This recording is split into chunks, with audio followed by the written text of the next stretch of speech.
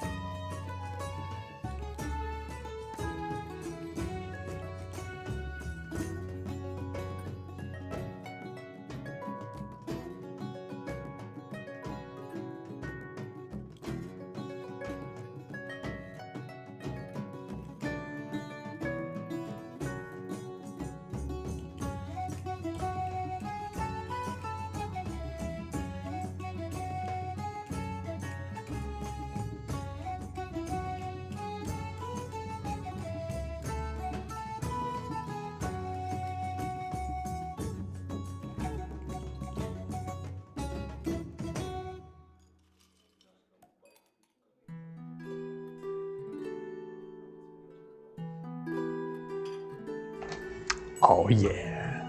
All right.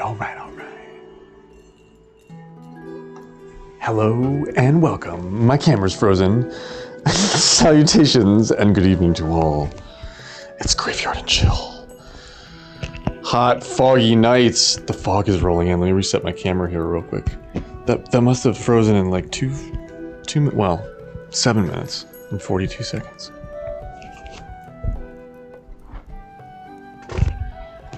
I'll go to the evening, honey pigeon, with the first. Let's go. Welcome.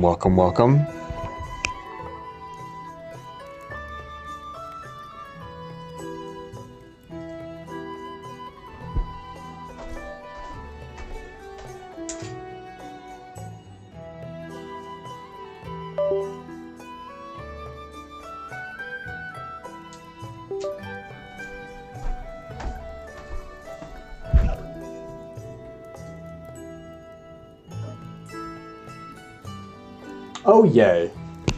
Woo! That's always awkward. Good evening. Yo, Kirby, what's going on, dude? I made it. I'm not late to rookie. Can you believe it? I can't. That's where I'm headed. I am so pleased that you're doing good. I got a bunch of like random errands done today that I was really hoping I could get done today because I didn't have another option. But my ride worked out, so we are all groovy. There were watermelons at the freaking grocery store. It's May 9th. But I cut one open and they're actually really good. Bro Cat? Is that our favorite friend? Is that Ice Cat? K-Dog and myself. Yo, Cathege.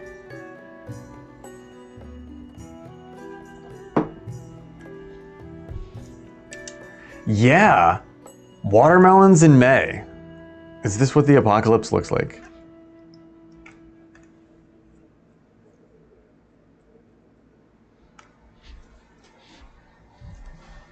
Sandals was singing Fish lyrics the last time we were streaming, and I listened to that Rift album today. That's such a good album. I prefer a cantaloupe. Really? Or a honeydew? I do love a honeydew. It's probably my favorite out of the two. I like cantaloupe too, but if given the option, always watermelon. Always. How's Cathege and Liam? Are we running the rental store tonight? I'm having a lot of fun watching you do that. We're not talking? Okay, good. So you fired him? I was gonna fire him. He told you he told you he was hungover. You're not supposed to tell your boss you're hungover. You're just supposed to act hungover. We're getting up early for Mother's Day. Right on. I made myself a little note. Call your mom. They say they don't appreciate it, but they always do, I think. Tree! The Grove begins its growth. He called in sick one day, and the next day he showed up and said he was super hungover. That's right, he had off the day before that, right? Do you ever run the shop by yourself? It seems like it might be really hard to run by yourself. Like, as much as we hate Liam, we might need his ass. That just sounds like a super unwise move. I mean, I guess it depends on how much you care about the job, right? Or how much they care about you. Or how much they need you. And how much you know that. Some days I'll do it alone. Really? Okay, so we don't like need Liam. Orange Kirby Cathedral is running a videotape rental store. I know, in 2026. In this economy, he's following his dreams. It's one of those shop simulators.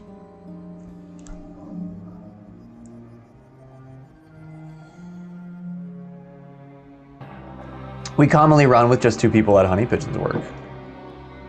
Yeah, see, you can do it.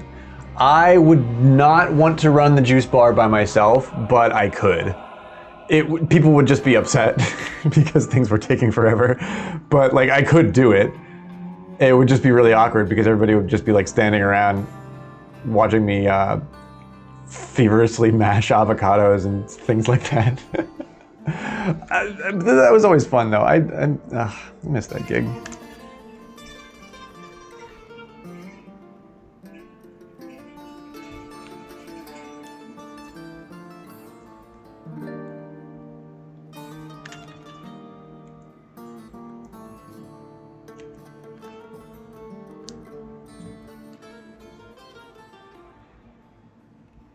They turned it into a, oh no, I hit the top of the tree. They turned it into a permanent jewelry store, which is kind of a far cry from a juice bar.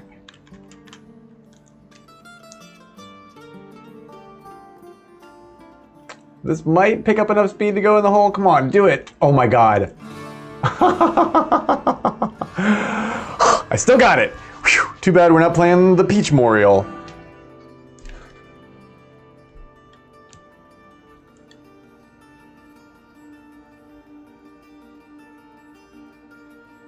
I can wait a lot of tables at once too. It's just things get slow, and sometimes the food's not going out right away. But that's what heat lamps are for. Honey Pigeon's playing some Baldur's Gate 3. Am I like wetting your whistle with the Diablo music?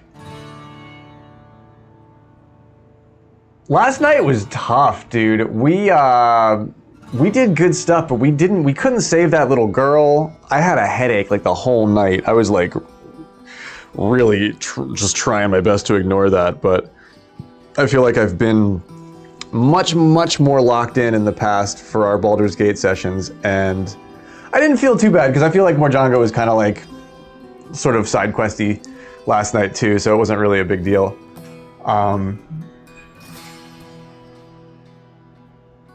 But I felt like I don't know, I always feel like I didn't give my A game. But then that's probably actually not true. Plate Up? I'm kind of down. Sounds cool. Yeah. What's the name of our store?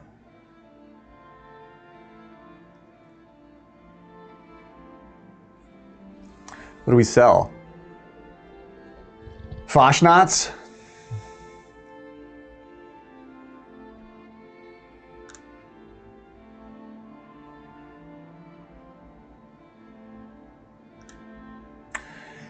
I have been, so Morjanga and I's campaign, I think, has entered now the 15th month.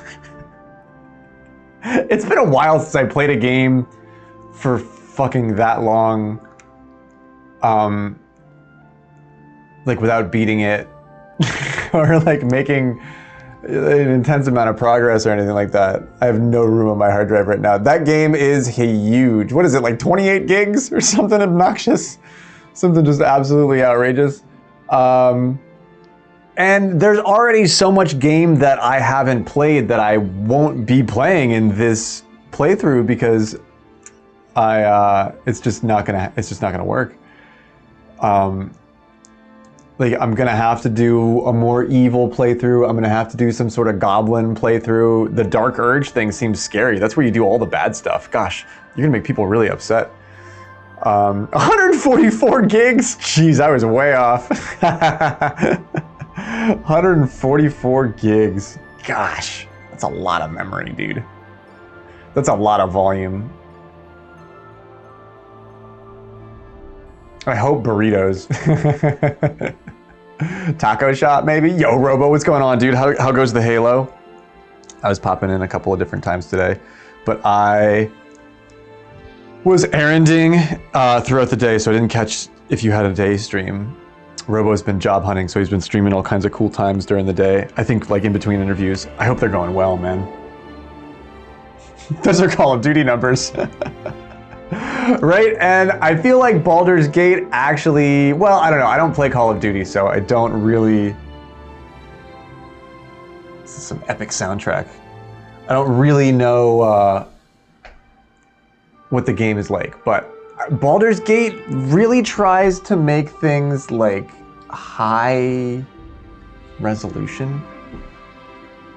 I'm playing some real Baldur's Gate-y kind of music. So it's got like all those texture files and all those like just the models of 1,000 different fucking trees and like, yeah, I don't want to speak out of turn because I don't play first-person shooters. But yeah, Call of Duty I feel like could probably get that done for less than 144 gigs. Like that's a lot of ask on the on the memory side of things. I feel like a fantasy role-playing game at least could try to justify 144 gigs. Like because there's basically like a different version of the game for every type of character, plus every type of playthrough, you know, extrapolated across how many, you know, that's just a lot of stuff to put in there. What would draw you towards Baldur's Gate?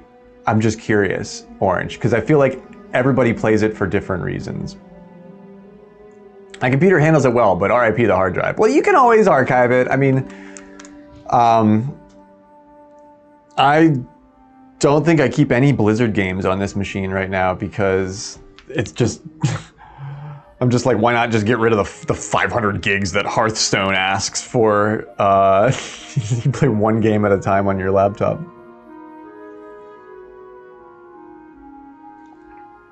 I don't have a ton of time for long form games. Yeah, man, right? Yo, Smurf, what is happening, my dude? Orange, I'm with you, dude. I am doing a co-op with Morjanga, and we do 1 day a week, and it's been 15 months. Like we've been playing since February of last year, and we're playing like a good-ish playthrough where we're not murder hoboing, but we're also like, we're trying to be really thoughtful about everything we do. Not really a no stone left unturned, but almost. I'm sure there's things that we missed, but we really are trying to like have a first playthrough that encompasses quite a bit. And dude, I can't digest more than 6 hours of that game at once. Right? Ecclesiastical Convulsion. Wow, the bot names are getting good. Ecclesiastical Convulsion. Like that would be like if you had a seizure at a church. Good name. Good name. Good name. Hello, good evening, Lady Myung. I think I counted this wrong. Oh, I took it away from my, I could have given it to myself if I just would have done it right. Boo. You played Pillars of Eternity 2? Dude, I never made it all the way through Pillars of Eternity 2. I listened to a lot of the music from that game. Pillars of Eternity music was all over my Dungeons and Dragons playlist. Like when I would host and run D&D games, like for an hourly rate. That was a cool gig. Jeez, actually that was my favorite job. I kind of missed that job. But I would have like a soundtrack going in the background and I would use like fucking 3 hours worth of Pillars of Eternity music. Myung, I'm so happy to freaking see you. Good evening. It's a wild world out there. I have my bedroom window open and the fog is rolling in. It is thick. Like you can't, like, I love when the street light is obscured. You know, of course you could still see the street light, but I love when it's like, there's so many foggy particulates in the air that it looks like a gif of like, you know, like a Hong Kong alley or something. It's all thick. Super nice. I like the gloom lately. I'm really embracing it. I got a fan on. I'm letting this cool, moist air fill my shack. I made stuffed peppers tonight. Oh, they came out really good. Any illegal Smurf will play Overwatch, but just enjoy the full charge Zarya. Okay, I don't play, so I don't really know, but I like to hear this because that's like it attributes. So you like to watch a game that you play, and I do as well. But I also watch. I catch myself watching. Oh, I shouldn't have double pulled that.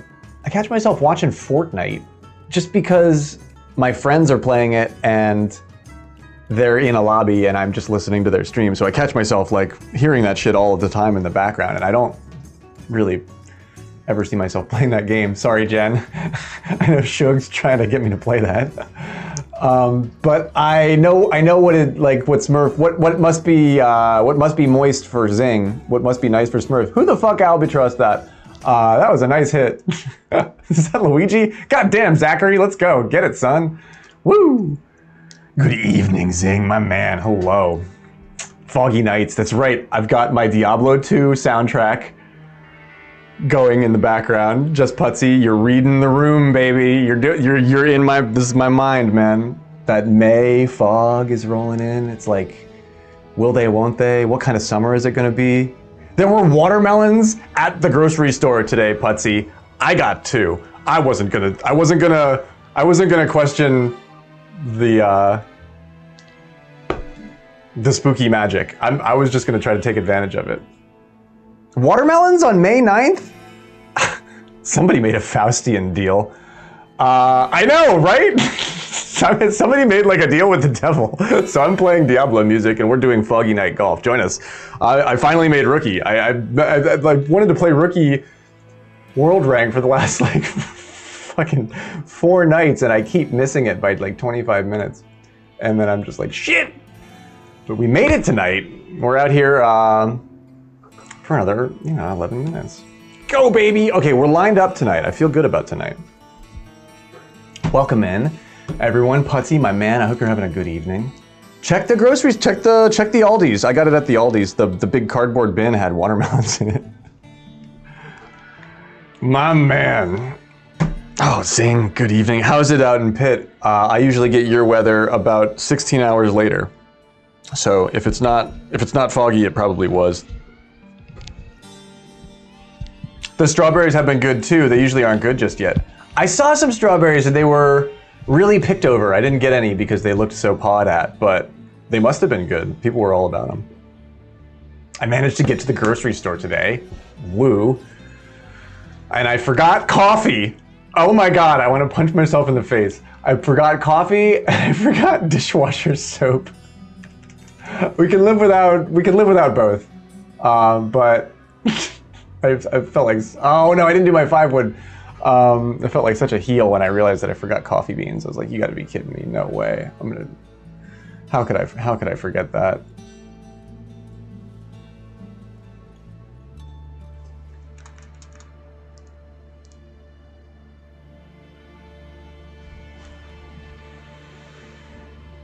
But yeah, Baldur's Gate was a lot to think about last night. A cool recap if you keep an ear on that in the background.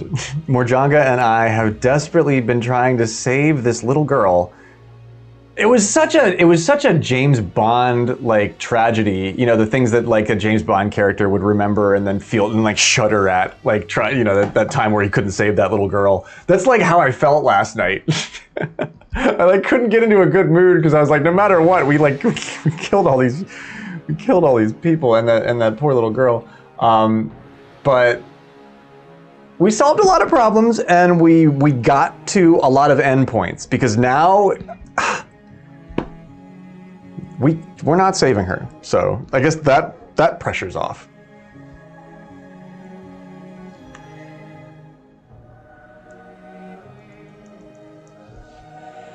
I'm world ranking a little bit this month. I'm trying to keep it under 100, so we're at 111.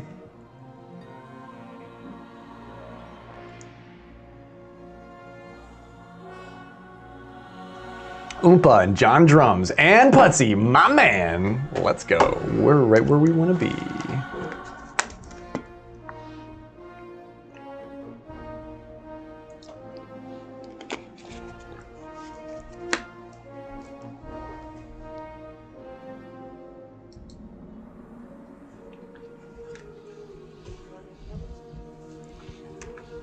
Yeah, we're doing moody golf. We're normally relatively lighthearted. I'm doing like really angsty golf tonight.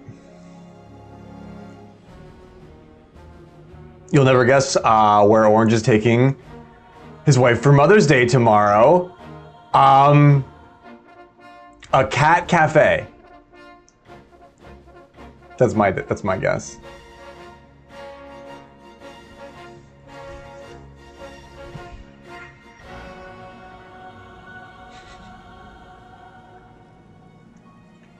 Golfing?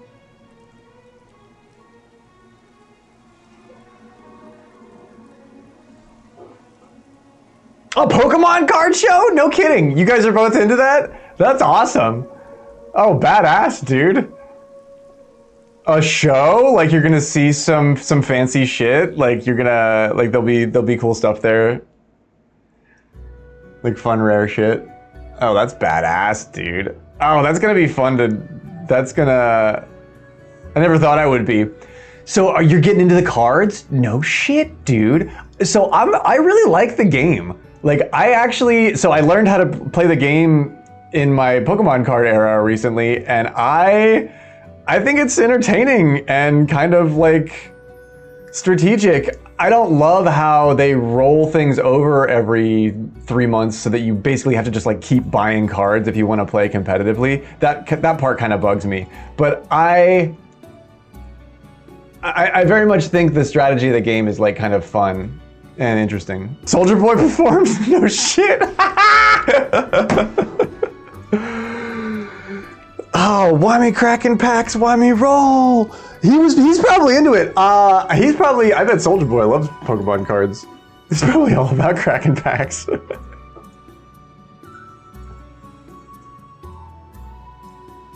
Man, okay, so do you have a favorite set? Do you have like I'm really into Shrouded Fable, and that's a really slept on set. Most people don't like that set. There's only like 98 cards in the whole fucking set. That's why I like it, because it's like fathomable. I can feasibly see myself like maybe collecting it.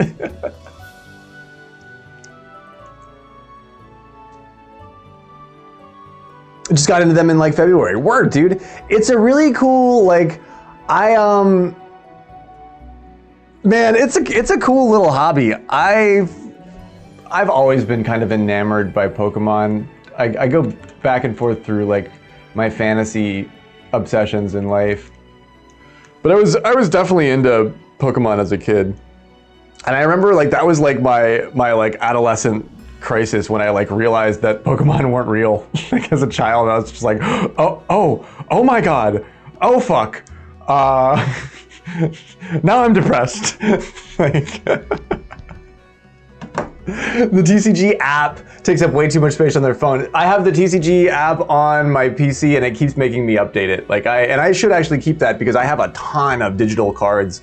So I started getting less into the physical cards and more into the code cards. I have a bunch of Scarlet Violet 151 code cards that I have yet to redeem. I haven't gotten back into, I'm sure I'll get back into the game soon. I haven't been playing like for the past month or whatever. You have a binder idea that you plan to collect, but it's like $1,500 worth of cards. It's gonna take a while. Yeah, nice job, Oompa. Nice job, Putsy.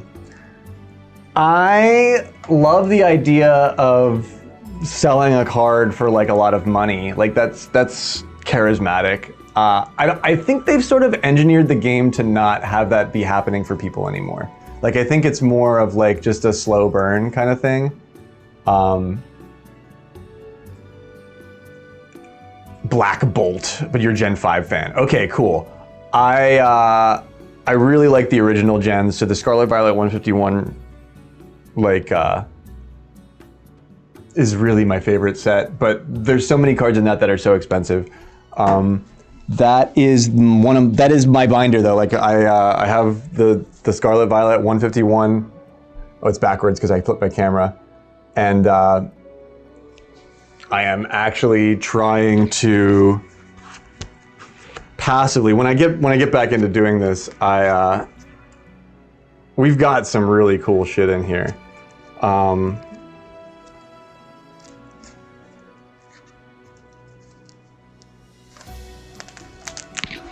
My highest full art is this Bill's Transfer.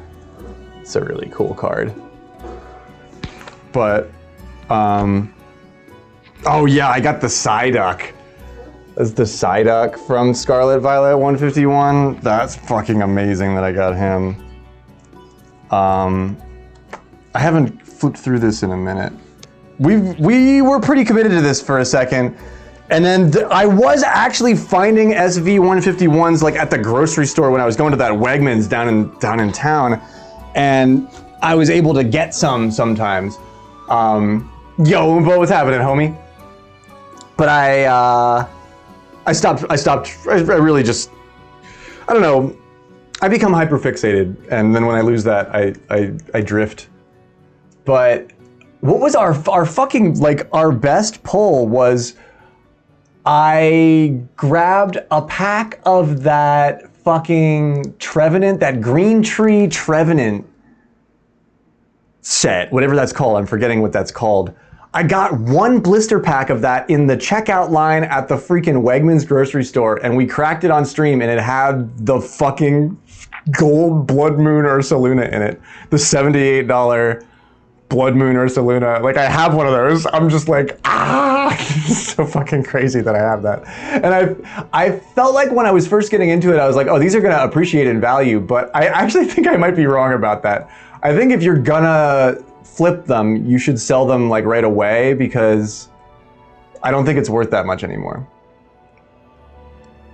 5 already? 511, never forget. What's going on, Cream? How are you, my man? Good evening. Welcome, welcome. I have terrible luck, so I mostly just buy the singles. Word, yeah, let your wife crack the packs. That's, yeah, don't do the gamba yourself.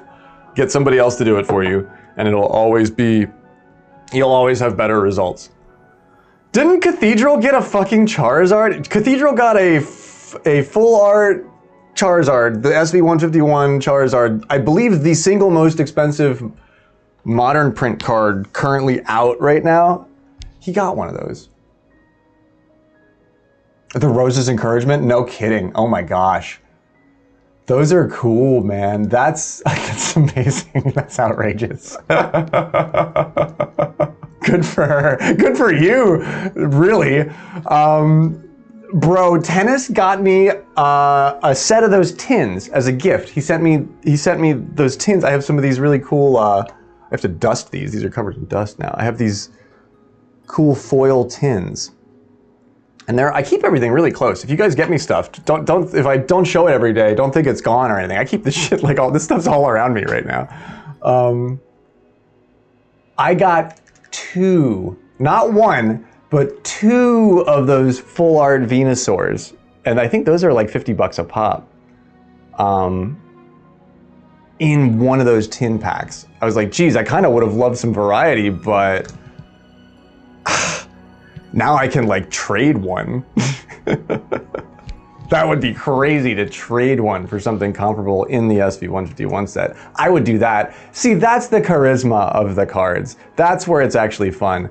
And it really kind of makes more sense with your friends if you're gonna do it. Like, but I never had any friends IRL that were actually really into this shit.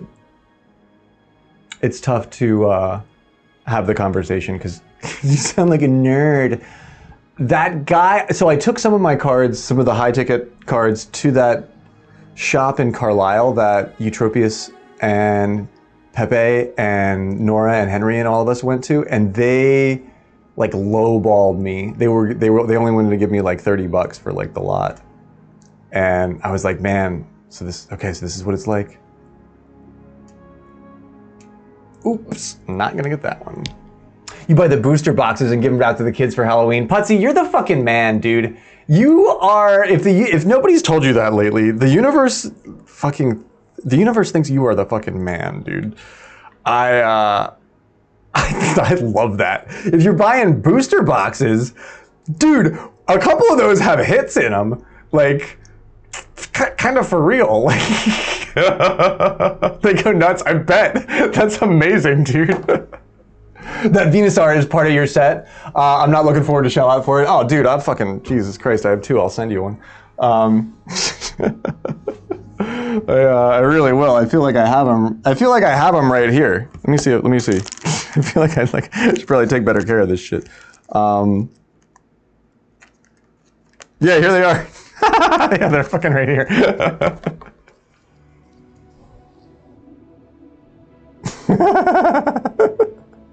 Orange is like, okay, you can sit down now, Graveyard. It's funny because it's not like gambling. It is gambling. But dude, I would if I ever meet you IRL, I'll fucking give you one. What are they running? What are they going off at right now? Because that's what I want to do. If I ever like get a hit, I just would buy booster boxes for everybody. You guys will each get one. Senor Mario. Ay. Fantastico, Senor Mario. I think they're like $100 right now. Okay, cool. Well, they have increased in value then.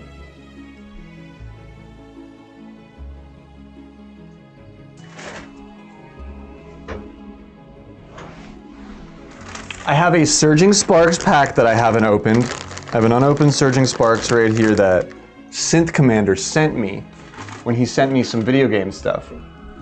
He's like a really cool dude. He's got good taste. Surging Sparks is an interesting set. There's not really a lot about Surging Sparks that I like that much, but you never know. Especially like you said, when a friend sends you a pack, it's got much more mojo in it, you know?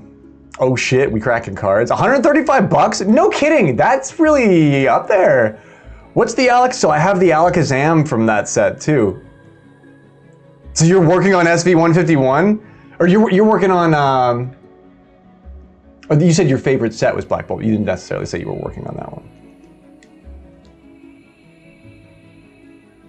Yeah, Zing, my man. What are we? And okay, and Eutropius has a pack for me in that care package that he sent me. I don't know what set it is because I've been like slowly unboxing his gift to me because I am savoring it. Like every day, I take one thing out, and I've made it last like 2 weeks now, and I only just got to the bottom, which had these in it. I don't have the patience for master sets. Yeah, right. I started doing it because I liked it a lot, but I really don't have. It's not like hot under the collar for me to ever finish that set. Like I just sort of wanted to have a place to keep all of them because we were opening a lot of them. But those are expensive. The SV151, people mug people for those. Like those are not like Surging Sparks is like the cheaper one. Those are the ones that people seem to like really want.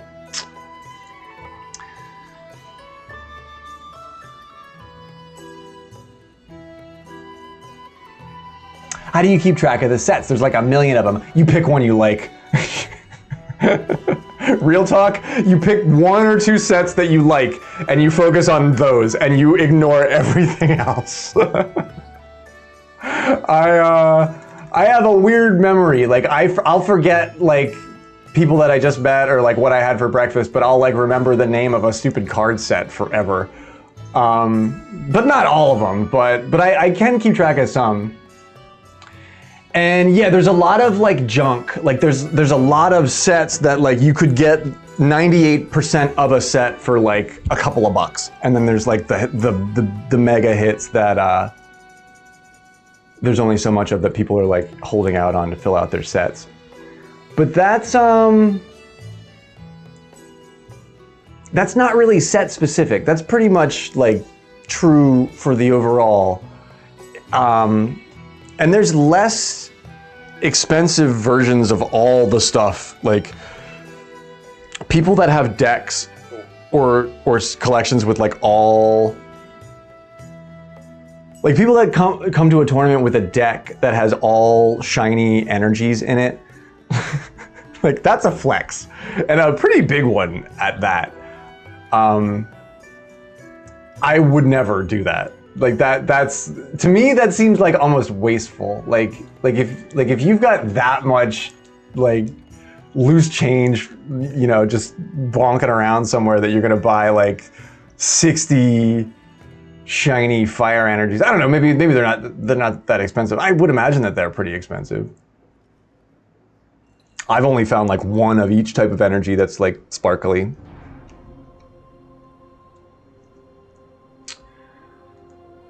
And but Putsy's right, and Putsy, that's the reason why I feel like I kind of fell out of it a little bit, is because I spent a lot of time building a deck in a set that was relatively competitive, but you could only play that set in standard play for like 3 months or whatever, until like they started rotating cards out, because I was using some cards from current sets and I was using some cards from sets that were a few months old to make this like cool deck. And that is possible, and you can be mad scientist with it and come up with some really cool shit. But they rotate so many cards out every 3 months to compensate for the new sets that are coming out, that there's always this like big churn in competitive play.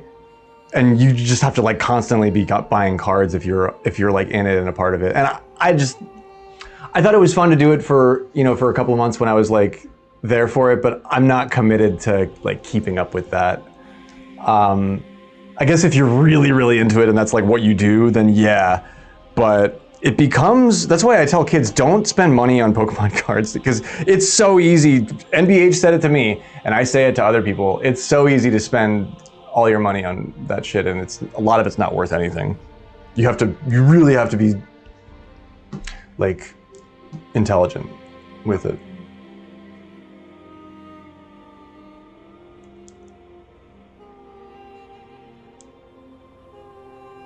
Twilight Masquerade was the one that I couldn't think of. That's the one with the tree on it.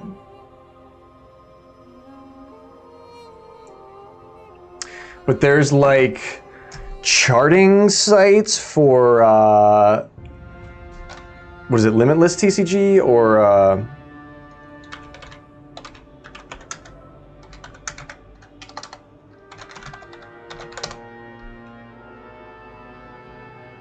TCG Player. Most of your wife's personal chases are from Twilight Masquerade. Very cool. Interesting. I like that set. That set's hard to find right now too. So this was my first pull. We got this in the binder box that Eutropius sent us. And he's actually like worth way more than when we pulled him. That's interesting. Because it definitely went down by the time I got like onto this website.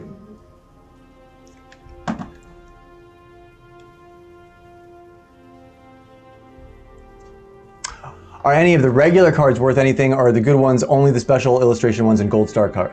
So if you have like regular cards that are misprints or something that's unintentional, those still fetch like a collector's price for sure. But they make it so that most of the cards that you pull when you're like opening a pack are, geez, less than 10 cents. They're worth. And some of the ones with some of the best artwork are only worth like $3 or $4 too. That's also kind of crazy to me. Like some of the nicest stuff just isn't sought after. And it's a lot of like popular, like the Charizards will always be expensive because people just fucking love Charizard, and there's more people making decks with that Pokemon. Whether or not he's actually better in competitive play is usually that's actually true, as Charizard's like one of the best cards. But they really did lean in for him being the most, they played to their popular Pokemon for sure. But but like most of the, let me think here, how do I explain it properly? There are normal versions of all of these cards that we're discussing, and then the special expensive ones have different artwork and different star counts, and then there's like levels too. You could have like a single gold star with cool artwork, and that will be worth a certain amount, but then there's also a double gold star of that same card with different artwork that is probably worth more. Your Blastoise, your big man Blastoise? And some sets they promise never to reprint. Like the Scarlet Violet 151, like they in the press release they like promised never to reprint it. And I think some sets they like haven't made that promise. So if they like wanted to tune up a popular thing, they could like reprint cards, and then there would be more of the more valuable ones out there, but then that would, you know, tank the value of those. Konda is cool, yeah. We should look at, that's the coolest part that skirts, you know, the art world, which I think is really, really cool too, is that a lot of people have favorite artists. Who's the one that did all the colored pencil versions of Gengar? Where it's like, it looks like a really talented 6-year-old drew Gengar. Like, he's got all these, like his eyes are crossed. And it's like illustrated in colored pencil, and it's like, it's so cool looking.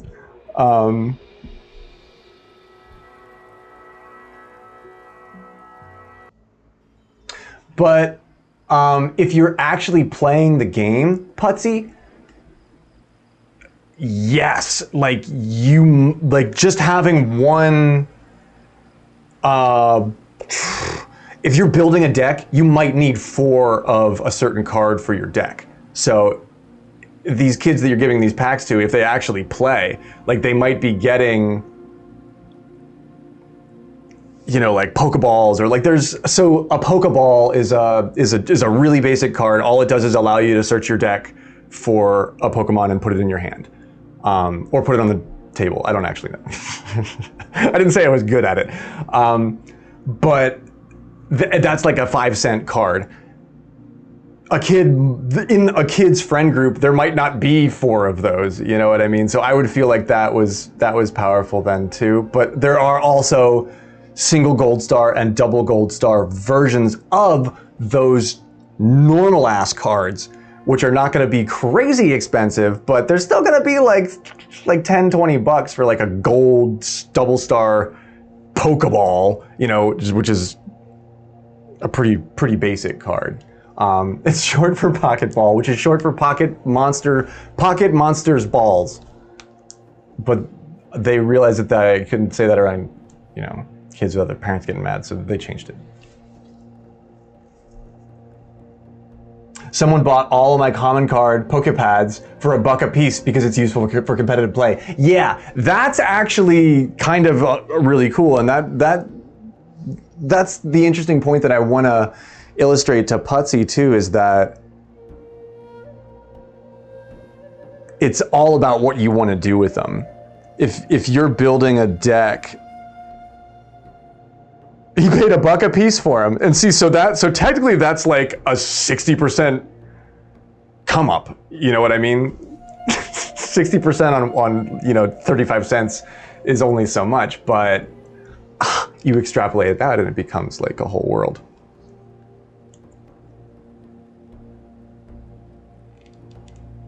Yeah, this beats your Pikachu, bitch.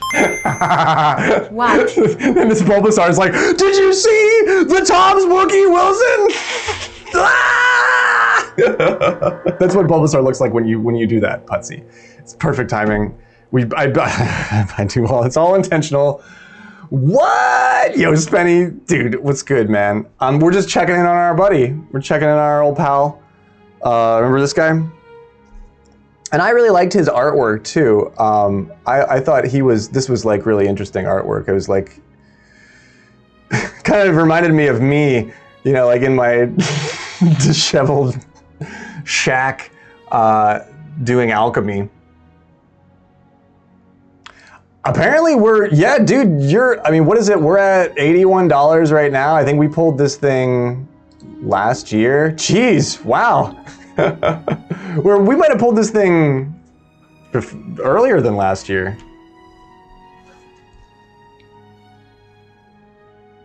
But like this card is really specific. Mind Jack and Dimensional Hand. They know what they're doing. They know the puns they're making. This card is actually really difficult to use. I've tried to build decks with him and I've failed. Like, it's such a technical card, and you have to use it so specifically that, like, I don't actually see a lot of people playing this card. Is it? So this is the set. This is like that Louis Vuitton background set. This is the. All right, here. Let me. I'll pull up Cathedral's poll here in a second because that really is like a mega poll. It's the one you see the most because it's the most popular, but that's why.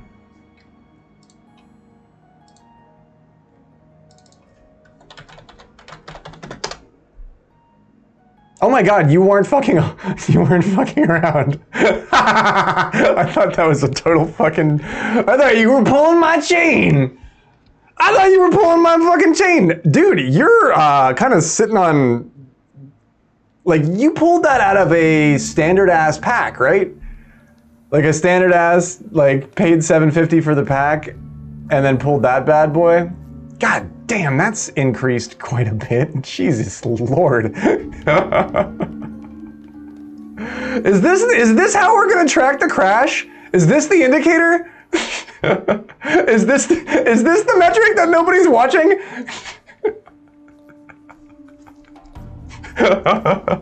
I'm gonna call up fucking somebody get me an interview with Goldman Sachs. I have some charts I think you'd be interested in. I believe we are in deep shit. You got it in an Alakazam EX box. It had 4 packs in it. Okay. This might not work. Oh no, yeah, I was right. It wasn't gonna work. Tree time! Putsy, all over by his loads. Spenny's behind my chair over here. Spenny, what is good, man? I'm giving away, I already committed to giving away the Venusaur. Because Orange Kirby likes it, and we're Venu gang. I'm a big Bulbasaur people. But we have to meet IRL. $161 that's going off at right now? Damn! For real? Man, like dude, I want to take one of these to the grocery store and just be like, can I buy food with this? Are we there yet? They'd be like, no, and then the cashier lady at Aldi's would be like, wait,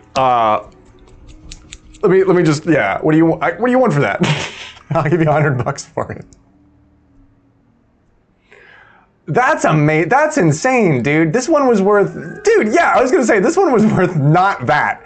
That is wild, because this also is not, this is an interesting card. It's cool looking, but it's not that usable. And it's really hard to build a deck around something like that. And it's also not like, I don't know. I think that's why it's a speculative market, because nobody actually knows why that one's $160 and why the Charizard's $420. It's based on what people will pay. It's a microcosm of like popular culture and like that fever information cascade that happens. Like it's fascinating. To be human.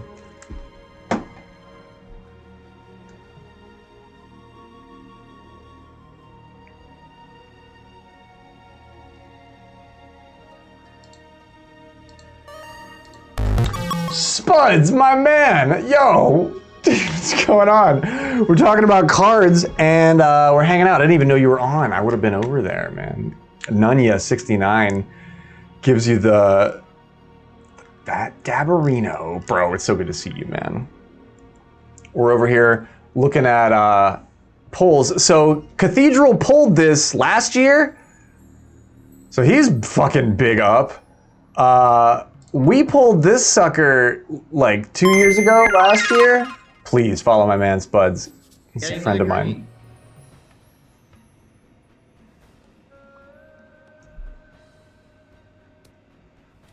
Oh, and Derek gets the Albie to close it out. Nice hit.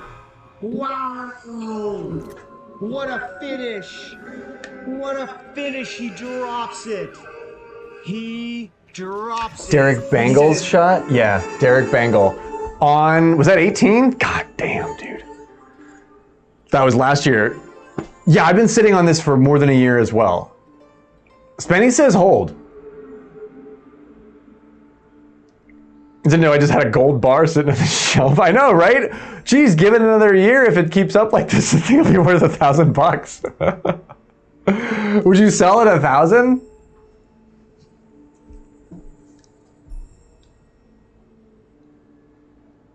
Yeah, that was that Zard art from, I think we're talking about SV151. This is our, bubbles everywhere. I thought he was talking about like a water type Pokemon. Sorry, it took me a minute. I'll get it. I'll get that shit eventually. I thought he was making a Pokemon joke. This one's still a big favorite of mine. Orange, my man, I'm so glad we got to hang out tonight, dude. Be well, get some rest. Tell the fam I said, hey, give the cat belly scritches for me. I'll see you soon, mate. I'd trade it for a Switch 2 right now if I could. Didn't they just raise the price of those?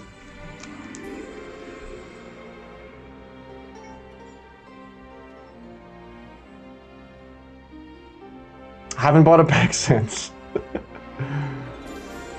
Yeah, it's definitely been a year since I bought a pack too.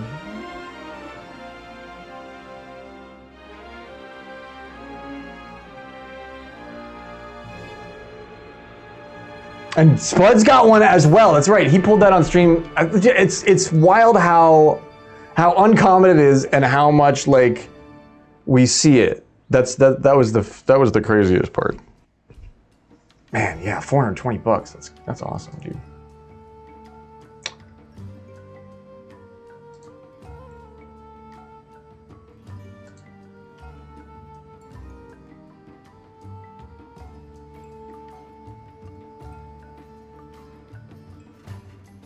Hey, have a great night, Putsy. Cool talking about goofy shit.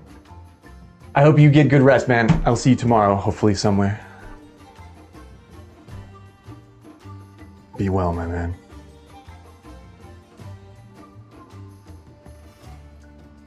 I hope the sunset is calm and the fog is knowing. If you breathe in the knowing cloud.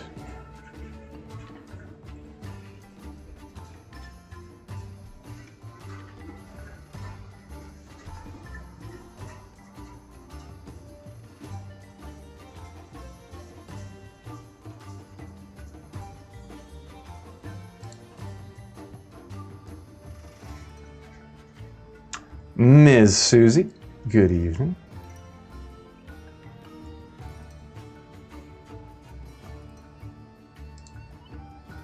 What a privilege. Susan has arrived. Hello, how are you, Susie? A rank? I have an edge because I feel like everybody's probably playing Mii's. So I have world rank as an edge for me because you can't use a Mii out here.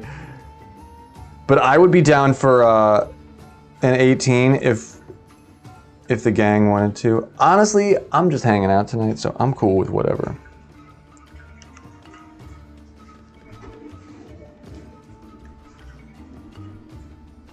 Razor was here last night. He brought one of his cool friends. They raided into Baldur's Gate. Last night was complex. Last night was a lot of work. I had a headache last night too. But we made good progress. We put the survivors of the hag, we put their conscience to rest because they don't have to worry about that evil hag stalking them anymore. But we couldn't save that little girl. That kept me up last night. Because like I know her mom, you know, like we sent her mom to the bar to wait for us. Because I was so sure that I'd be able to save her little girl, and I fucking couldn't. And it's like, oh, devastating. I let the drama of the game like really sink into my soul. I think that's why we play it well. Faunra's dead, Otzi. Like dead. I didn't tell her mom yet. I don't know. We did everything right. I did everything right.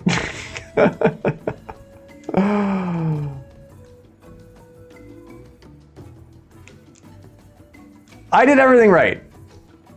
And then I spent like the entire night trying to find a way to fucking bring that poor little girl back to life.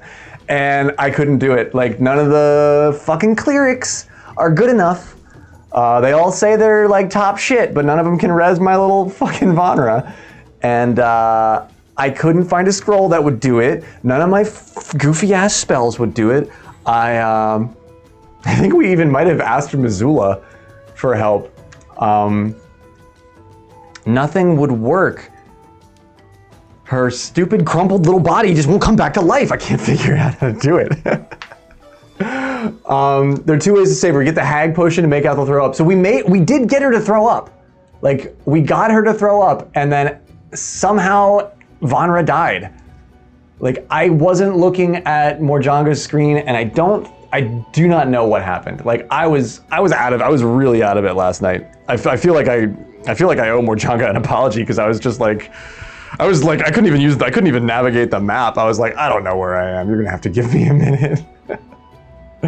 Or you can take Ethel out with non-lethal attacks. She vomited up the baby and like bitched at us for costing her a hag. So maybe she barfed her up and she was already dead. But yeah, I was ready to carve her out. We couldn't save her children either, or her little minions, her people that she had like talked into wearing her mask. Like, Morjanga and I were we were so sure we could save them, because I think if you can get that mask off of them, they might even fight for you. I couldn't figure it out. There were so many things to look at in that room, and I couldn't watch Morjanga's stream simultaneously, so I don't know exactly what happened. But I think, like, I don't know what I think.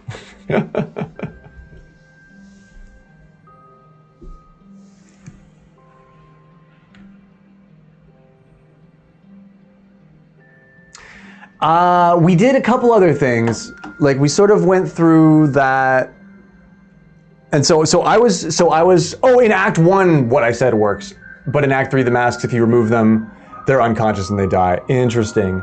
So I couldn't figure out how to loot them or pickpocket them. I figured if we could figure out how to pickpocket them somehow mid-battle, and maybe you have to be like a thief to do that or something like that. I don't know if I've ever actually done that. I'm not the best thief in the game. I use knock, that's what I do.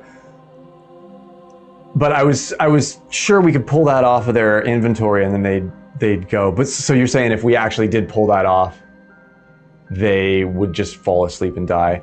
Okay, so my next solution was to kill them and then loot their dead bodies and then bring them back to life once I had stolen the mask off of their dead body. Go in that cup. Damn, dude. If you leave them alive and kill Ethel, they're just stuck. So they could, but they fight. Like, they fight.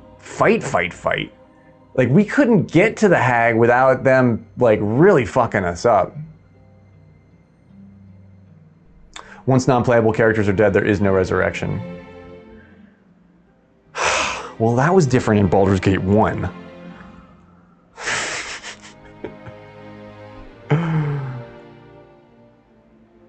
think.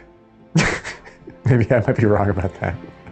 That isn't the fucking first PG one. You could go, it was a real bitch and a half to get to that fucking temple, but you could get there if you could haul a body there, you could bring it back to life. And that's what I kept trying to do last night. Otzi. I was trying to use, because that's my meal ticket with Morjanga. Like, I feel like that's like my deep wizardly knowledge of that stuff is like what. This is why I'm worth something in this playthrough. So I was really fucking sure that I'd be able to do that. Oh man, you remember that temple? Gosh, that place is hard to get to. And it was expensive. I remember it being really expensive. In terms of like Baldur's Gate 1 gold, like 5,000 gold would take you like fucking a year to run out. It's me, Emma. I'll never ever not have that soundbite in my head. That'll always be there. And whoever Jaheira would come along with, was his name Karlach? Did they repurpose Karlach? Was that his name? Was that the dude's name? It was a guy, and he was like he was a real scaredy cat. And he was like a real goody two shoes, and he was a real scaredy cat. So like if you did something bad, he'd be like all like up in arms about it, and then he'd like leave the party.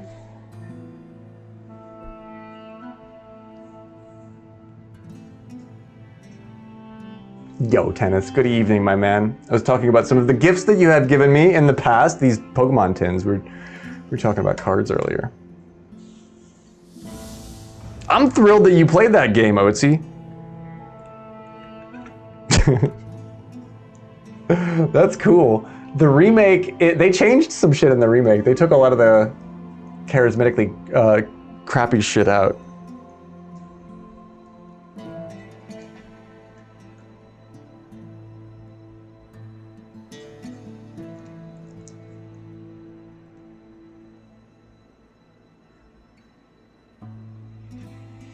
I hope your evening is going well, Tennis. We've got Miss Susie on T4, Pete's on 1.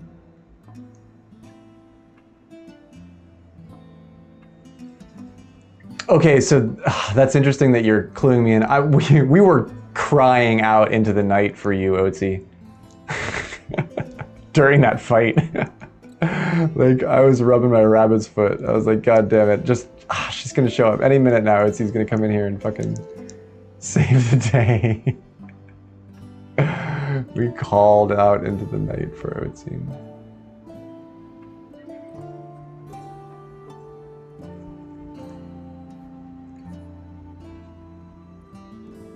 But Mayrina kind of gave us shit for not getting the, no, I'm not like, I thank you for any time that you spend on our campaign. Mayrina was kind of like, she kind of gave us a hard time for it.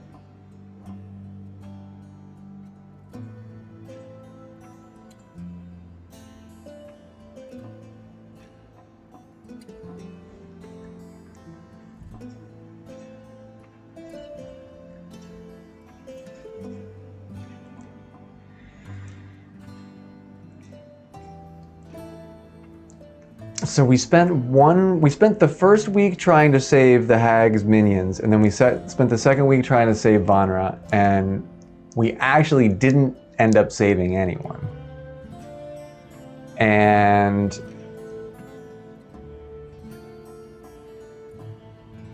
I think something happened with Gortash while we were doing whatever we were doing. It doesn't always seem like when you do a long rest it really matters, but then sometimes it really does seem like the passage of days matters. Like, I think we didn't take advantage of that. Oh shit, I hit the tree. I think we didn't take advantage of that news story print thing because we didn't realize that it would only be like in the news for that one day. So I'm sure there's like 1,000 things that we were supposed to take advantage of with that. that we didn't do any of. So, food for thought.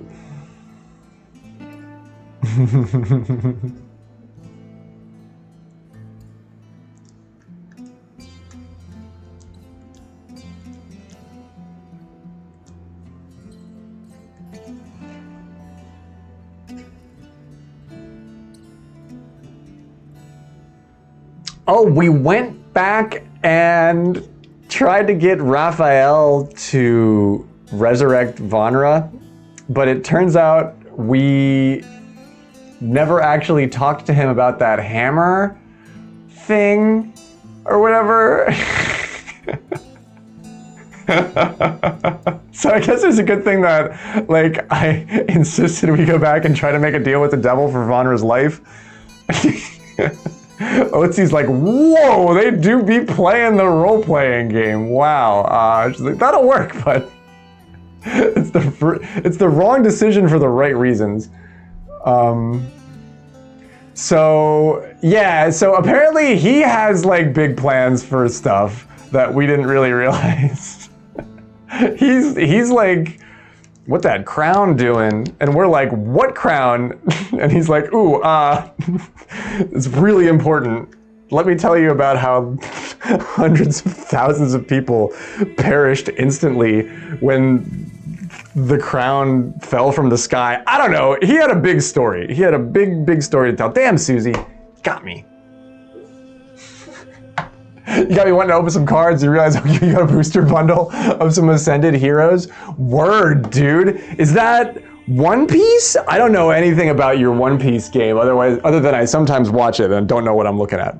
But is that is Ascended Heroes a Pokemon set? See, Putsy asked how the hell you keep all these sets straight, and the answer is I fucking don't.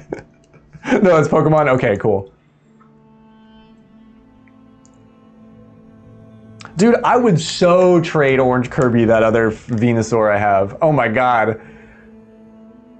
Oh yeah, that's family, that's community. The dude is here, hell yeah.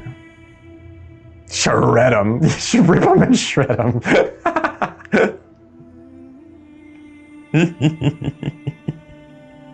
NVH, my dude, what's going on?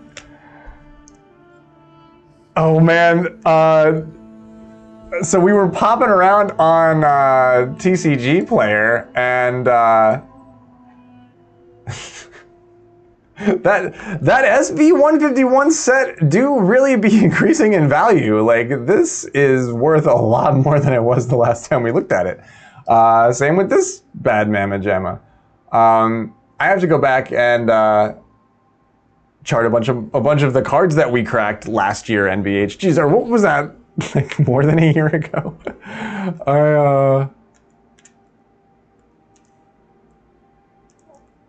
Time is meaningless, but it does track something.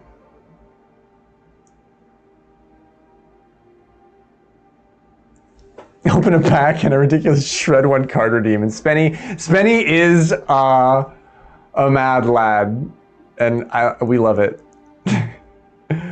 Yeah, a couple of years, dude. It feels like yesterday.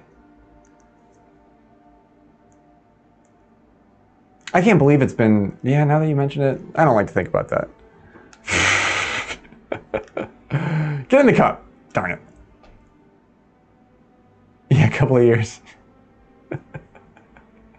Yeah, yeah.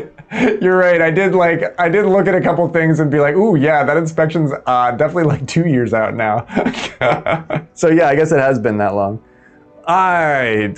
Timelessness.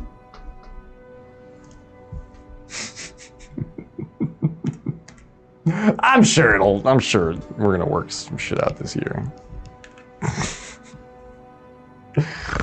I got to the grocery store today. They have watermelons. I bought 2.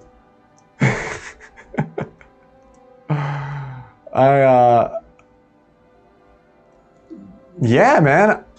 We were just going through some of these. Our SV151 binder is relatively full. Like, we have a lot of shit in there. The Shrouded Fable stuff is cool. That Blood Moon Ursaluna, that was my highest ticket card. Oh, geez, let's look that one up.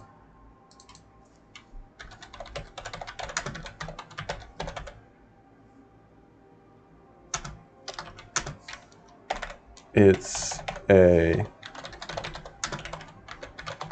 Twilight Masquerade.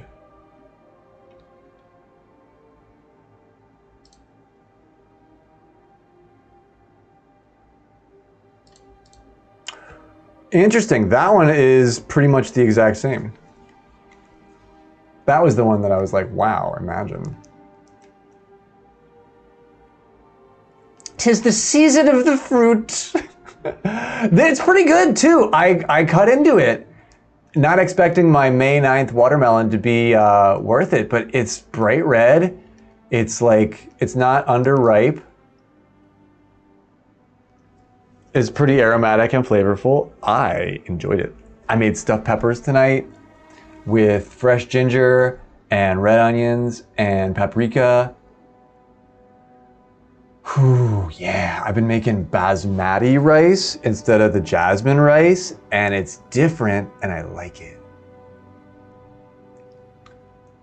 I was so enamored with the watermelons that I forgot to get coffee.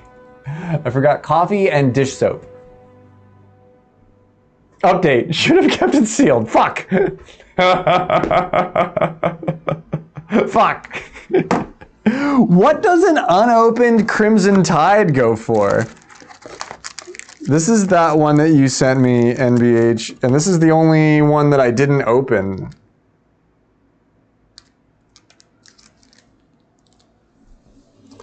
The Sun and Moon Crimson Invasion. This is a sealed Sun and Moon pack.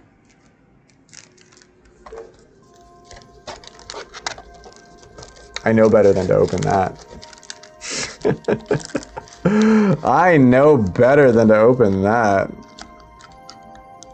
Oh, that Roaring Moon. Oh my God. Oh, Nikes! I haven't thought about Roaring Moon in so long.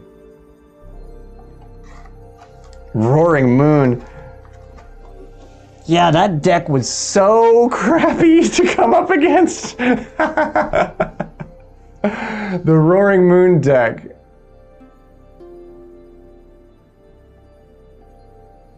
Did I open the pricier ones? I didn't even know which one was which. I think Zing told me, he said, don't open the Crimson Invasion one, so I just didn't.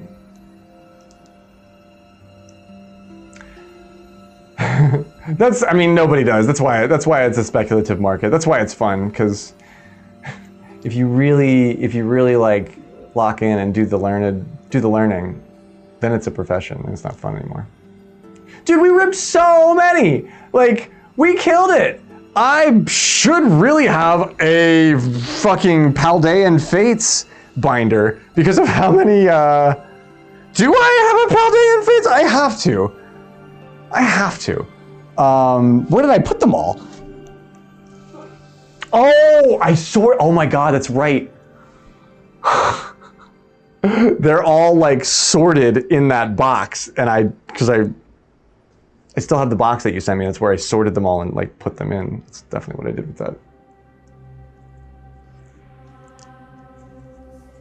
The SV151, the Shrouded Fable that Sue's got me, that I was getting packs of because I liked it, and then that Paldean Fates. Those are the ones that I probably have the most of.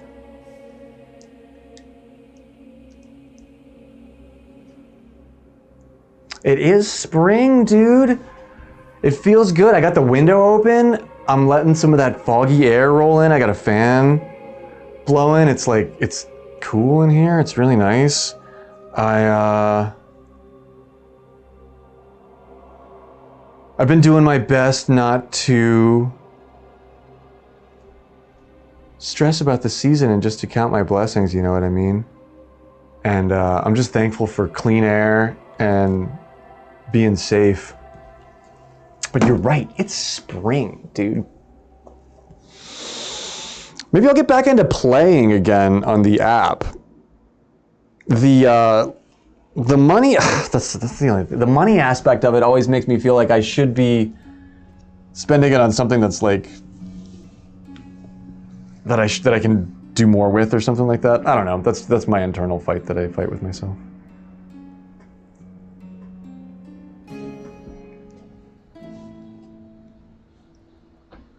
No, the app is free. And that's where you redeem the code cards, so can always play.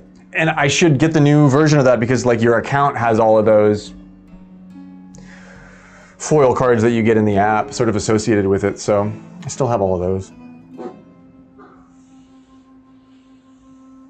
But I think Pokemon Home actually does have a fee associated with it, but only if you go over a certain amount of Pokemon. And I did download Pokemon Home, but just to move shit into Champions. Dude, I've been thinking about getting into Magic the Gathering Online too. I played rudimentary Magic when I was a kid. Like, if somebody used anything that had like poison counters, I was fucked because I didn't know how that worked. But Magic is a cool game. I have often thought about trying to download it and get into it. Because the cards are even more expensive than Pokemon cards. And there's so much to get obsessed with. And that's another thing that's sort of like Pokemon is that you can't, like the dudes that are obsessed with Magic and know all about all the different stuff are so big brain. Like I want to focus on doing like some forest decks or like let's do like a white Magic deck or something like that. And like, let's get really good at that. That's what I liked having my Magic cards for when I was a kid, and then I lost them all in that flood and I never ever got any more. The cards are cheap? Really? I've been told that you need to spend like thousands of dollars if you want to be competitive in the game to be able to play, but I know nothing about it. You can use a blank card and write, this is the X card. Oh, okay, cool. So like you can, and then you just look up what it does. Oh, the art's incredible. The art, it's a completely different flavor than Pokemon, but you know what, dude? I can totally identify with you. I've been craving something a little more mature as well. I think that's why we like golf so much, is because it mixes our sodas, you know, just right.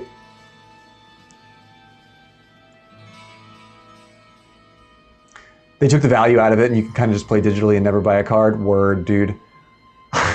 That's, oh man, I feel about that what people must feel like about when their mom threw their Pokemon cards away. I had a Nevin Ral's disc.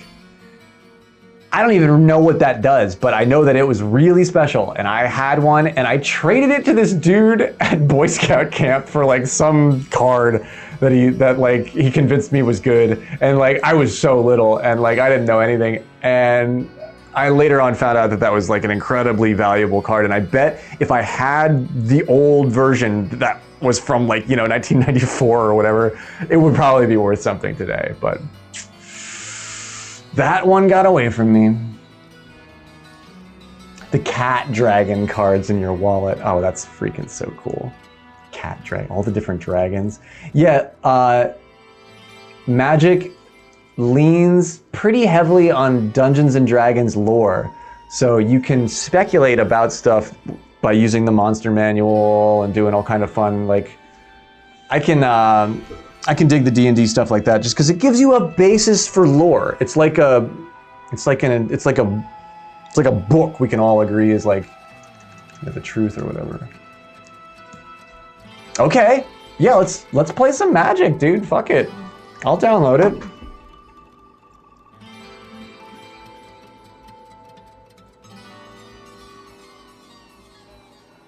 Oh yeah, dude, I'm like that with I'm not like that with Pokemon cards, but I would be like that with Magic cards back in the day. Like I can definitely remember I can definitely remember keeping like some really sexy fairy card in my wallet, you know, when I was in like middle school, and be like, damn, oh man, so hot. I can fucking remember that. Yeah, it's got more. There's like some sex appeal to it.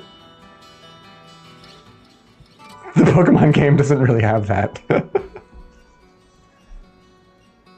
You rode your bike to work today, and it's been cold in your bones ever since. Oh man, I know what that's like. When you ride your bike further than you intended to ride it, and then you like can't get warm again when you arrive. That hasn't happened to me in a while. But I like listening to music like this. You know, like I kind of want to be a little bit scared. The universe wants us to embrace our Gandalf and BH. And it's a scary thing.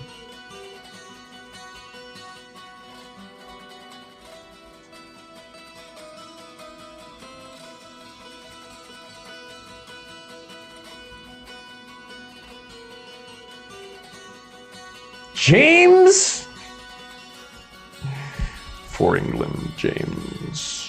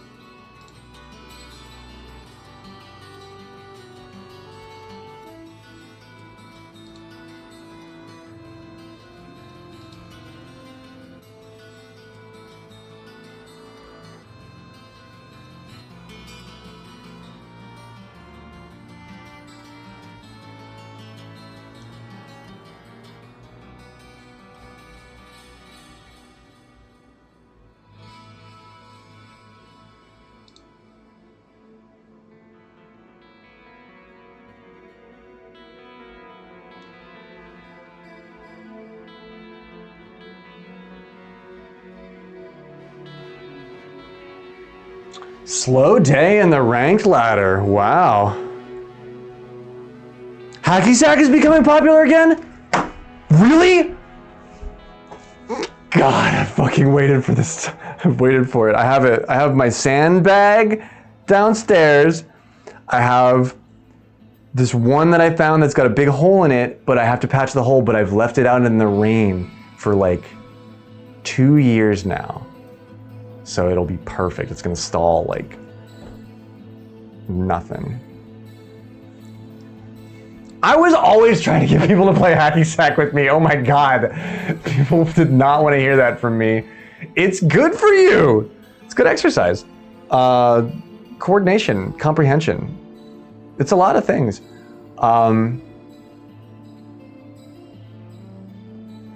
He can't keep the hacky sack in stock at his little hippie store? Really? It's back? Dude, I've waited so long. I've waited so long. You guys are playing me? Cool. What hole are you on?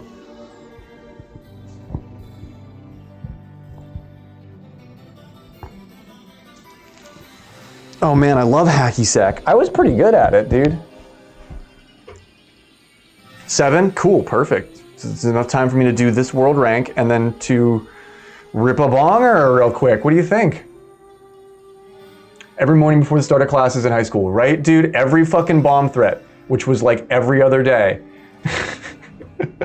Every bomb threat, I would rejoice because I'd be like, oh my God, we get like an hour and a half of hacky sack now while they take the dogs through this school. That was like most of my sophomore and junior year. A lot of bomb threats. Standing outside a lunch break smoking. Did NVH have this? Did they let you smoke in high school? They did not let us smoke. If they caught us smoking, that was a big problem. But like, lots of teachers smoked. So like, when the teachers that smoked saw you smoking, they would just be like, put that out. But like, so like my buddy Brad would always light up a cigarette in the parking lot, and I'd be like, that's not, oh man, eventually that's gonna, and I think eventually he did get in trouble for that, but like, we weren't allowed to smoke. That sounds like fake when they say the school had a smoking area for kids, but that seems like it was really true. Kind of figured Gravy was a hacky sack guy. Just with my face light up like a fucking coin pusher.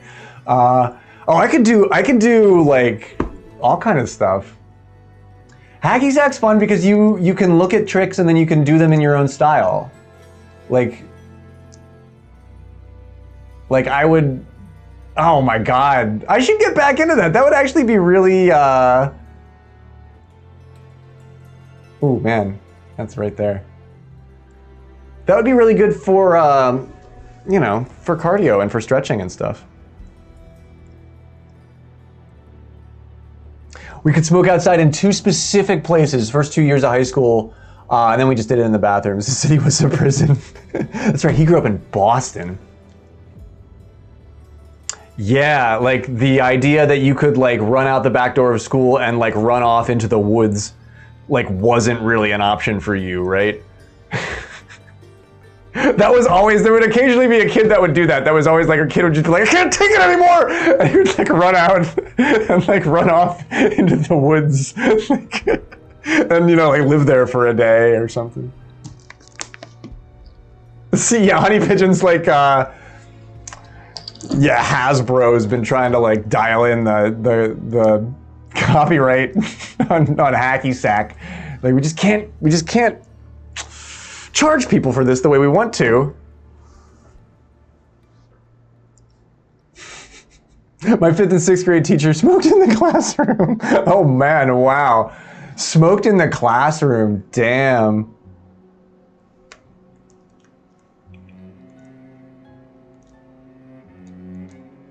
I had a couple of kind of badass teachers like that, but they didn't last long. And I went to a really big public school. So I feel like most of those, in my head, I feel like most of those teachers were kind of like walking on eggshells because there's just so much crap going on at the time.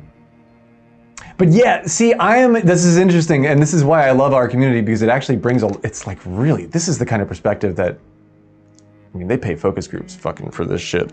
I am an elder millennial in a really specific way. Like, I've been adding this up for myself lately, and like, Saved by the Bell was old to me when I was a little kid, but SpongeBob SquarePants was immature for me by the time it came out. I can remember when SpongeBob SquarePants like debuted, like I was there, that it was a New Year's Eve release, and I can remember being like, it like felt too little for me. But I remember, well, now people say if you're like, you know, if you're of that thing, like you watched Saved by the Bell because you were born in like the 80s. And I'm like, no, I remember Saved by the Bell being on the air, but it was in syndication and it was at reruns and it was like old, and I remember it not feeling cool. And then I remember being there like when the Pokemon TV show came out, and that was like night and day, and I have really, really good memories of that. But I don't meet a lot of people who say that. Like, I feel like that really thin sliver of millennialhood where like you use the landline a lot, but also were really good at AOL is like kind of different. And teachers threw things at kids. I remember the first time I was struck by a college professor in the head. I was so baffled. I was just like, what, wouldn't you go to jail for that? I remember this lady like clanged me in the head for like how I was working like on the page. Like I would like, there was a year where I was at like a real art school and I didn't know what the fuck. I was like, why the fuck did I do this? You got a pager in high school. See, yeah, I remember when I got a fucking cell phone. I got a Virgin Mobile prepaid cell phone, and I was the coolest motherfucker for like a week. You use those for weed.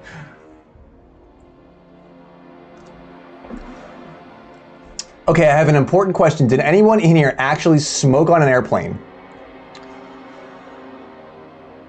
I've been on an airplane where people were smoking.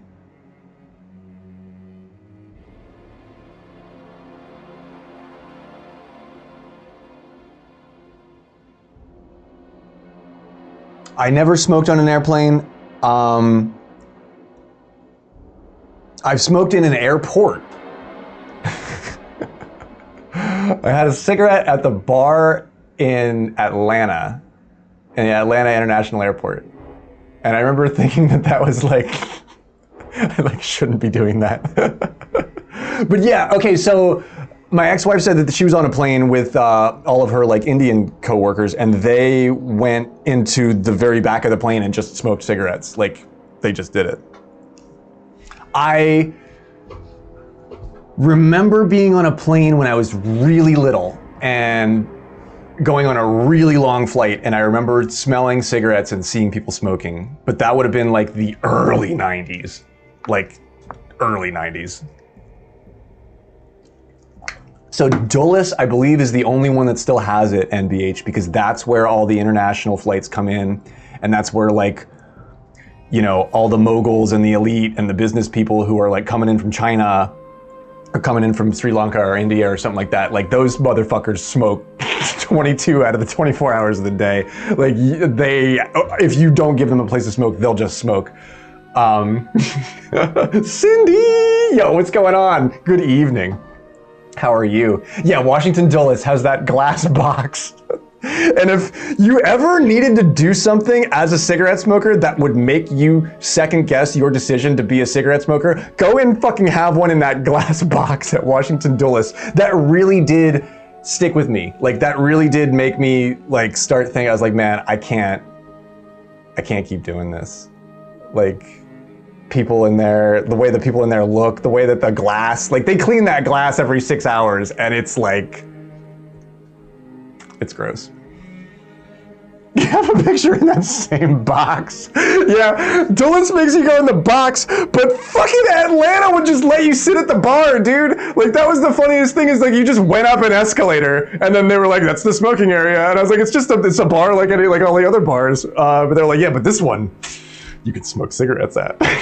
And I was like, ooh. And I remember the lady, like, the waitress lady said something about how like the days of that were numbered when I did that. But that was when I was doing production, and that would have been like, gosh, that would have been like 2014-ish when I did that. Yeah, that yellow glass.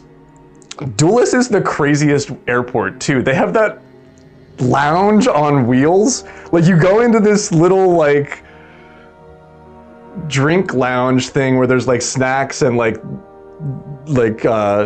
drinks and stuff, and like you sit down, and then all of a sudden the entire room disconnects from the airport and drives.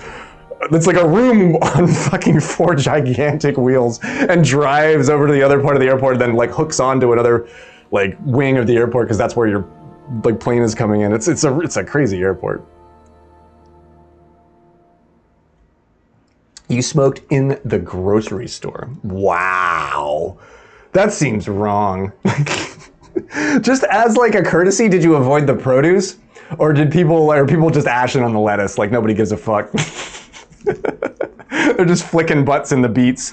The only smoking box I remember was on base in San Diego, and they had one inside the A&W restaurant. Okay, I've never been on like, you're a Navy guy? Okay, I've been in West Point, and I've been in Solomons. Solomons is where all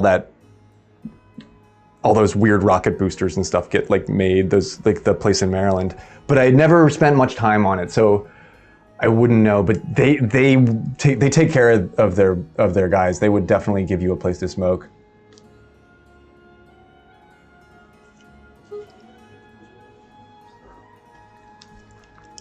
I used to smoke hookah when I first moved to Pittsburgh.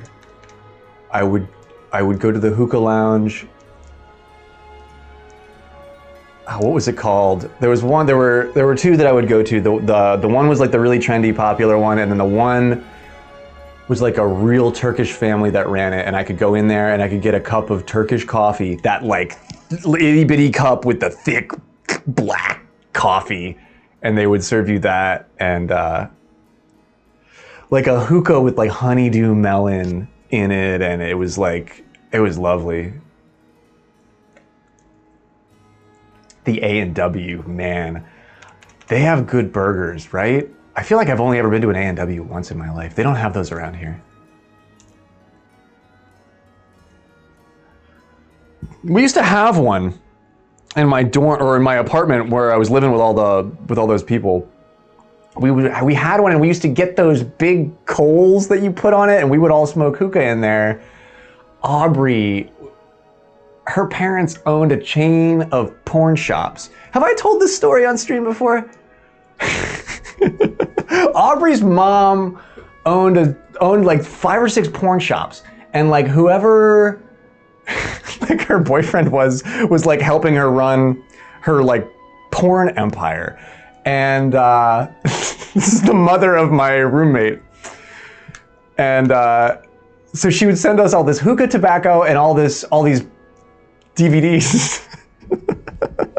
And I can remember getting them in the mail and being like, what the fuck, Aubrey? Like, do you have are you like really into like, geez, all kind of stuff? And she's like, no, my mom just sends me this stuff.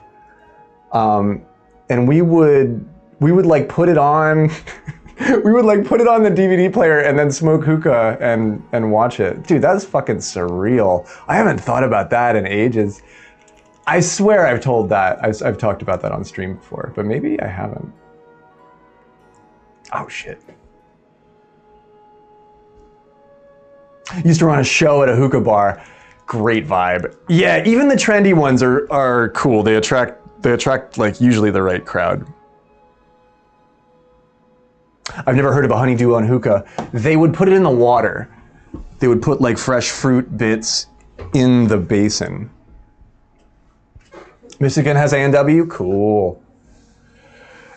Yeah, it was weird at first, Smurf, but when it's like, when every day like 8 more pornos would arrive, like, and I would be like, dude, these are like, people spend like lots of money on, like, these are like, I remember the one time, like, she added it all up, like, and I was just like, why is your mom fucking sending you porn, Aubrey? And I guess that was just how they bonded. I don't really know. I didn't actually dig that deep on that relationship, but yeah, like she would just put it on and we would just hang out and smoke weed. I would usually be working on some project and, you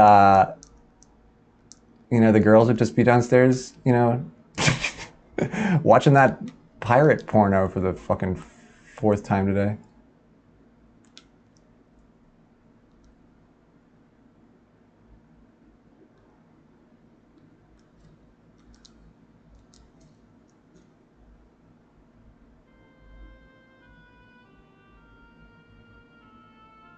Oh man, I had a good feeling about that.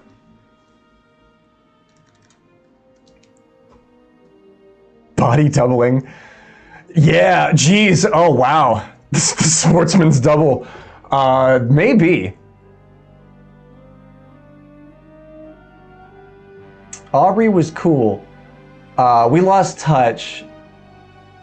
I think she's sort of more my ex-wife's friend than my friend, but Aubrey had the thickest fucking Rochester accent. There'd be like a cat would walk by in the porno and she'd be like, oh, it's a cat! and I would fucking like lose my shit. Oh man, yeah, I lived there for a year and a half, almost 2 years.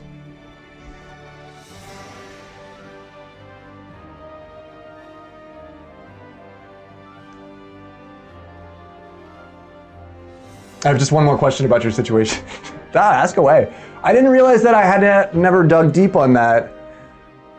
Yeah, it was me. It was me, my girlfriend, Aubrey, and her girlfriend.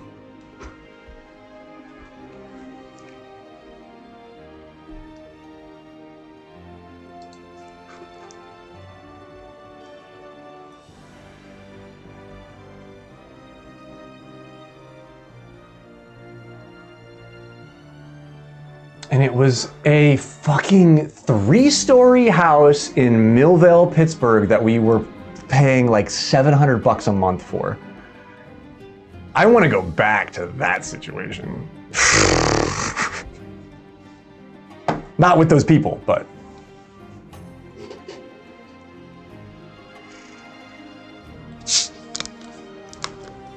They don't be watching it while you're working on projects. I mean, I'd be watching it too. I didn't like ignore it. But after a while, it just becomes, you become sort of numb to it because it's just like always on.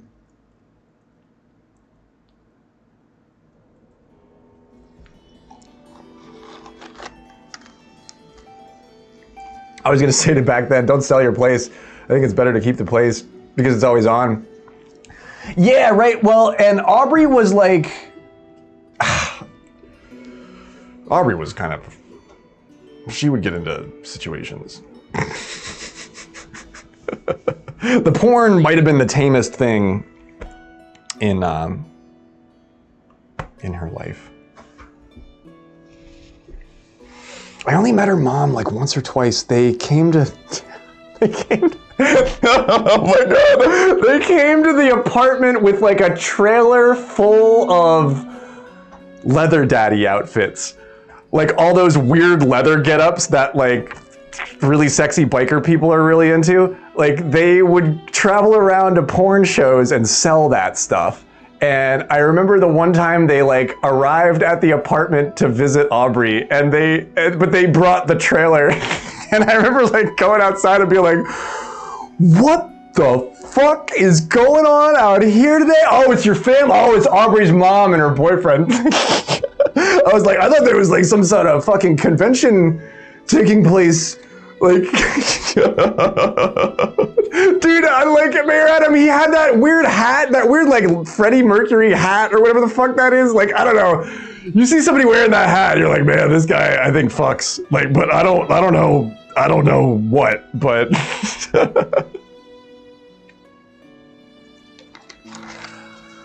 And they got the trailer stuck.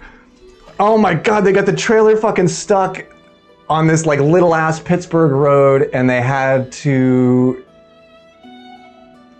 like reverse and back and forth it for like 6 hours.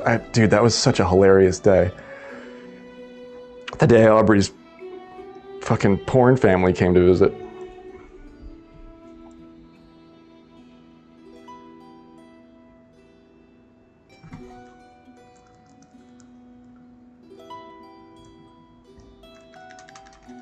She was so wholesome. Like, she would talk about the creepiest, skeeziest shit.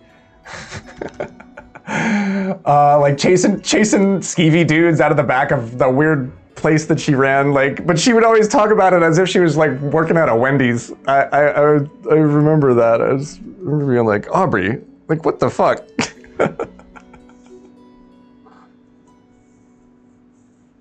I had a downstairs neighbor who was really into the strange stuff. He'd go through his books while he played guitar. You were fascinated. I'd never seen that stuff before. So yeah, they were into the really they were kind of into the really dark shit. My favorite one was the pirate one. I'm more like lighthearted.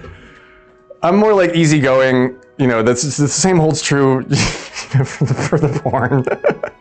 Like, I really liked the one that was, it was like a parody of the Pirates of the Caribbean movies. I was like, that one was clever. I think I liked that one the best, but I'm pretty sure if you're really into that shit, that's sort of campy. Yeah, it's the whimsy for me. Yeah, I went whimsical. Like, like the pointy ears haven't like lost their, you know, their touch with me yet. It's the whimsy for me. Yeah. What did I've made some good, I probably should make clips of that stuff when I talk about it.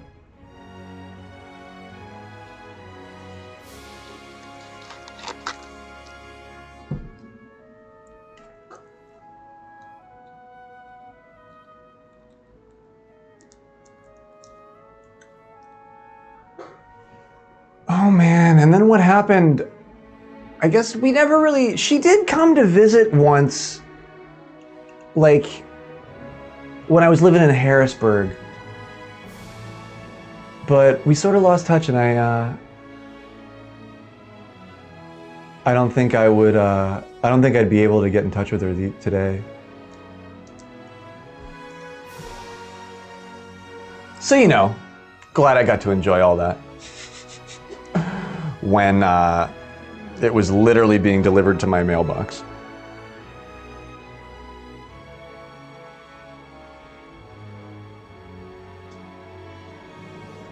Nice hit, Juju.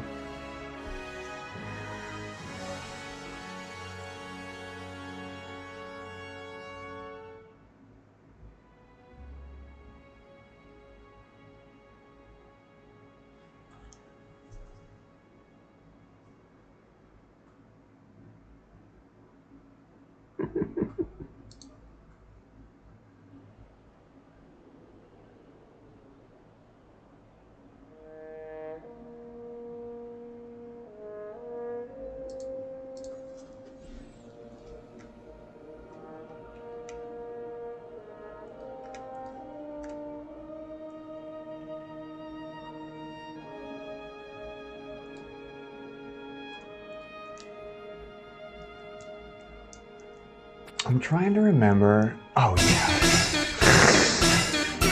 Trying to remember how to spell Daytona. I think it starts with a D. That's my favorite porno that Aubrey's mom sent us. The Daytona 500 one was like, it was fast. but like, they still made it count.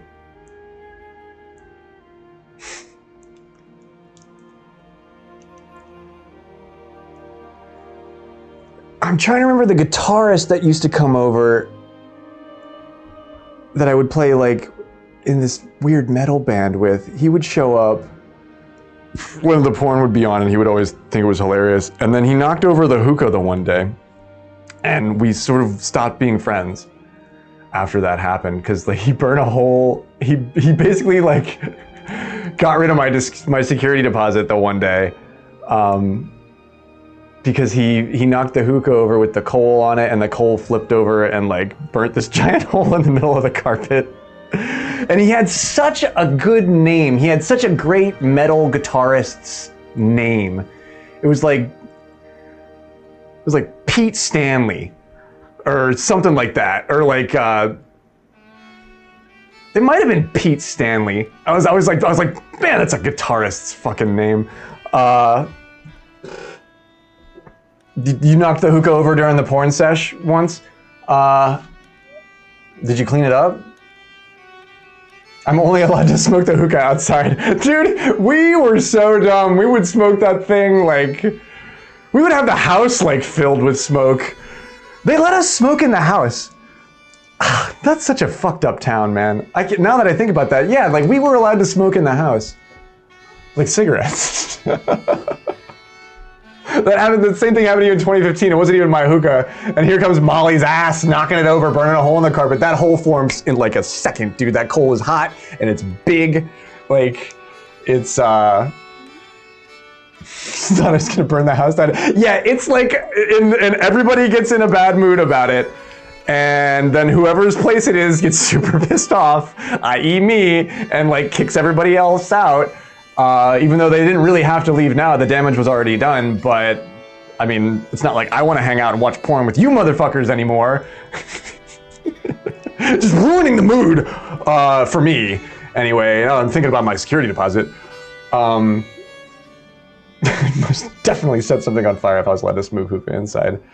I kind of can't believe that there's not more mishaps at the hookah lounge, now that I think about it. Coal stove in the living room. I grew up with a coal stove in the living room. I grew up shaking the grate every 8 hours. There's a plastic burnt onto the stove, the glass top. Oh no, you left the Tupperware lid on the fucking glass top. They're hard to tell if they're gonna be hot. You never know if they're hot. Can't unburn the carpet. Yeah, no. Oh my God, that was the place that, okay, so this might actually be why I lost my security deposit now that I think about it. Oh my God. I'm remembering a story that's really funny. I'm pretty sure I've never told this story on stream before. So I was living in that house. I can't be in the mood if I'm thinking about the security deposit. Yeah, and I'm getting a DM from NBH. He's like, he's like, you're leaning in real hard on the porn. No, I'm just kidding. He sent me Magic the Gathering links. He's like, no, you're. This is good. Keep up with the porn stuff. This is your best show. This is your best show in weeks. So it was like right at the end of my stint at the Art Institute, and I was leaving school. I was leaving the place that I was living, and I was pretty much, unless I got a job offer, I was going to leave town. And I didn't have fucking hookah and porno. Yeah, this guy drove by once and he's like, ooh, yeah, even if they don't do anything else, I'm taking that shit. And I remember I was out of weed for like a while and I didn't have any money, and I decided to scrape like every bowl and bong that I had, and I was gonna like make myself this gigantic fucking resin ball. And I was gonna get stoned because like college was finally over. Like I was like, oh my God, I can kick back. I have no way to kick back. I almost aced that. And so I remember like I had all of these pipes and all of this like stuff, and I had like paper clips and like my trays and stuff, and I had everything out in the living room, and it like I was I had like knives and like paper clips, and I was like trying to scrape enough resin for like everybody in the house. And my fucking landlord calls me on my phone, and I'm like, well, certainly not answering right now, and so I don't answer. And he just starts blowing up my phone, like call after call after call. It's my landlord. And I'm like, oh my God, I think I have to answer this.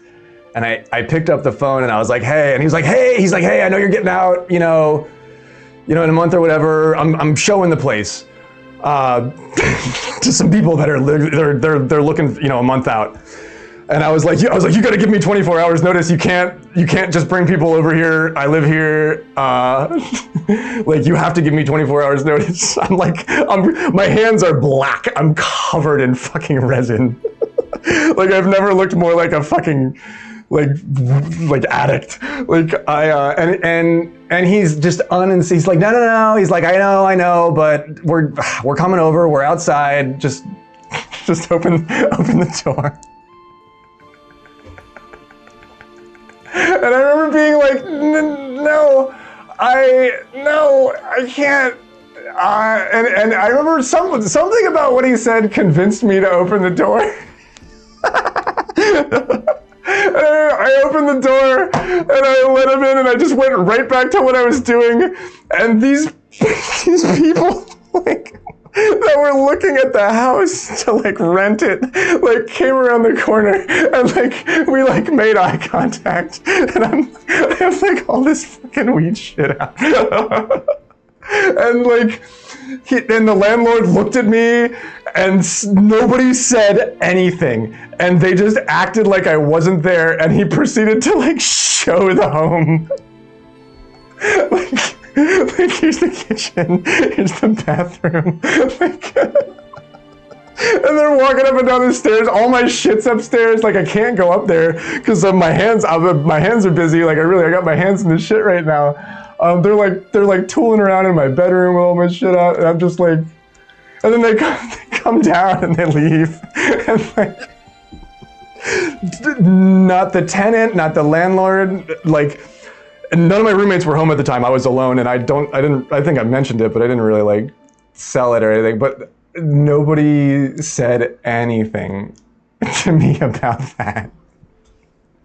And I remember feeling like I was gonna get some sort of call from like the cops or something, and they were gonna be like, yeah, we're doing a wellness check on you, mister. Mind if you open the door? They're like, yeah. Here, let me clean my hands off. You know what? Fuck it. Never mind. I've never been more embarrassed about like weed stuff. I remember being like, do you really need to do this? And the answer was immediately like, well, yes, but I wish that guy hadn't come over. And then they took away the security deposit, and they just had like a picture of like a dirty vent or something that like I could have cleaned, or something that definitely wouldn't have taken away the security deposit. And like I didn't press the matter. Man, that is a cool place to live. Yo, Jonga, what's going on? It's so good to see you. I had so much fun last night. I felt like I was so out of it last night. I think I had a headache because of the pollen in the air, but I thought that. I was like, oh my God, I didn't give more Jonga my A game last night. It's not true, but I know you felt the same way. We're just talking about how I used to live with this daughter of a porn store empire queen, and they would send all kinds of expensive shit to my dorm, or to my apartment. Yeah, I won't rehash all that. You can watch that if you want.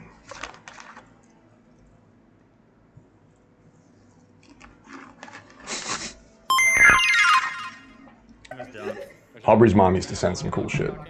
I'm okay. I'm okay. Is that? Oh my God, I'm not okay. Was that Link? Is there Link skin? It's inevitable that it starts to happen less, but I haven't thought of a story that I hadn't told on stream in a minute, and that's definitely one.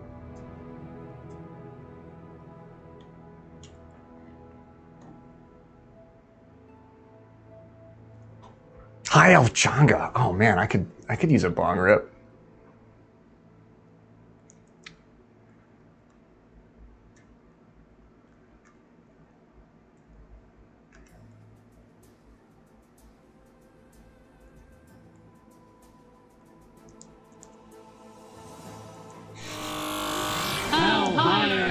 High enough to think I was hearing that like somewhere else besides my computer. What the fuck was that? High enough to yeah, have yourself a bong rip. There's 1,000 noises it could be. And only how many bananas? How many? She has like 10 bananas in her lap.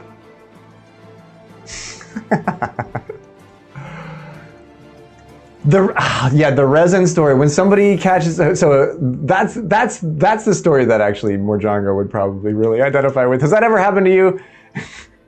Anybody ever like walked in on you when you were scraping just a heroic amount of resin, and you're like, wait, I can explain. It's one banana. So the short version, if you didn't, you might have just missed that. And that's really funny. The short version is that I was scraping all this resin, like a lot of resin. Like, so, you know, sometimes it just starts accumulating. And my landlord like came in and showed the apartment, like while I was in my element. I wonder if they rented the place. I wonder if they actually ended up renting the place.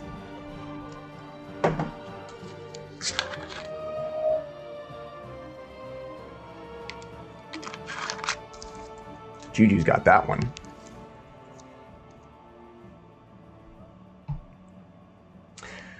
Man, Pittsburgh was a crazy town. My fucking car got towed the first day I parked there. Like day one. Like, okay, this is the town. All right, I kind of like it here. I think I can, hey, wait, that's my fucking car. I had to go and get my car out of that thing on the very first day. Toad car, yeah, Toad's car. Not Toad. Wow, not my car!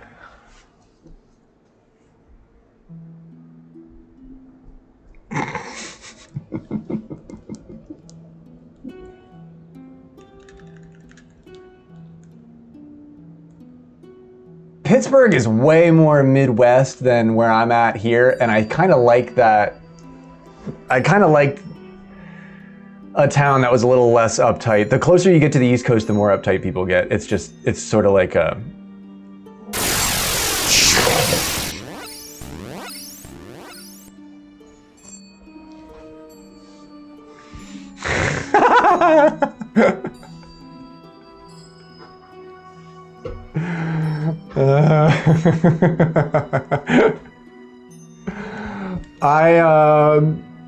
I would drive past the Heinz ketchup factory every day, and that place smelled weird.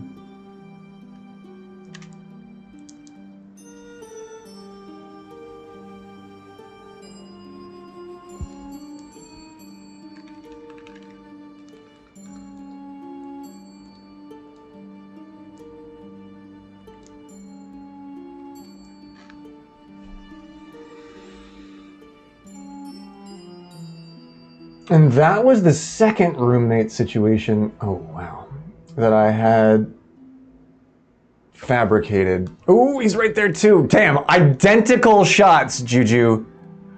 Identical shots. That's sort of wild. Like, is there any overlap? That's like spot on the money, dude.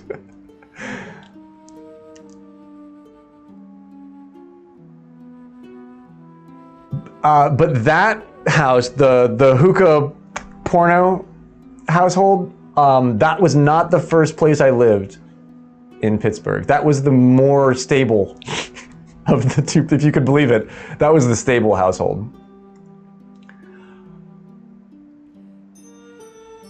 I have no good roommate stories. They've either been hell or completely uneventful. Oh my God. Well, the first roommate that I lived with in Pittsburgh is the reason why I moved where I moved, because he convinced me to move in with him, and then I arrived and I was like, hey, cool, is this the place? Is that your girlfriend? Why is she 9 months pregnant? Like, she's big. That's your girlfriend? And Mike was like, yeah, I didn't tell you that my girlfriend was like really pregnant because I was afraid it would make you not want to move in. That's word for word what he said to me. I could still like hear it in my mind. And I was like, well, yeah, of course I would not want to move in. Like, like, what the fuck? Like, you've been telling me about how you've been partying for fucking 6 months, like up here. Like, I'm coming to join the party. And I remember they, like, they had all these rules. All of a sudden, like, as soon as like Bridget had that stupid fucking baby, which they named Trey. Oh my God, shoot me in the fucking face. The kid's probably so fucked up.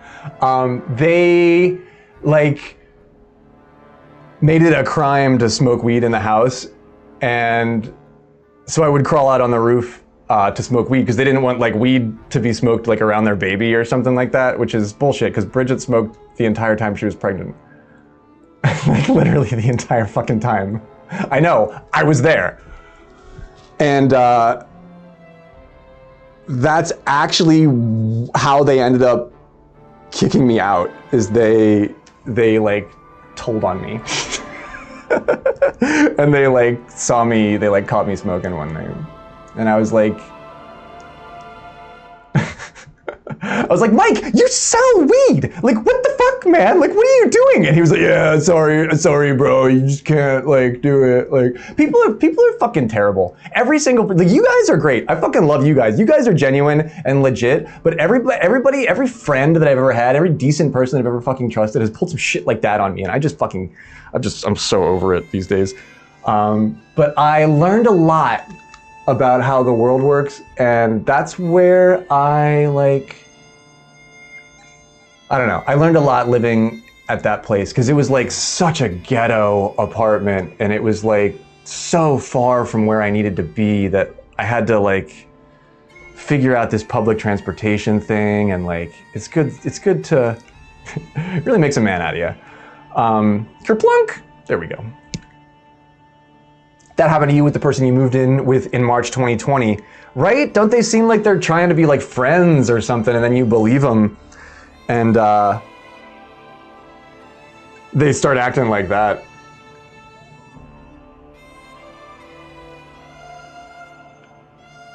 I remember they blamed everything on me. Like the washing machine broke one time and they like told me I was like washing my clothes wrong. And you know, that's why it broke. And I was like, are you fucking hearing yourself right now, man? Like I'm younger than you, so you think you can be like that, but you're a fuckhead. And then suddenly a stupid fucking child. Yeah, and like the entire basement was covered with, like they would get blackout drunk and just draw all over the walls with Sharpie markers.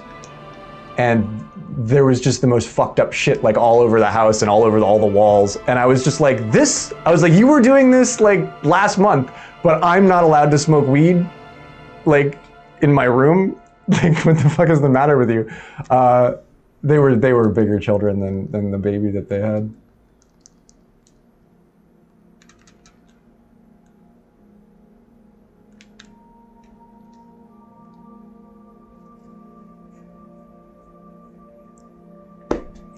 Yeah, I don't want to go back to living, unless I really liked somebody. I would have to really like somebody to want to go back to living with them.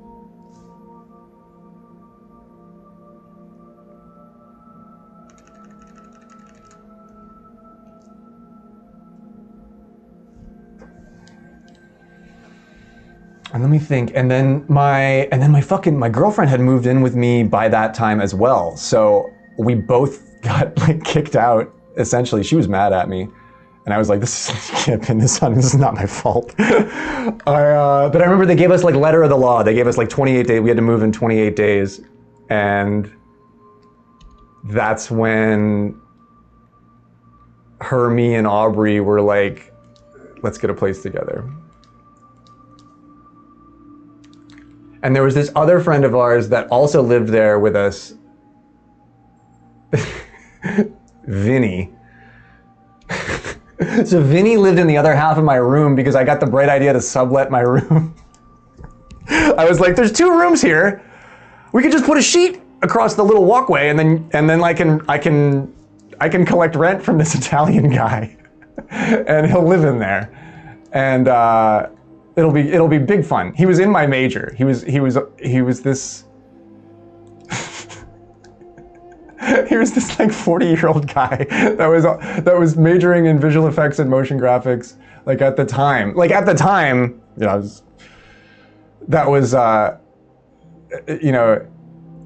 I was like, oh shit, well he'll probably be able to make rent, you know what I mean? Nope.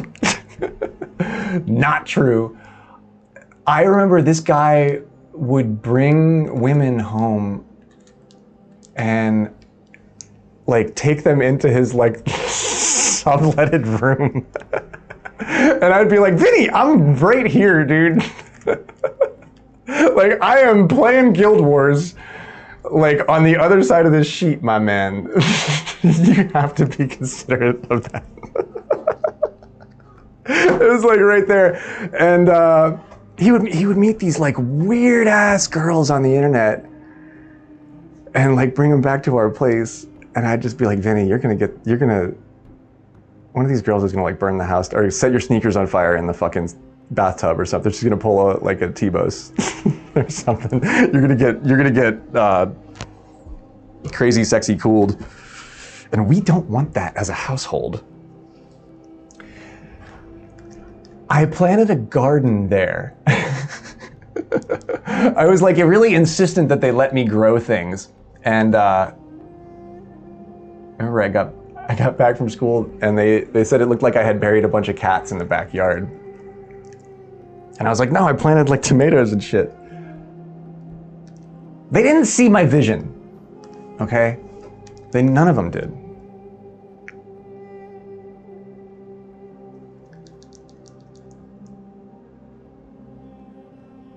All right, so we're at 83. We're making like really good progress here. Dad Rules is out.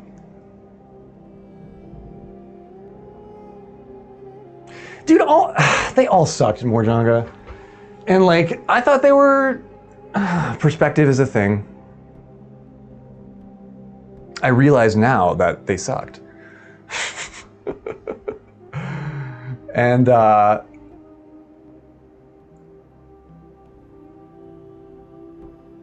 I guess it's good to finally figure that out, you know? Streamer house, right? I told Suze, get the abandoned place 3 doors. There's an abandoned house 3 doors down from me. I actually just looked it up on Zillow today because we were talking about it. And they want like 30,000 for that now, for this like abandoned, like derelict house.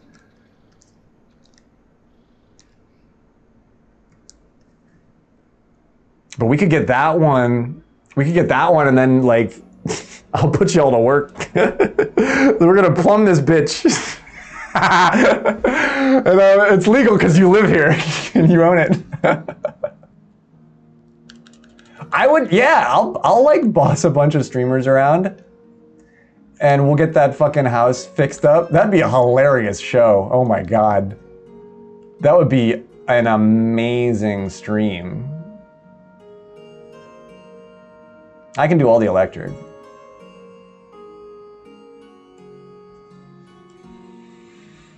I've been zapping myself since I was like 8 years old, dude. That's the funniest thing is as a little kid, I remember thinking to myself, like, this is never gonna teach you anything, and it actually fucking did. Joke's on you, I'm technically not a streamer. You've got a Twitch account, so you are one button push away.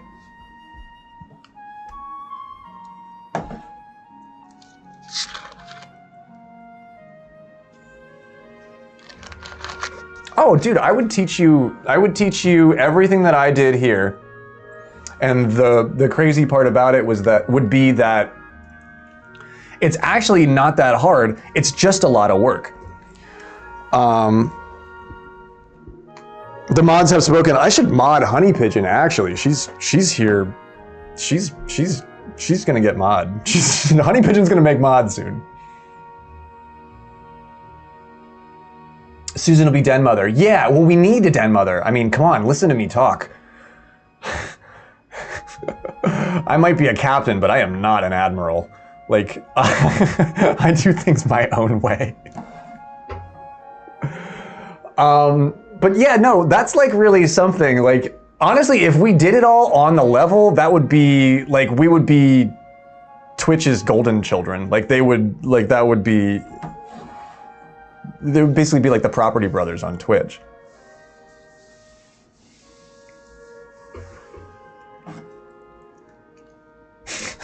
Which, let's face it, the Property Brothers bring in a crowd, but if I start talking about my porno roommates, we're gonna be able to hold them. We're gonna be able to hold them. No, honestly, we need more warm bodies, because if we get enough of a streamer house going, it would be hilarious if we could combine like a bunch of meager Twitch revenues and like just barely make rent or something like that. I think that would be hilarious. But here's the thing, if you own it, like, sure, yeah, they can take it away from you, but it involves a lot of steps. And if you show up and you're not like mean to the people, like, chances are you can kick that can down the road for a long time.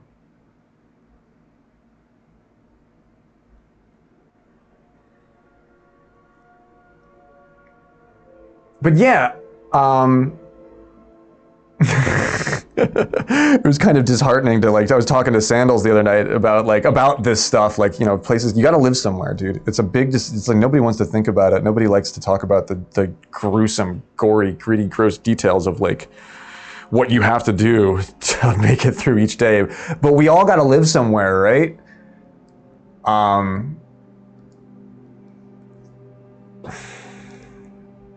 I've always felt like I could be more valuable. Ooh, Rosalina got a little clippy there. Am I gonna make it up there? Oh, nope.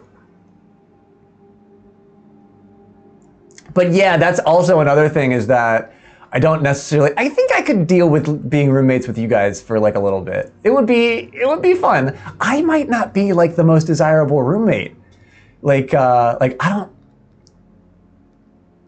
always do the dishes that often. I let myself get away with a lot, you know, when it and I like that about myself. Yeah, right. Compound. So I think we have to go to like West Virginia for that.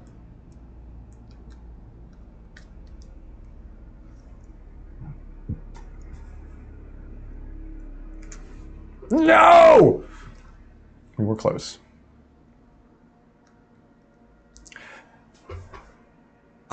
Shit's getting really expensive like all over the place too, so we might have to like wait for the crash and then strike while the iron's hot.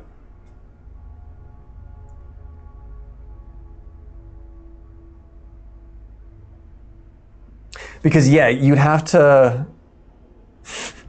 Can I keep my place and then like leave the streamer house sometimes? Like, do you have to be, is there like a dues that you have to pay? Like you have to like put in, you have to live in the streamer house for like 4 months. But like after that, that's like your tour. Like somebody always has to be there. We should maintain a permanent residence, you know, in case we're trying to take advantage of like squatters' rights or something like that. Honestly, the hardest work of doing this place was like moving shit around. Like if you can use a shovel and you can pick up a board, we can build a house.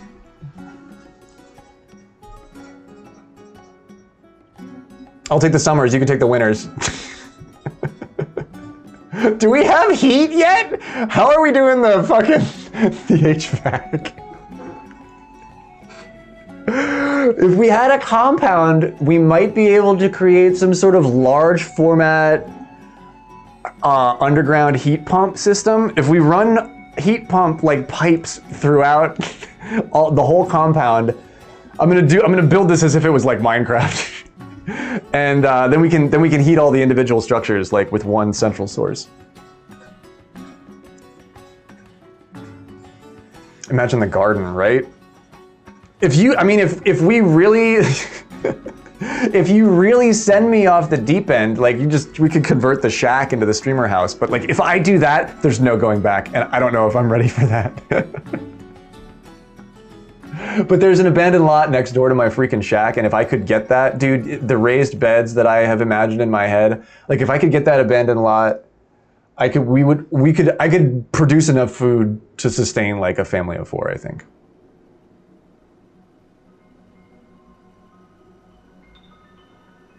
Lucky girl.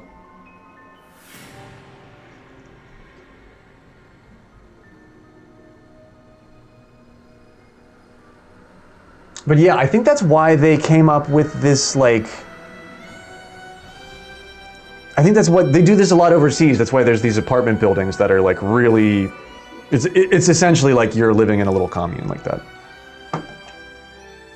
But we want, we want grass, we want outdoor space, we want our queen size patch of peace. Dude, I swear it's doable.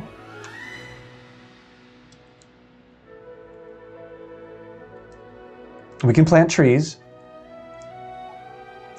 I can drive stakes in for the hammocks if we don't have any place to hang them right away.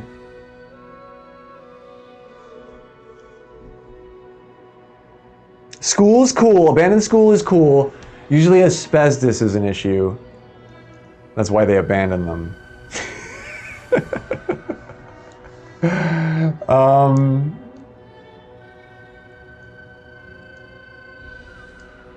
So, hear me out. Here's something I've thought of that like sort of breeds off an idea that's been pitched to me. These little like coal towns, these little industry towns, these little boom towns in Pennsylvania, but I think they're all over the place. They're these little like derelict towns that the real estate is so defunct that there's sometimes entire blocks that, you know, like if you had 100 grand, you could buy like the entire block.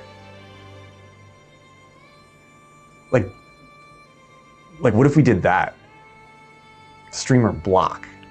Like in some, like there's a little town near me. It's actually literally called Moria.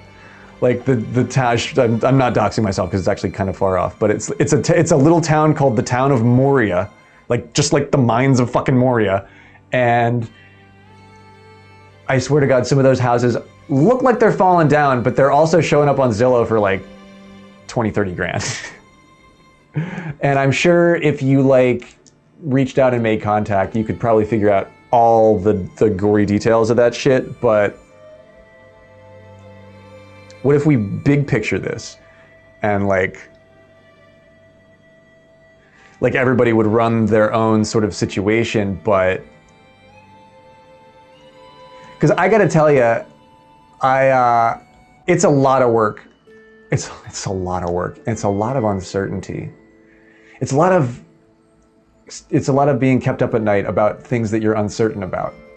But I do think it's really valuable for you to have your own place. Like, I think that's something that all of you deserve. You know what I mean? Like, I've never had that before in my life, and I've brute forced it into existence for myself. And I don't want to go back now.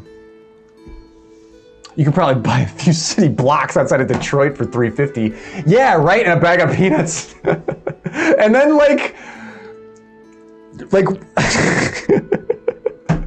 what if like we took them off city water and put them on our own like fucking harebrained scheme, and like we're like providing our own water for like a whole block. Like, I don't know, I've had thoughts like that.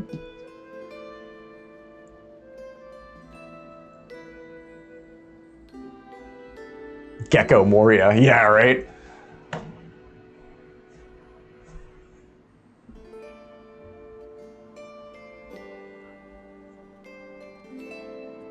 I was sort of seeing this girl that lived in Moria once, and she was really into foraging for mushrooms. Like really into it. And like more into it than I was. And she got in like an ATV accident and like really got injured. She's okay now, but I remember like we stopped seeing each other, and then she rolled this ATV and like cut half of her head off.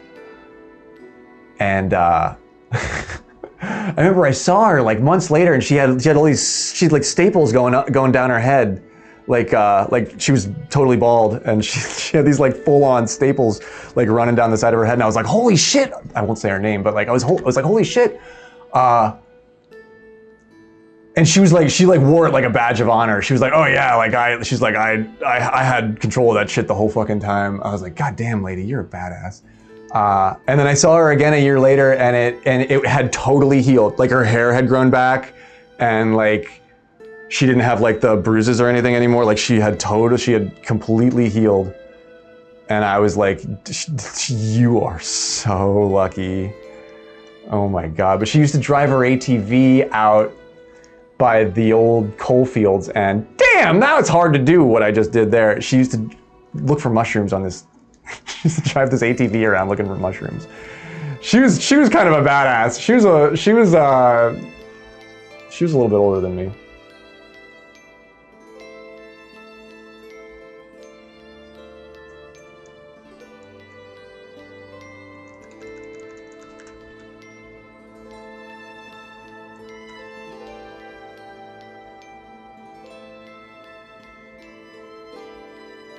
Let's go. No! No! I was gonna say her name. No, now I'm not gonna say her name. Who are we talking about? Glad I own my own apartment. Just an ex of mine. ATV girl? Yeah, she was cool.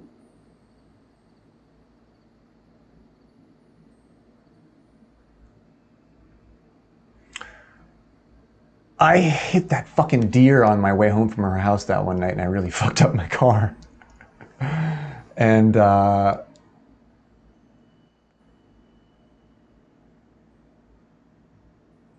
went to a costume party with her, and she showed up dressed as Poison Ivy. And in hindsight, that was my hint. I should really pay attention more. It's a good costume. She did a really good Poison Ivy.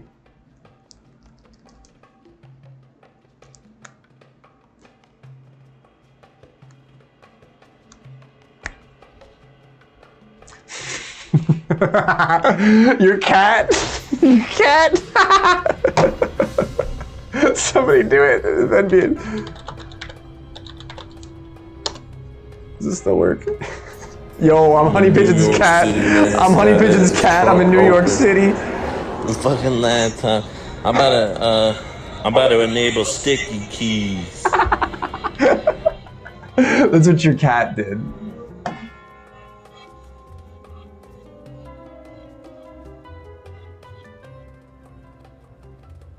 Sticky keys. It's the sticky keys sound. No! Oh, the cat hit the tab button 5 times and then confirmed. Oh, what a feline masterpiece. Oh, protect that cat. Man. I could name a cat Sticky Keys. This is my cat, Sticky Keys. First name, middle name. Last name, Graveyard. So, Sticky Graveyard. Actually, still workshopping that one.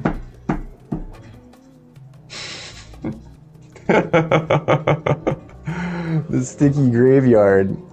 Okay, is this my bong hit? This is everybody saying we're not joining your stupid room anymore because you said you were gonna take a bong hit an hour ago, and you didn't do that yet.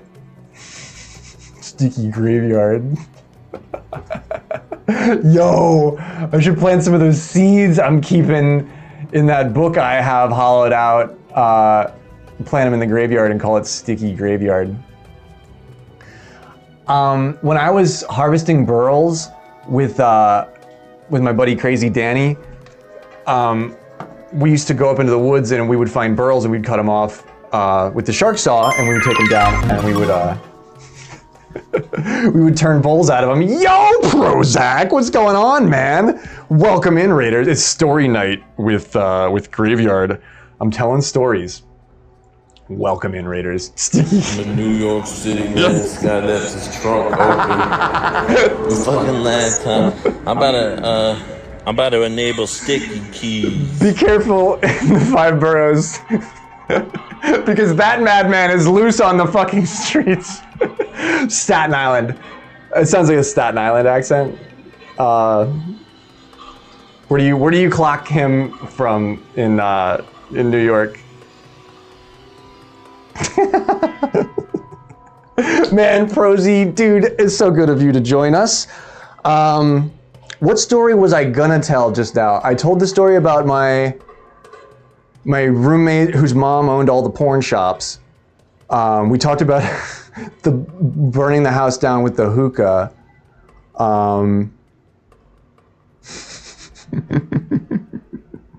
I am Graveyard, Sticky Graveyard, is full name. If we haven't met, put her there! I promise, it's not that sticky. That's fucking gross. Don't actually forget I did that. No, my ex did not own the porn shops. My roommate, Aubrey, was not my ex. No. That would have been an interesting relationship.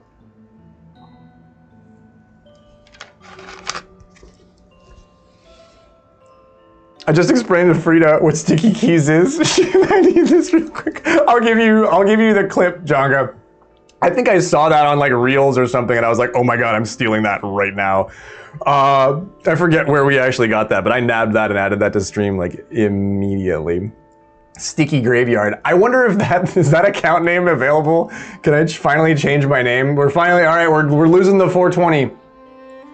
The Pokemon company didn't want to make me an ambassador because I had 420 in my name, so I'm gonna take the 420 out. I'm gonna put Sticky in. And I'm gonna be like, now this is your god now. Just, am I good enough for you now? Am I good enough for your god now? Oh, I was saying you could share about me getting married. Oh yeah, I could talk about the. Oh geez. Oh my god, yeah, that was a weird fucking night. It's a weird night. I'll tell that story one day soon. Sticky Graveyard 420 is available. How much do you want to bet Sticky Graveyard is going to pop up in the chat in like 2 minutes as soon as they get their phone verified? Ex-wife stories. Yeah, I gotta pee first if we're doing ex-wife stories. You caught me right before my bong hit break, Prozac. Please rate and run. Please, please, please get out of here. Take care of yourself. Get some rest. Get some food. Get something to drink. But if you want to hear all of Graveyard's cracked out stories, stick around. We're just world ranking it and kicking it over here. Sticky Grave merch. Dude, honestly, that actually sounds like a brand.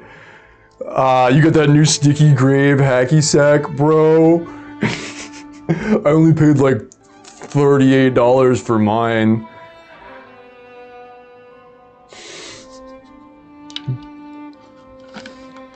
Yeah, the stories get worse after the marriage takes place. The relationship was awesome before that, honestly. But I think I was living in a state of oblivion, and things were bad, and I just didn't realize it because you shouldn't live. You shouldn't live in a bad mood all the time, even if people around you suck. But if you, that can lead to developing the incredibly valuable skill of being able to ignore everything around you effectively. Probably developed that living with 3 women.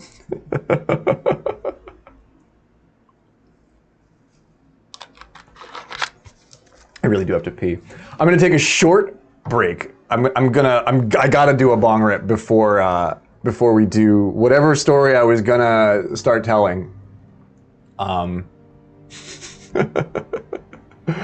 before Prosy arrived.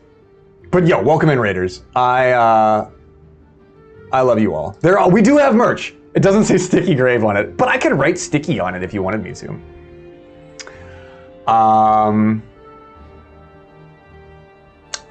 I'll be right back. You can play cards in the meantime if you want.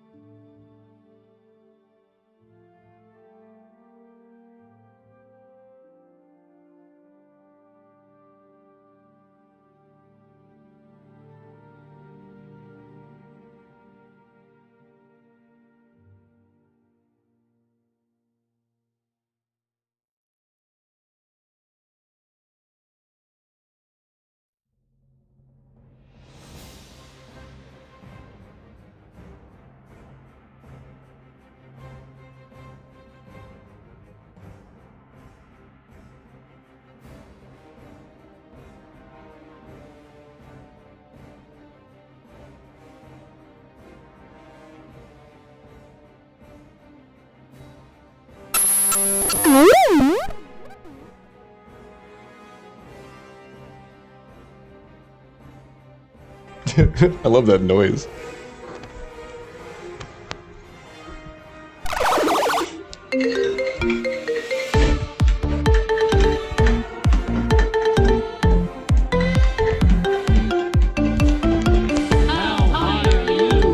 Royal Gorilla is the name of the strain.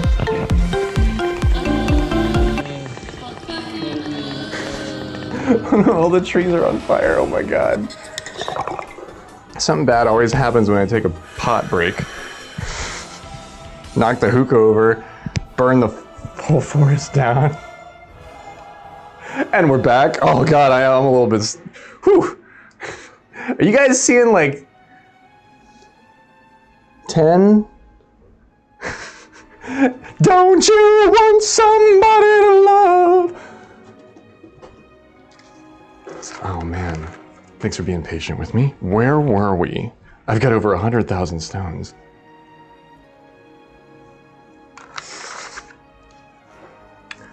There goes our security deposit. Yeah, geez. I'm not cleaning the bathroom vent. After tonight, just however much longer we're living here, I'm never cleaning that bathroom vent ever again.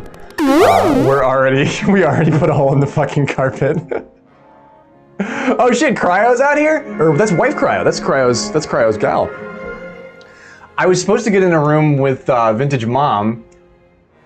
I had something right on the tip of my tongue that I was going to start talking about, and then Prozac raided me, and I completely glossed over it. And if you remember what I was talking about, that was the thing that I was going to tell a story about. And I don't recall what it actually was. And then I got high. I hate that flying gorilla. Every time I look at the label that says Royal Gorilla, I hear Flying Gorilla in Vaughn's voice and BH. I can't read the words without that, like, Flying Gorilla like bit going off in my head. And I know that would make him really happy. About getting married? Oh man. Oh shit. I got married at this Ukrainian homestead. It was like, dude, it was like there wasn't any running water at the place. Like rustic is so not the term. I don't even know how the fuck I found this place. There was like a motel across the street highway thing, and like the people that stayed in the motel said that there were literally mushrooms growing out of the carpet. Like nobody had been in there in like months, and like not to clean or anything. Like like nothing. Yeah, marriage is a scam. All of my friends that came, like, and did stay there, had to sleep in this like barracks that had these like wire mesh bunks. It was like a Boy Scout. I basically rented a fucking Boy Scout camp, and did not realize that it was like as rustic as it was until it was way too late. And then I realized like that these people just didn't give a shit. There was this big like, I think the motel had running water, but like the Ukrainian mansion or whatever, which it was this like weird. This is before like all the hostilities and shit like that. It was this like big house that had been like the home base for these Ukrainian dancers. And they had like performed there and like lived there and trained there. And I don't know, I don't know how my ex-wife found this place. It's not actually that far from where I live now. So it must have just like popped up on something. And oh my God, my one best man got Lyme disease from standing in the grass. My other best man, I think, got this girl pregnant. Like just because It was such a shit show. I remember there was all these portraits of Vladimir Lenin, like scattered throughout the compound. Like they were on like every like door and like in the bathroom and all these little alcoves and stuff. There were these weird like fucking Soviet era portraits of like fucking military generals and shit. And I'd be like, damn, like I would like close a bathroom door and be like, what the fuck are these people into? Like there's a reason why this place only costs like $500 to rent or something like. And I remember the room that I stayed in, like the room that I like took my wife to, like it was this like disheveled like top peak. It looked like the room that fucking Edward Scissorhands lived in. And I swear to God, and I remember I closed the door to the room and there was a gigantic portrait of Vladimir Lenin with like CCCP like on the back of the door. And I just hadn't closed that door ever in like going around. And I remember I slept in that fucking room. Like looking at that and being like, this does not bode well. If you're an omen guy, if you're looking at the aura of the situation, this is a bad omen.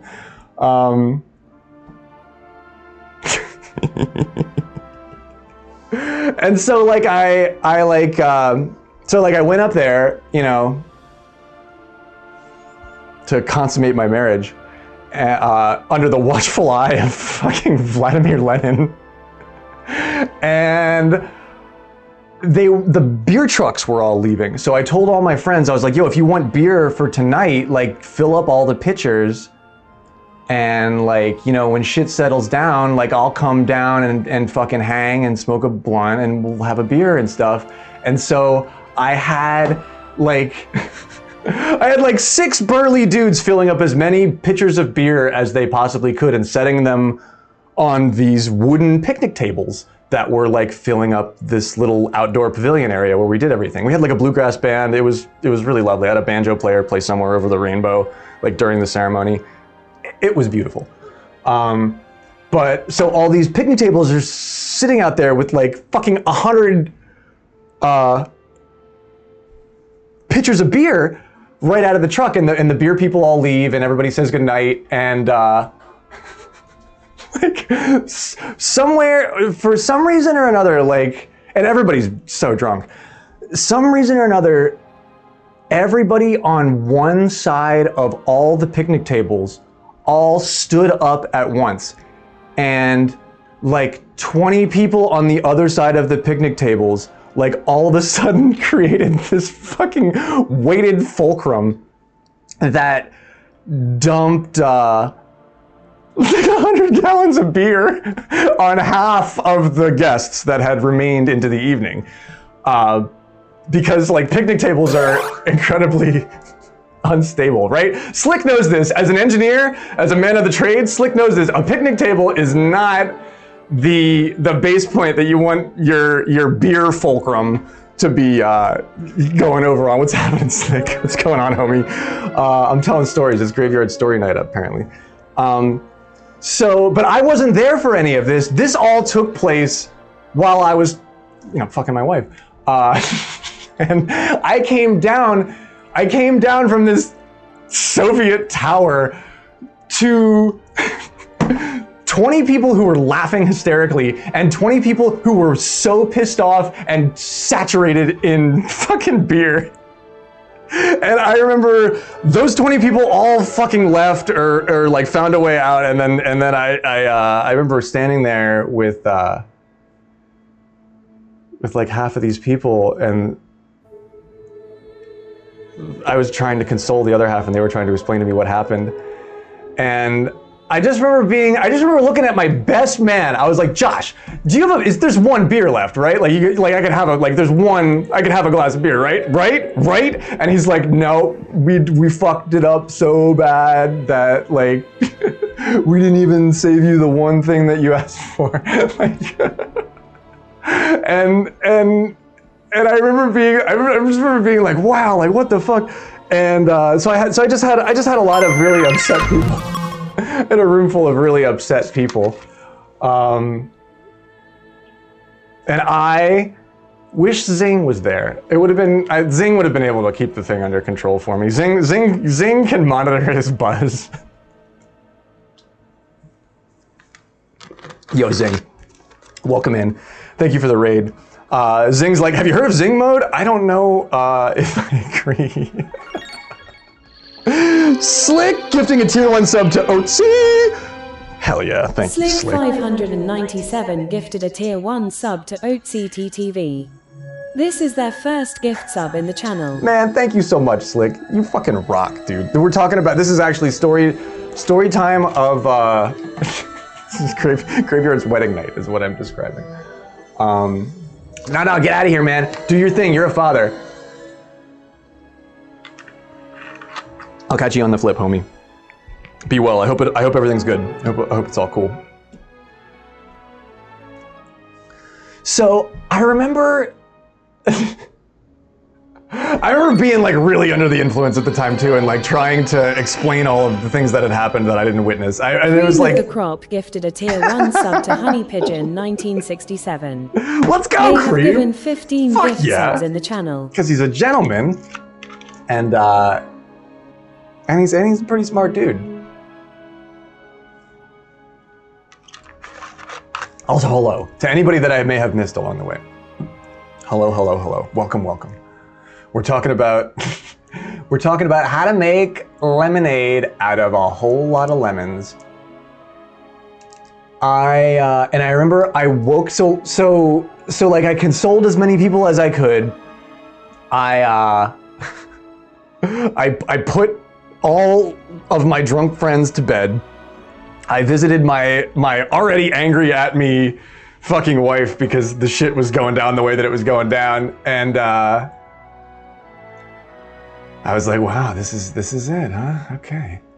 And then I fell asleep, and I remember I woke up and everybody was way more physically injured than I remembered. Like everybody was like bloody, like people had like black lips from the tables hitting them in the face. Like Carissa, my friend, her knees were all bloody. Like she fell down this embankment. Her and my one friend Josh went off into the woods to do all kinds of stuff, and she fell down this like embankment during it, and like really bloodied her knees. And I just remember it just looked like.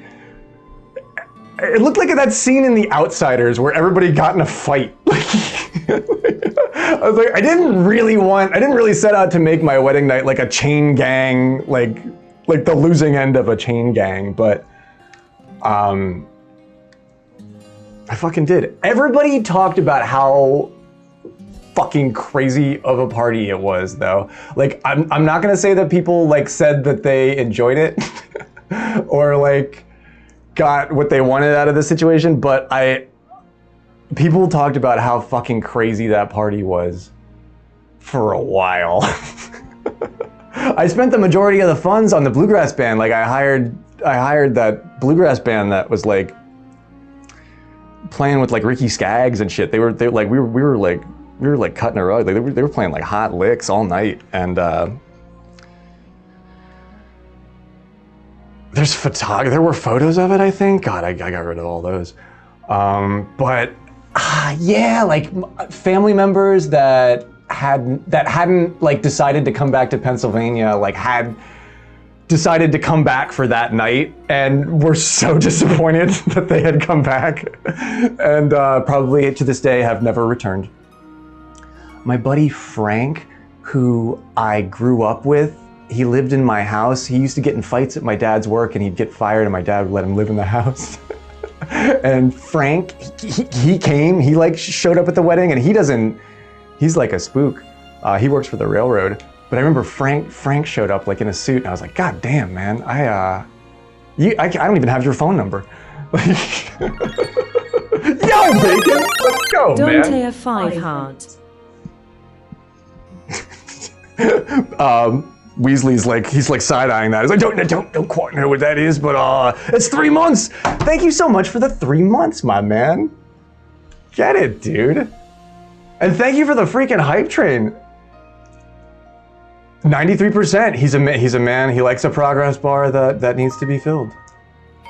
Don't underscore eat underscore bacon, cheered X100. Almost had that one for you. I'm playing mediocre golf tonight.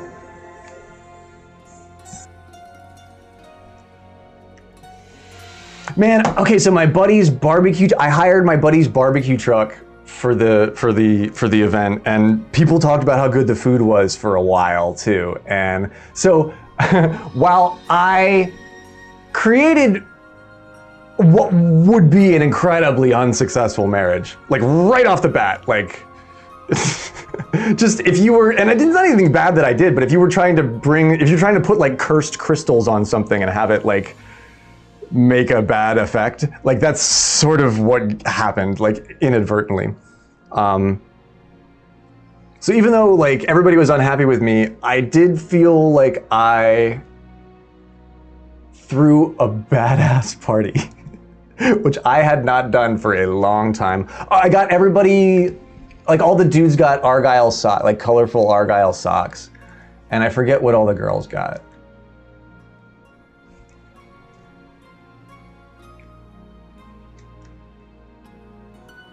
I forget what all the girls got. But the dudes got all a bunch of really cool Argyle socks. I've got good taste in socks. Oh, I don't know if I needed the top spin there. And then I went home. And then I drove myself home the next day after cleaning up all the trash. Don't get married. Don't oh yeah, that's swing and a miss. But they say that it's actually a good sign, because if somebody has wanted to marry you in the past, that's like usually a green flag. Even if it was like, ooh, an unhealthy situation, like somebody wanted to marry your ass, so like you can hang your hat on that, I guess. But now, my only love is the city of Twitchburg. Now my only love is you, the internet. I'm fully committed to the Midnight Sea, the Great Blue Nowhere, the Purple City.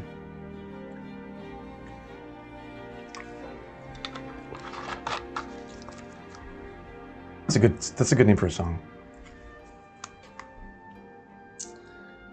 I was playing more music at the time too. I was actually doing a lot of band stuff, writing stuff, and performance stuff. That was probably actually the peak. The games is good, my man. I'm sort of just yapping and swinging my clubs. Yo, Cream, you fucking rule, dude. Oh my gosh. Wow, 5 gifted. You don't have to do that, homie, but I am so fucking gracious. Fine, I'll do it myself. Stacy, Vintage Bomb, Illegal Smurf, Silent Frank. We're talking about him. I bet that's fucking him. And Cheech Marin. I can't say thank you enough, dude. If you've never had the privilege of having some haunted ass fucking wedding, well, let me tell. I'd like to get sponsored telling the story to you, so you can live it and not have to pay for it. You know what I mean?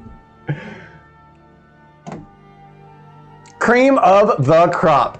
That's you side eye the acronym for a second, but then you're like, no. That tracks. The games are not doing bad though. Yo, what? Thank you so much for an additional 5 from Anonymous. Wow, you guys are incredible. Thank you, Anonymous. Much obliged. To Jen, to NBH, to Sean, fuck yeah, to Dingus, to Tabs, let's go. The cats right here, Cat Cube, for the win. We have a level 4 hype train before us, so the thwomp's here now. What do I, what can I do? What can I do for you? Don't eat bacon with an additional fucking 5 gifted subs. You can't be serious. You guys fucking rule. The story was good. Okay, the story was good. All right, yeah. I'll tell more stories. Story time is fun. Yo, you guys rule. I don't do that great with accepting love, but Twitch has taught me how to do it better than I ever have before. So seriously, from the bottom of my heart, Bacon, thank you so much. It means the world to be a part of this here. You know what I mean? It means the world to do what I do. I might not be doing it if I was still fucking around with that stupid marriage. So good Honey riddance. Pigeon 1967 cheered Good riddance, right, 245. Morjanga? I fucking love you, lady. Seriously, you're one of my best friends. Don't eat bacon cheered X500. And with 500 bits from Bacon, let's fucking go. It's so fun to hear Jen talk about our thing, Morjanga, like our show and stuff. She's like 2 peas in a pod, and I could not be more like with it. Like, oh man, that means so much. Thank you so much. I'm speechless. To Midnight Live, to Mr. Prohibited, to Red Tech, to Glitch Witch, and to The Kingdom. Oh, I've lived a few lives at this point. They say Gandalf looked pretty good for his age if he was like, what, 500 years old? I'm not quite that old, but the experiences of life. Toby's clowning on me. The experiences of life. We've got a level 6 hype train, and I'm just gonna go with my own thing. Like, I have like chased passion and compassion and comprehension and what I thought was the right thing in this world, and like that's how I've come up with all of this crazy shit to talk to you guys about all the time. Is that I think that's a good thing. I think that's a good thing to do. But don't get yourself in trouble. I've been fortunate enough to not get myself in trouble most of the time, but a lot of this crazy shit goes with Werner Herzog is like watching in the background. He's like, you tell a good story, but there is a cost to your content. There's a price to pay for every memory. That's why you should hold on to them. Clutch them dearly. Because we smoke weed, let's face it, it's easy to forget shit around here. Yeah, to anything that what did I miss here? Honey Pigeon, thank you so much for the 220 bits, or 245 bits. Bacon hit me with the 500.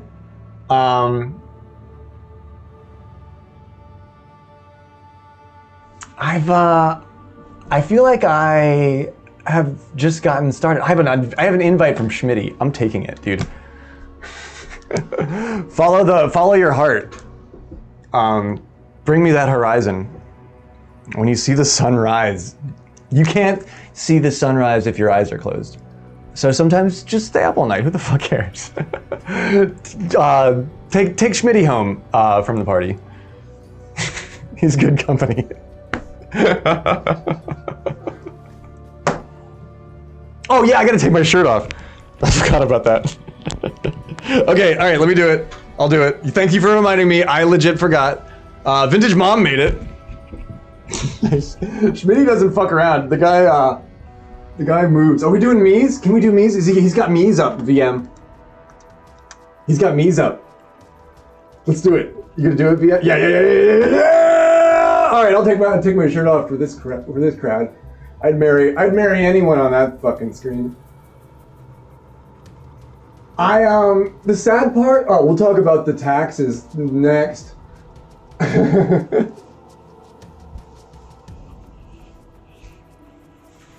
I'm wearing like 3 shirts. It was like kind of cold.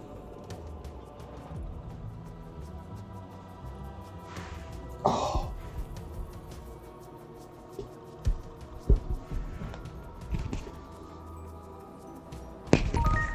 We have arrived. Your favorite Don't enabler. underscore eat underscore bacon, cheered X 100. Thank you so much, guys, for the support, for taking it to the streets. Yeah. All right, this is what I do with my mic. That works pretty good. Thank you for the 100 bits, Bacon, keeping this thing going. Level 6. I'm supposed to take my shirt off at level 3, and Don't underscore eat forgot. underscore bacon, cheered X 1000. With 1,000 bits, bro, that's like $10. Wow, dude, you don't have to do that. That's amazing. I'm gonna try and send it for you, homie. I'm shirtless on the golf course. I'm feeling. Don't I'm underscore feeling eat fresh. underscore Look at that! bacon, Look at the cheered X green. 1000. That green snake. Oh yeah, that's what Bacon said. Don't underscore eat underscore bacon, cheered X 100. Oh man, did you not know that's my I'm a shameless Twitch streamer. I have my my high roads, but the shirtless for bits thing isn't one of them. I'll fucking level 3 takes very little, and all you have to do is remind me that I made that deal with you. That was so long ago. I'm out here. It's a sunny day. Exclamation point tree. If you want a little tree on the screen to obstruct the golfers. Geez, Morjanga's tree is making their day hell over there. They're all getting stuck in that. Man, well, I'll put it to good use, dude. Everything that I make. Oh my God, you've got to be able to discern it from listening to me talk. Everything that if you decide to support me, I make it go really far. Thank you from the bottom of my heart. I just went grocery shopping today too, so this is perfect. And he gets a hole in one. Yeah, each bit equals a shot on the golf course.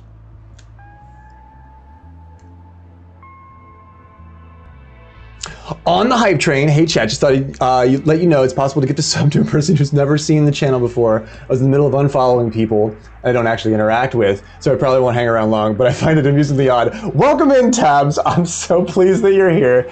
I'm a little bit distracted, so if we've already lost you, I hope you find your way well. But yeah, welcome to the graveyard. I do think it's cool how it does that. That's kind of why I like the Twitch platform, is because it's passive, but it knows that it wants to like surface or show you stuff that you might be interested in or something like that. So welcome in. I do a lot of Mario Golf, but my stream has become a polyrhythmic jazz poetry piece for modern storytelling, namely through my experiences in life. He's like level 8. I want it. Yeah, they reminded me that I'm supposed to be shameless at level 3, so I was late. So now I'll probably be like this for a while.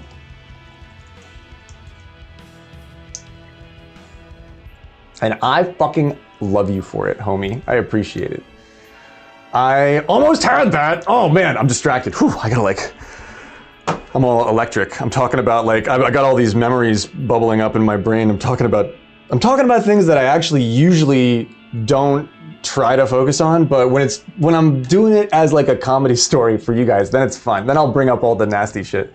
Cause then it's like a nice pressure relief valve. I can get all that out. In case you haven't realized, all of you are my therapist, so. But I don't think I'm unhealthy about it. I mean, I think I problem solve. I end up in situations that aren't necessarily healthy, but I try to get out of them. I don't wallow in it. I was just looking at clips and videos of streamers to cut it down to who's actually important to me, and Mario Golf Super Rush was amongst the content. Interesting. I know exactly what you mean. It's a very social platform, so inevitably you follow a lot of people, and then you're like, it's too much. I gotta cull the herd. I gotta pare this down a little bit, and I always have trouble doing that because I'm like, no, I know everybody. I can't unfollow these people, but I will do it. NVH taught me that you can unfollow. Did you try calling me? I reflected today and remembered the day that I fell asleep on stream. It's a rite of passage. I haven't actually done it yet, but I've come close. It's a rite of passage, falling asleep on stream. It's been done by so many people. You really can't even feel bad about it. It just happens. She's got your number and was like, I gotta cross the line and do it.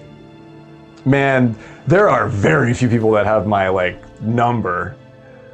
I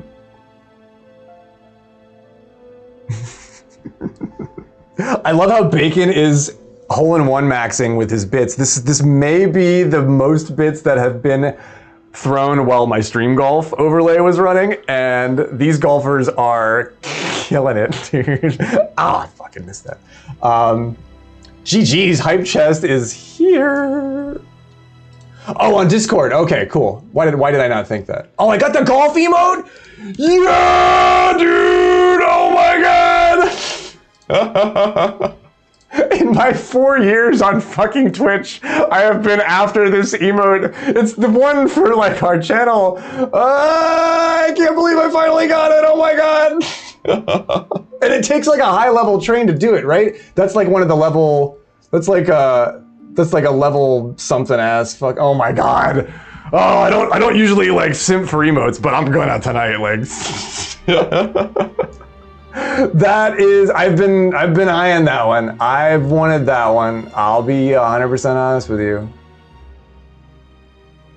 That's a good one too. Oh man, yeah. It feels wholesome getting the golf emote here. That's perfect, dude. It's been a long time coming. All of you are responsible. Oh my gosh, thank you to everyone. That's so amazing. It's like, I've needed that to be true. Like that's sort of passively like cool for all kinds of channels. Damn it, that should have gone in.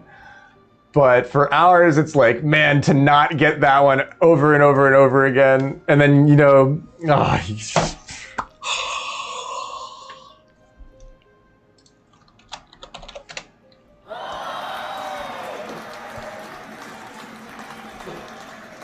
oh yeah. Oh yeah. We're feeling it. She is a real one. You have a hole-in-one game. Oh my god. Some are louder than others. I do have a hole-in-one on this game to go with my average skills. That's right. I realized it was weighing on me and I wasn't able to pay attention on who I wanted to. Well, hopefully I've made a decent impression.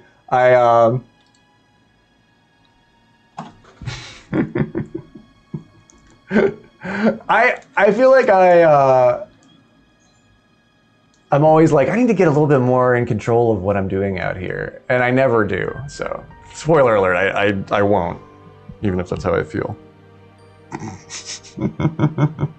You're working on getting the the tweaking pig emote.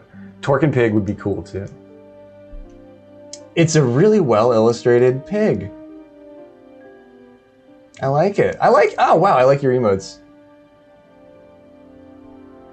Or, oh, I thought these were Bacon's emotes. These are Bacon's emotes. Yeah, dude. Don't eat 5 isn't it funny how it picks like a weird little preamble for your emotes about your name, and it sort of doesn't work. Like mine has a 34 in it for some reason. It says Gravy 34. Some people do and some people don't. I don't know what determines that. Spoiler alert. We stopped making a plan a long time ago. I stopped trimming my beard a long time ago.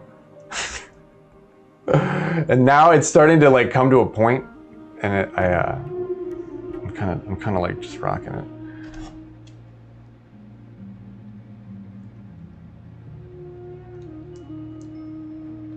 It's 18 holes with Schmitty, myself, and Vintage Mom. I am not showing up. It's only a 9 under, so, you know, if I can ace this, get in the fucking cup. Oh my gosh. that would have been perfect if I could have done that. You got them off Etsy? Oh, it's okay. I'll pretend that you made them.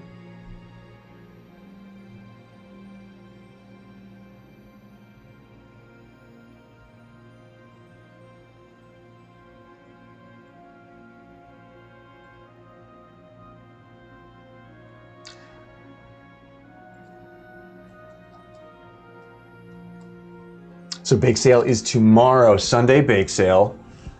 We finished all the baking in 12 hours today, so we are up. Fuck yeah, dude. Oh, that's awesome. I got everything I need. I re-upped on flour. I got all that Red Star baker's yeast, or the Aldi's brand Red Star. And I got dark chocolate.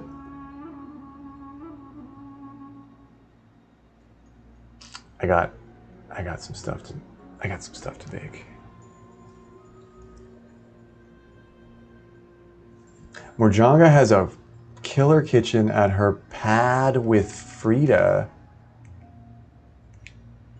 She did a really ace cooking stream that one time that I caught. It was really good. I've never actually seen this played with Mii's. They are banned from the games I took part in and observed with friends. They normally are banned because they're so wildly different and wildly overpowered. We are, I think Schmitty excluded, or it was only a 9-hole match. Vintage Mom and myself are getting ready for a Memorial tournament in which it's a cash prize, I think it's a cash prize tournament, right? And only Mii's are allowed, and any Mii build can be submitted. So everybody in the community's kind of been going around and training up these maxed out, high-powered Mii's.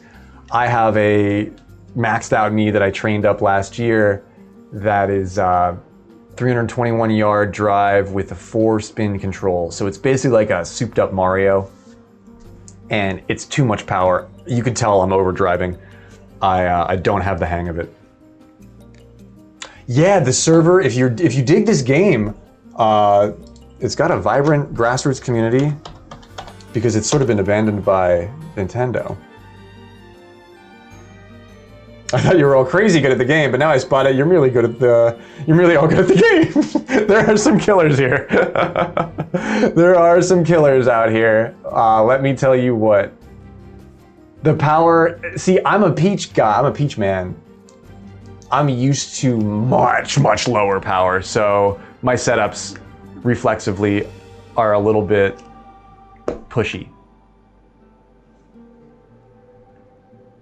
Doom scrolling, and I got a targeted ad for a D&D themed beard oil company.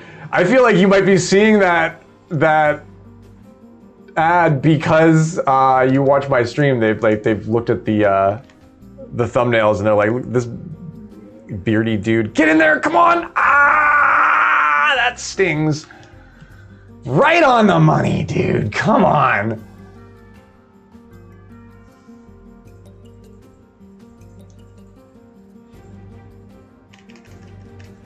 This is a late breaker. This is, I hope that's enough power. Yeah. Okay, we cool.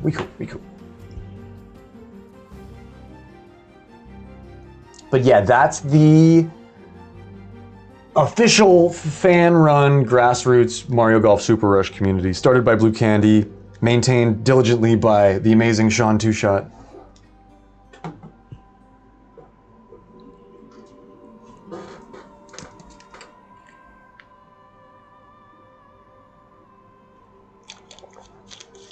Ooh, it's wine 30.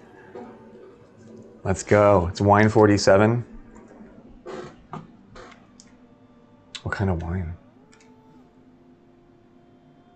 Oh, big ass margarita. Fuck, dude. I want that spicy jalapeno. Spicy jalapeno and black pepper with that. There's a lot of tequila. Do I get over that? Damn it, no, I don't get over that. I was so sure I would get over that. Oh no, we're in trouble. Tequila, definitely. If we're talking about my wedding, it's tequila. I'm divorced, by the way, in case you're just joining us.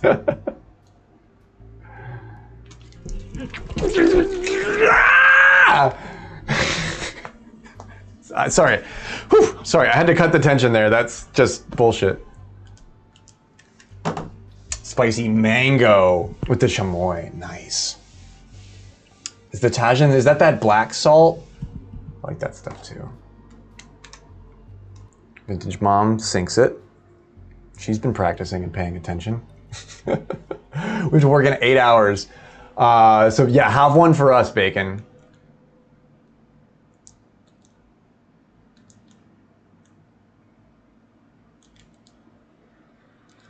Have one for us. I've been cutting back pretty substantially.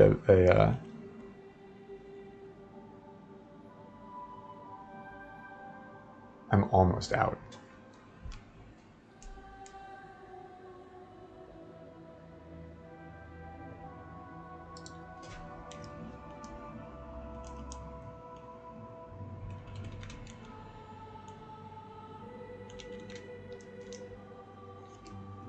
That's too much power. Oh, fuck.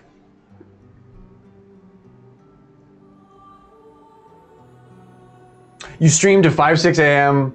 all week. What time zone are you in, Bacon?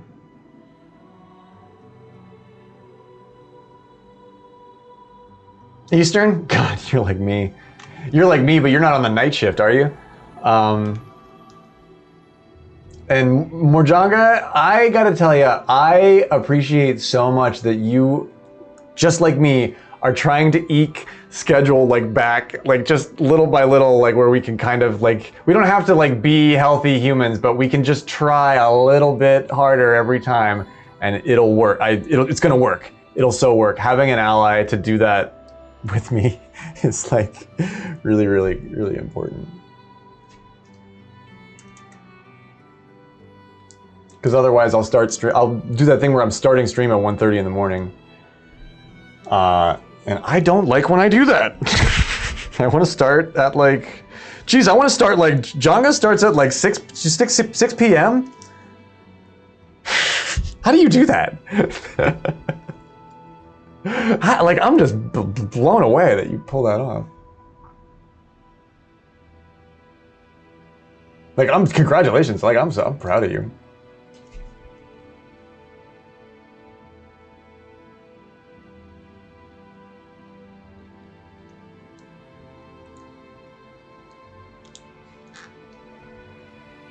This wind is gonna really take it. So we don't want to give it too much of a kiss there. Vintage Mom is going into that wind. Oh, wow, we're further off than I thought. Damn, Schmitty's the only one that's got it on the green.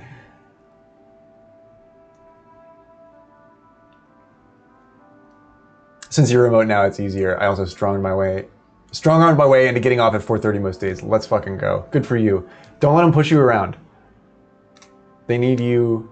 They need you. I'm not gonna say they need you more than you need them, but they do need. They need you. Like I needed that. Why isn't it going in? That's like the 8th time I've aged just now.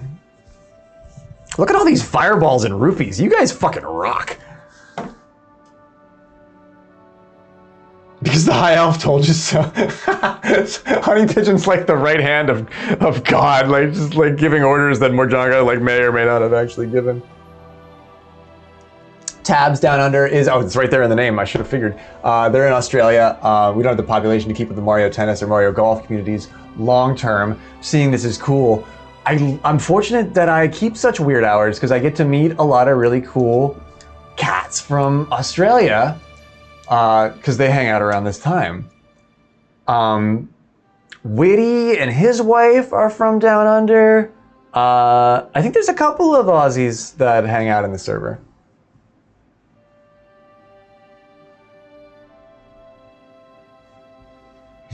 I'm so needed at work. I just got a raise. Let's go. You are worth it. Did you make that chip, VM? God damn.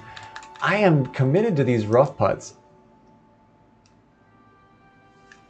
No, that one would have actually gone. Ah! That's right, Fido, good friend of mine. She doesn't play golf because it's not cute. If it was cute, she'd play it. But this is one of the cuter golf games as they go.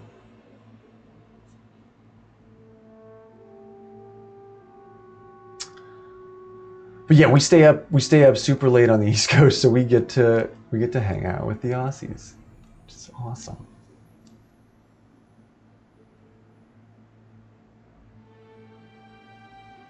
It would be a cool place to live. There was a bunch of discussion of that on Trang's stream a couple of nights ago, not the last night, but the night before maybe, where they were talking about how everything's more expensive in Australia, but everybody makes like way more money, and it's like decided by your age or something like that. Like as you get older, like you have to make more money. Everybody has to pay you more or something like that. I'm basing this on things I heard on Twitch, but it seemed like everybody thought that that was the greatest thing, but it sucked to be like in Australia because they weren't into the rural. Is it kind of really rural in Australia, like all over the place? Because they were complaining that it takes forever to get anywhere and they wouldn't want to live in Australia because it was too much like that. But in my mind, I'm like, that sounds awesome, dude. Like, if it takes 4.5 hours to get somewhere, that means a motherfucker has to drive 4.5 hours to come see me. They're gonna think twice before they come bother me. And I don't know, I watch a lot of Australian streamers. It seems like the internet's fine.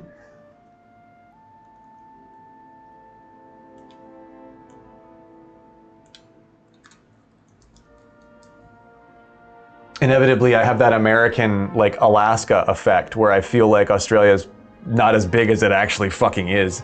You just, as a Twitch streamer too, you feel like a lot of Australian streamers know each other. So you're like, oh, you must be like near each other, and that is not true. I shouldn't stay up as late as I do, but I'm an independent woman and I do what I want. Sip.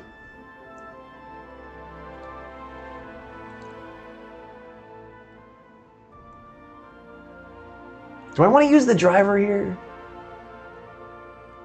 Oh man, I don't even know if like I need to shape it. Like the wind is gonna take that. I'm actually a clingy needy bitch, but we don't talk about that. No, we're very in tune with our codependency around here. You can't blame anybody for it. We just seek attention. We're social beings, we're humans. I mean, I got married for Christ's sake. Come on, we all make mistakes. Get in the cup! She did it. Oh God, I am not doing well tonight. Susan has to go to bed. I'll leave the laptop on all night. You don't have to do that. Don't burn it out for me. But if I'm keeping you company while you drift off, I freaking love you to death. Suze, I'm glad you got to soak up some of my stories. You did actually make popcorn? Oh, hell yeah, I'm so glad. They were worthy, right? That's the funniest part is in my mind, I'm like, oh, I got a ton more. We can get into the crazy shit one day.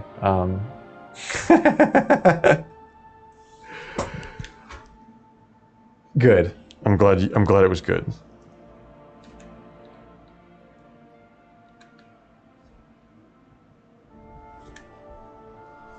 Australia is actually slightly more urban than the USA, but not as high population density.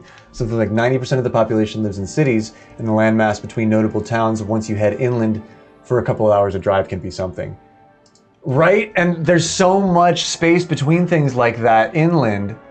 It would be like, isn't that where like all the opals are? There's like opal mines in Australia. There's all kinds of weird gems and like minerals and stuff that happen down there. Yeah. No, I'm not telling you any stories that are gonna get me in trouble. I have to wait till the statute of limitations is passed. Then I can tell those stories.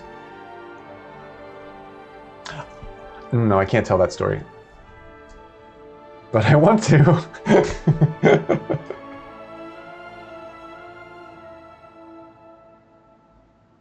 At least your cat won't turn on the sticky keys. Yeah, he prefers the chair. Shreddy chair as opposed to the sticky key. Oh, he brought you a bird tonight while we were watching? Oh, beautiful. He saw you in your summer garb and he was like, I gotta bring her something. They say they're trying to show you how to hunt when they do that. Like they think that you don't exactly know how to do it. So they're like, no, this is like, you go out and you get it like this. It wasn't dead, partially eaten. That was a long putt. Yuck. Oh no, a bird? Oh no. A bird? That sucks.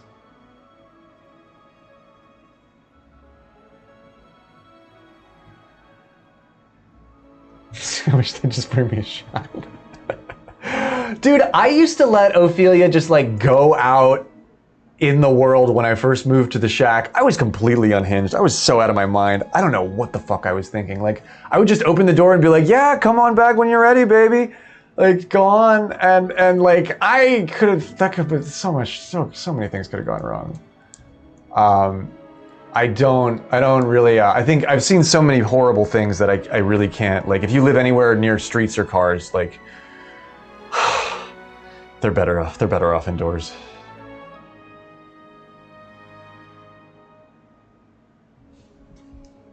Bird vomit. Mom's spaghetti. The opal fields are a bit of a tourist thing. Got you. And some desert spaces with opal mining history, but there's the most famous is on the other side of the country. The town you live in was the center to the biggest part in the 1850s, which is a gold rush. Once was a town with the richest person in the world. A bit of a connection to those who came. No kidding. I hear. Weren't there like some massive gold nuggets found in Australia? Like there's some weird stories of like the South, like early 1800s South, where they would find like a 20-pound gold nugget in a riverbed or something like that.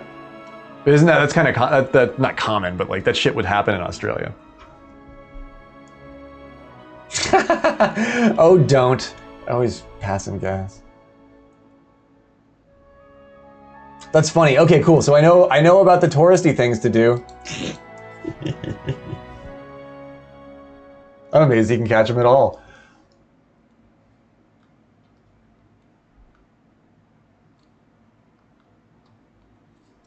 Oaf loved to like bat mice around, but she never killed anything. I think she would torture things. Oh, I'm going in the water. Oh, thank gosh, that tree saved me. Maybe it didn't. No, the tree didn't save me. I'm still fucked. Wait, no, that's even worse. What? How am I doing so bad?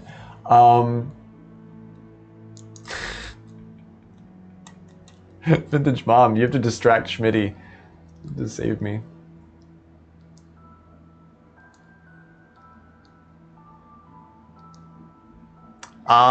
This isn't going to work.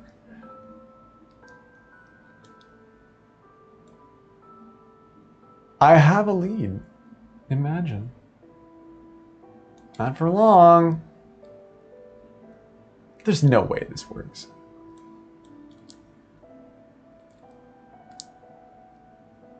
Oh my god. I was so sure I was gonna hit that bridge.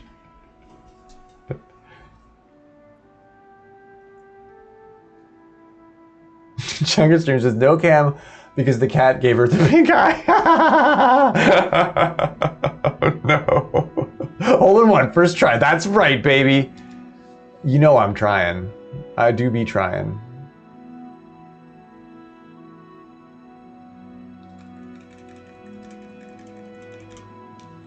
I do play this game. I swear to you. I fucking do. That's a save. That's a save. I actually don't know where any of my cats are. You have that heart drop feeling where you're like, yeah, kitty, kitty, kitty, kitty, where the fuck, where are you? You come back right now. Pirate Jonga, that's why we get along. I think pirates are cool too. And not just the porno ones.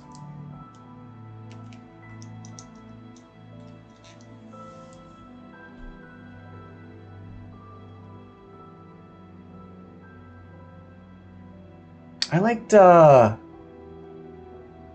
Captain Morgan. Yeah, Captain Morgan's good. I like the Tullamore, that Irish whiskey. Oh my gosh, that was probably my favorite. If we're doing shots, the Tullamore. Oh, try that if you haven't had that. Mutiny? Oh no! Ah, VM! Gosh! You're killing, lady. You're killing. She fucking evens it up. First place. All right. VM's got hands. Damn, VM's got hands. Yeah, MJ is the captain. Slick is probably the first mate. Can I be that guy with the fucked up eyeball? He was cute.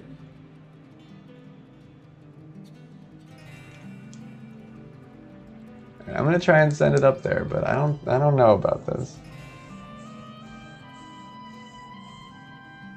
Or no, I want to be the fucking hammerhead shark guy. He was cool.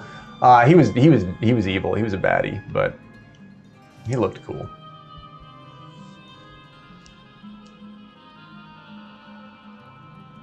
Checked. The welcome nugget, if sold today, would sell for about $2 million. The welcome nugget is what it's called. Yeah, they walked across their new country and was like, oh hey, oh what's all this? Welcome home, eh?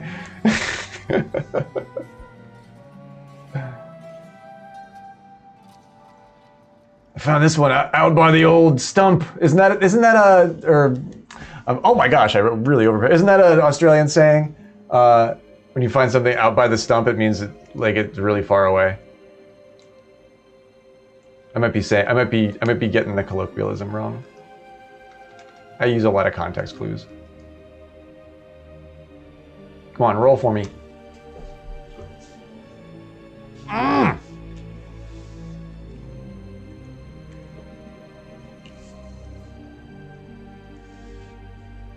Oh yeah, I want to be the cool monkey, that's the coin-stealing monkey that lives on Bacon's shoulder. Can I be him?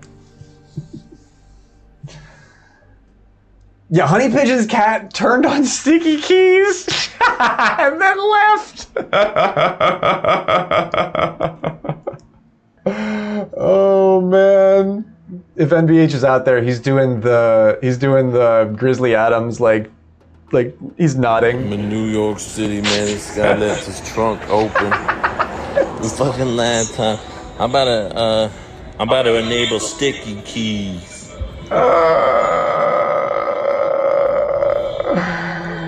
Oh my god, that's kind of an old video. That's not like a brand new meme or anything. That's kind of been around for a while. And the funniest part is when anybody posts that, the comments thread is always like, this guy's an asshole. I can't believe you would enable sticky keys on somebody's laptop. Just like in out there. Like everybody always it's like white knighting the dude's laptop. Like bar none, whenever I see that, it's always like this fight in the comments over like whether or not the dude has the right to do that. Something like that, maybe out in the sticks. Yeah, we say the sticks out here. That's definitely a phrase I've heard.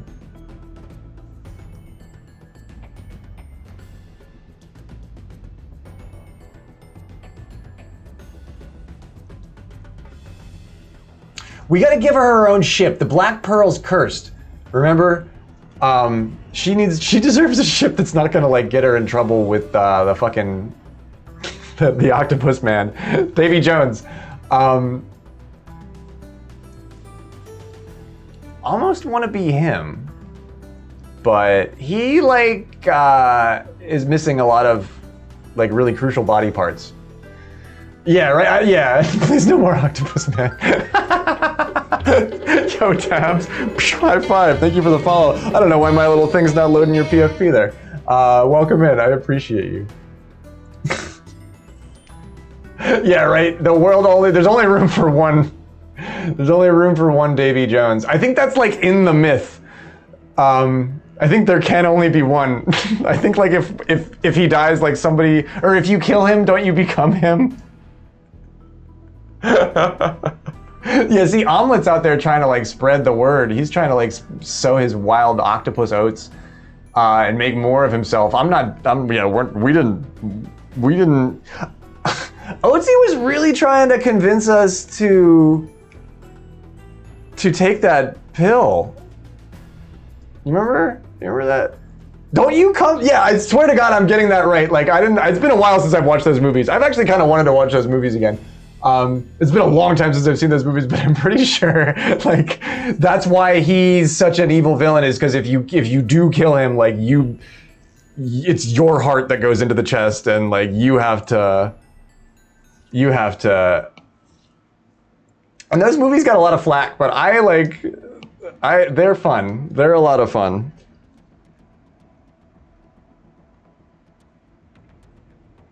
Okay, finally Smitty's like getting the octopus man here. He beat me last time. Schmitty never beats me. You love those movies? I knew we're such good friends. The first one's really good. The first one, oh my God, right in the fucking bush.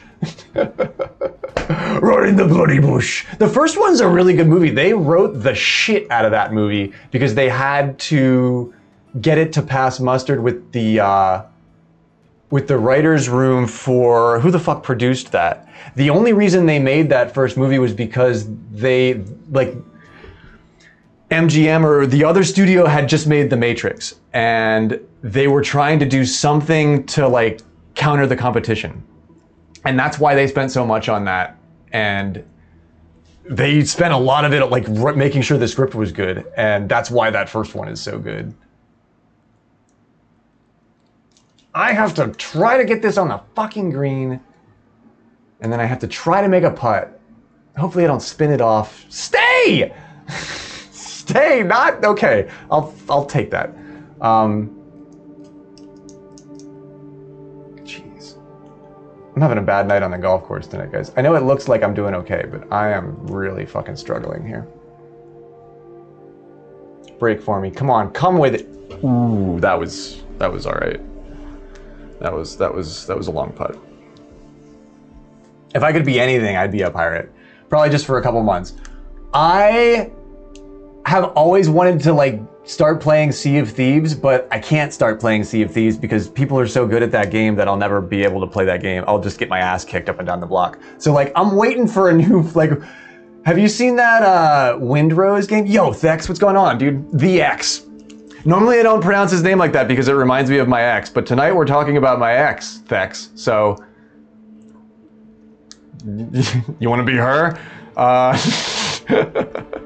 The X. Gonna give it to you. Yeah, have you seen, I've been watching a little bit of Windrose. Is it new enough for us to get into it? I feel like I missed the boat on these pirate games and I just want so badly to like be relevant for a little while. Sea of Thieves was like getting cool right when my life was collapsing and I had like friends that were trying to play that game with me and I just never got into it. Damn, I fucked that rough putt up, shit.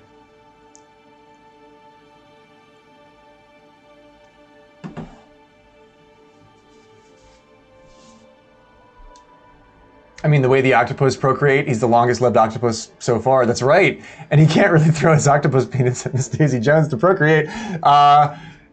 Yeah, right. Because he's a gentleman. He's got a sense of propriety. He's a pirate. He's a pirate man. Please, yeah, we can get another room going. This is Schmitty's room. Me and Vintage Mom, we took the Aztec gold and we accepted the Schmitty invite. So right about now is when, what happens? Like you can't taste food anymore? Like, gosh, that's, when you first like understand that curse, you're like, wow, that's a bad one. Like you can live forever, but you can't taste food anymore. Like, fuck, man, no way. I wouldn't take that deal. I really wouldn't. Yo, sweet dreams, VM. Get some good rest. I'm so glad we got to play golf all night tonight. Yeah, I can get a room going on here. Everything you eat turns to ash in your mouth. Okay, like, but does it nourish you? I guess you don't need nourishment because you're living forever. So that means you're like hungry all the time. That would be the worst. Yeah, they were all pretty gangly. There weren't any. None of Davy Jones's men were overweight. Because you're immortal, yeah. Just read books to distract. Don't they gamble? I think they kill the time by gambling with their life. I'm pretty sure that's the a cold breeze just like came rushing through the window. Oh wow, this is nice. Is it different? Oh, okay, wait, you're right. The Aztec Gold is different than the Davy Jones thing. Those are actually two completely different films. Thank you. You're right. Two completely different fucking things. You know, they weren't actually gonna add the subtitle, The Curse of the Black Pearl, to that movie. The one business guy, like the one like office producer dude, like insisted that they add that subtitle, and everybody disagreed. Like the writers of the script were like, no, it's not that. And that's one of the things that the writers have all come around to say is like, wow, we're really glad we listened to that guy, because he set us up for like, geez, how many of those did they fucking make? Imagine if they were only allowed to make the one. Like, there's like fucking a bunch of, there's some of those that I haven't actually seen, I don't think. The curse from the first movie is what we're referencing. Yeah, that's what I was talking about. The crew sells their time for their lives and become the ship. Yeah, the Davy Jones thing, when they play bullshit with the dice. Yeah, completely different curse. Completely different curse. Arguably a more manageable curse. You know, because if like you can like substitute your soul or convince Davy Jones to like let you, you know, you're good. But the Aztec curse was pretty set. That was pretty set in stone, right? God, I fucking love those movies. Those came out right when I was an impressionable adolescent. Bill Knightley in a range of Pirates Underworld. Underworld, oh yeah. Also, very cool franchise. Yeah, all of those dudes are awesome. They got fucking Keith Richards for the one, didn't they? I forgot about that. Isn't fucking Keith Richards in that movie? God, that's surreal. I forgot about that. God, I gotta watch that again. That's awesome.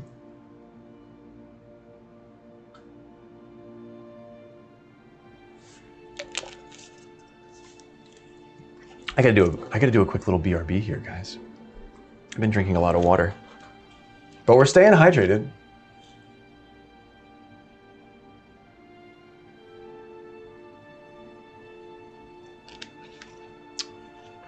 Yo, sleep well, Jonga. I am gonna do a little BRB here, and then I'm gonna come back and figure out what the rest of the night looks like. Keith Richards plays Captain Jack's dad, and he seems bizarrely alert for that film. Yeah, he's real clear-eyed and shit. It's weird. Normally Keith Richards like has trouble finding his voice, you know, because he's like mute from all the drugs he took the night before. Thank you for being here, Morjanga. Thanks for gifting subs and being my friend and being thank you for everything that you do for me. Seriously, we are both pirates in that we're tough to wrangle. So, cheers. Avast. Oi! We found a scimitar last time in Baldur's Gate. I don't know if you recall, I mentioned that. It was a scimitar, but then in parentheses it said R afterwards, so it's a pyro weapon.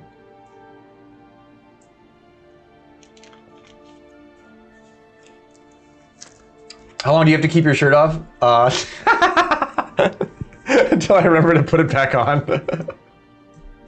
That's right, I forgot. I've been warm tonight, so that like cool rainy breeze that just blew through, like, gosh, that feels really good. Oh man, thanks for being patient with me. If you're waiting to get a game going on here, you want to throw down on an 18 with me's? I'll get a room going. If you can rustle up some competitors, we'll get this thing flying. VX. Password? No password. Me's? Definitely me's. Champ T's.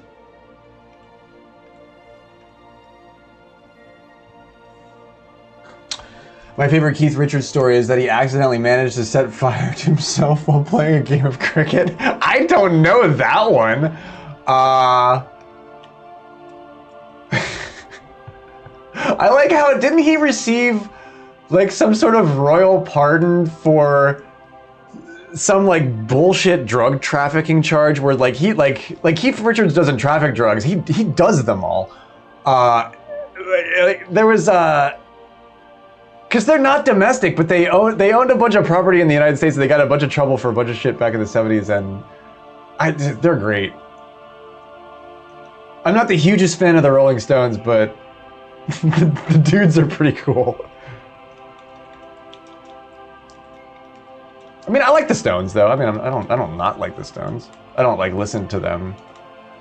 I don't reach for the material, but maybe I should.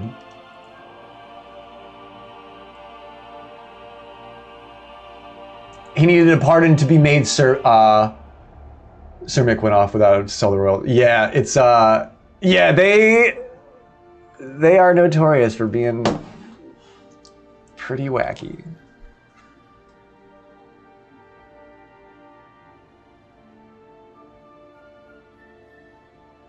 Is that what happened? He had to like, oh, didn't they have to do like a charity concert or something for him? Yeah, I know what you mean now. Yeah, people said he sold out. But he didn't. He was facing like time, I think. I think he was like, oh yeah, I'll play the guitar if you don't fucking arrest me and take all my drugs.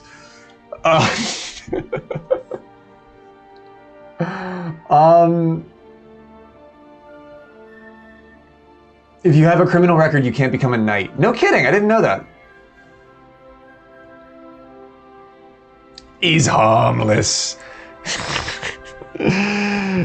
So he's now Sir Keith Richards? No kidding. That's awesome. That's so badass, dude.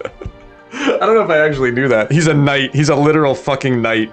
He is immortal. He's gonna live forever.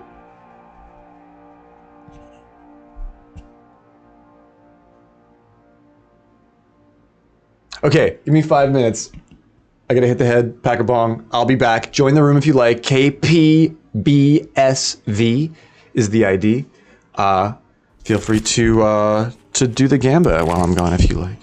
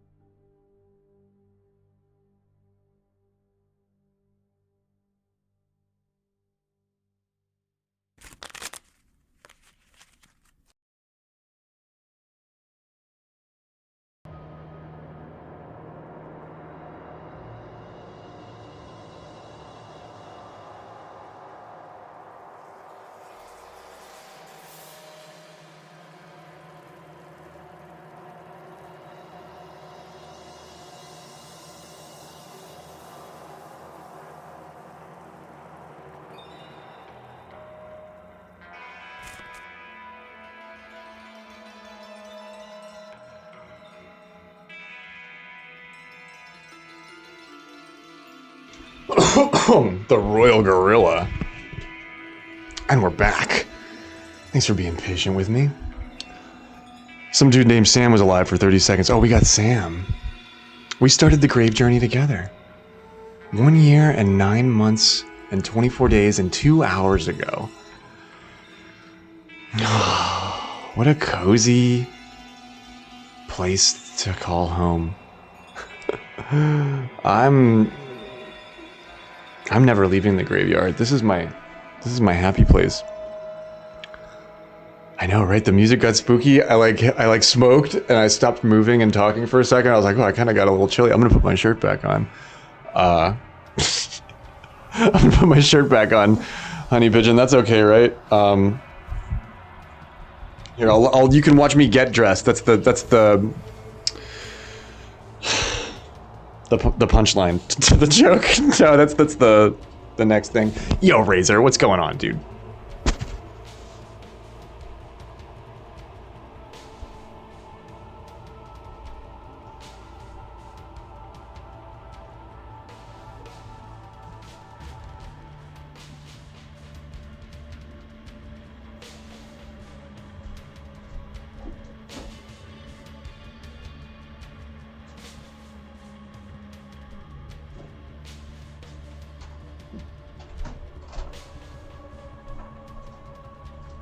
I'm changing my shirt.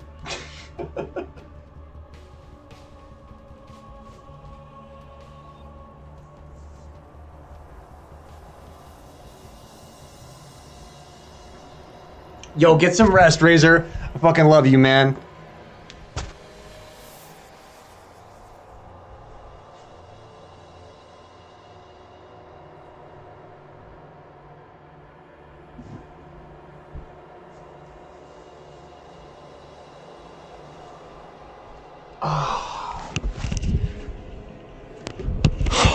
Feeling fresh.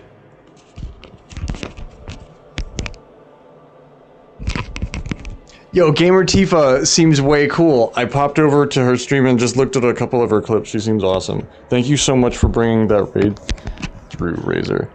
That was so cool of you. I'm gonna run it because I don't want to keep Sam waiting.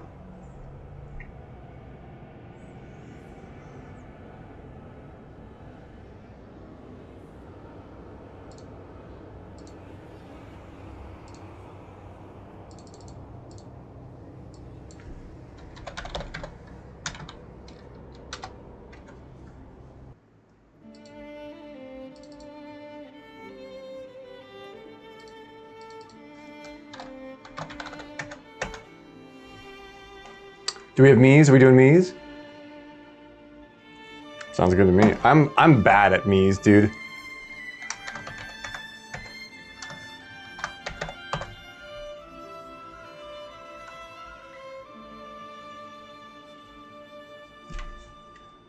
He's gonna play Bowser. Okay.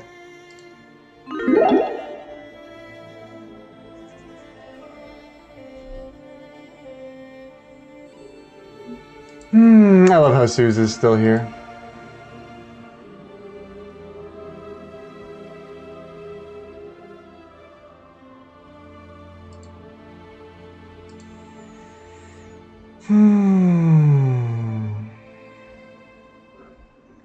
Is it? Oh, I'm running the room. Let's do Ridge Rock. Where haven't we seen yet? We haven't played a full Ridge Rock tonight.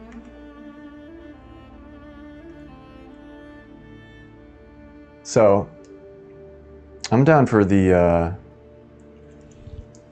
old River Biscuit. My rookie course has exactly 999 plays. Nice. Does it cap out at that?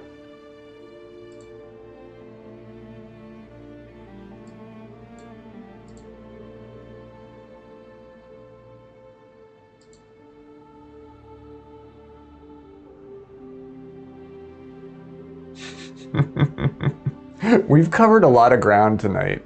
I gotta tell you, it feels kind of cool. You guys have learned more about me tonight than that ever really usually happens.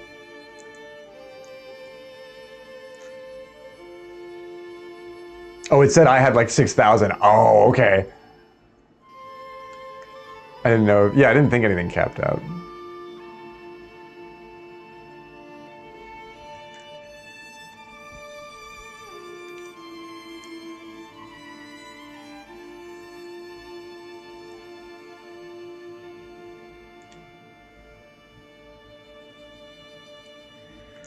This is the one that you have to be so careful on. This pin.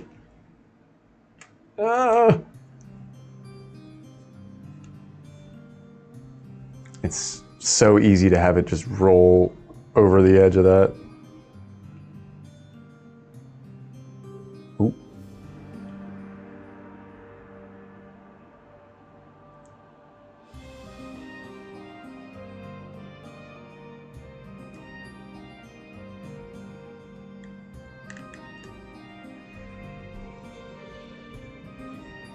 So how's life? Oh man.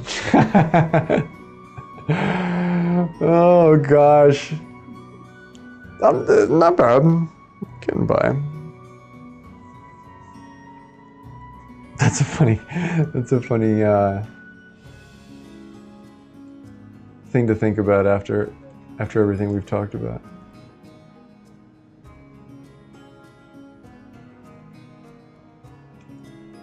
Haircut, nails done. Let's go, lady. Honey Pigeon's gonna be looking fly.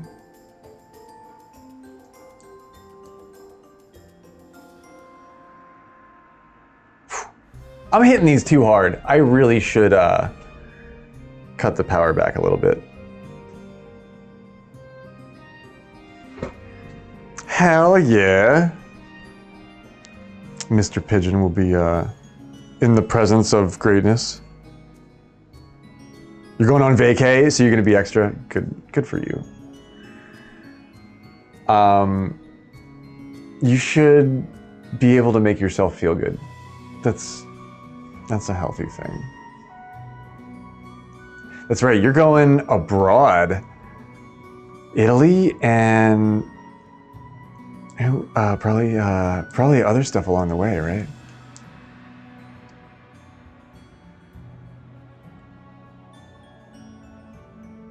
I'm gonna be right behind this giant rock. Shit. Huh.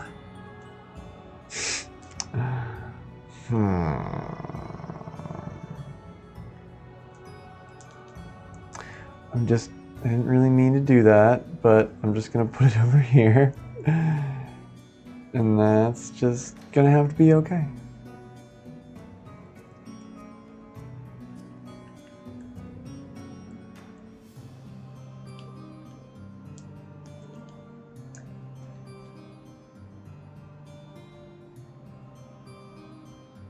Whew. It is so nice to meet you as well, Tabs. Please, yeah, get some sleep. Take care of yourself.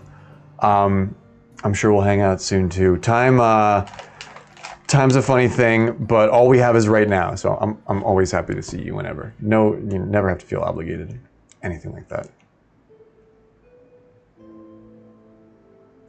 We spun that. We flushed the toilet the other way for Tabs.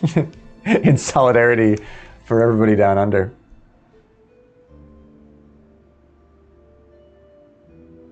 Yeah, I'll have to get you in here when Witty is playing. Him and his wife are from down there, and they play often.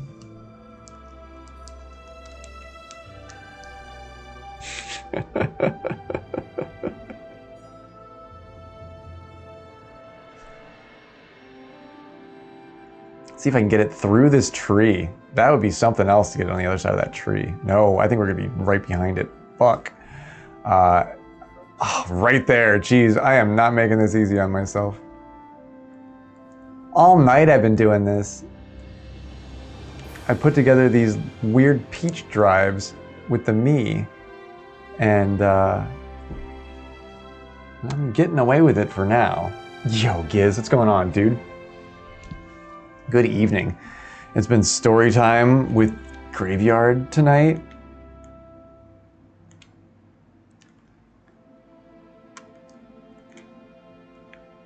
I don't know what our next subject is. Wow, I can't believe I rough putted that.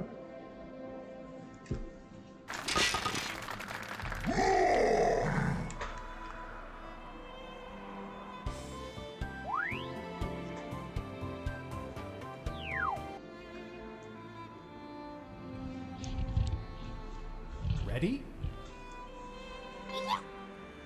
All we have is right now. I'm usually pretty good at repeating myself a lot, but with the stories, geez, it might be worth it to listen to them. It's hard to learn about, I don't know. I learn the most about people, through their stories or through their writing. The writer always reveals more of themselves than they intend. The storyteller always reveals more than they probably intend to. Let's see if we can roll this thing in just a little early. Giz is driving home. Word, dude. I hope the drive is safe, man. Nice on. Birdie. I made stuffed peppers tonight. I think I have one Oreo left. I'm gonna eat the lucky Oreo for Giz. No, I have two! Lucky Oreo for Giz.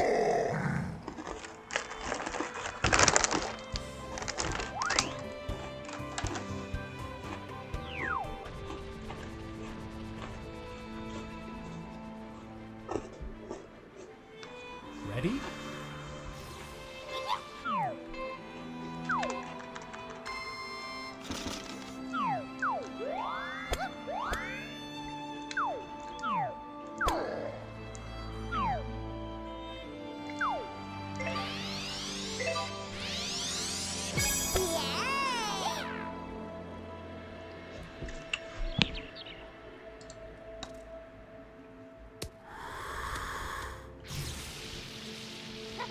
Nice on. Birdie.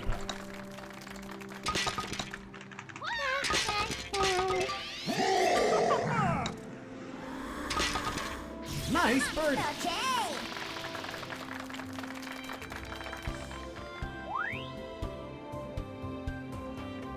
I do kind of want to check out that Windrose game, though. That looks like it might be fun.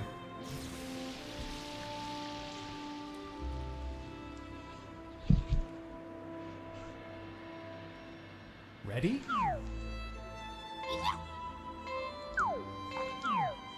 Man, can I cross that gap with the me?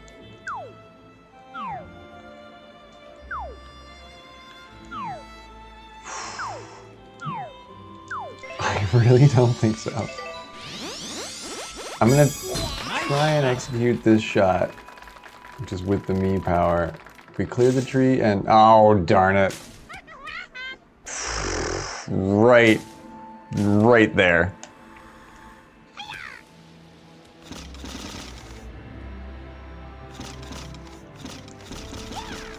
Probably really just need to think about figuring this out with the driver, just because of the push.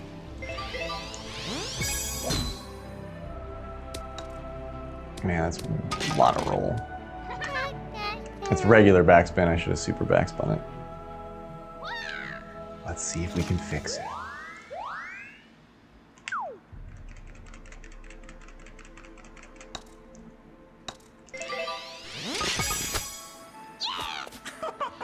There we go. Not chipping. Still got it.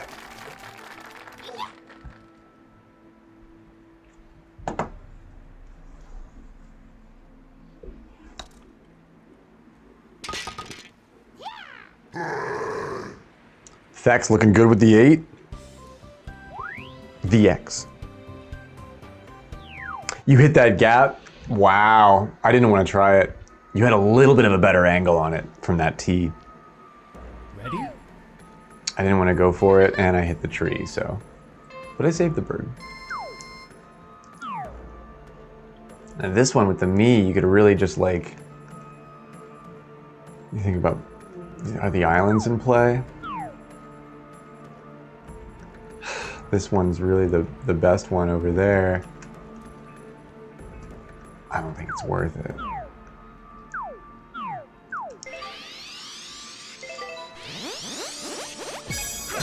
Nice shot.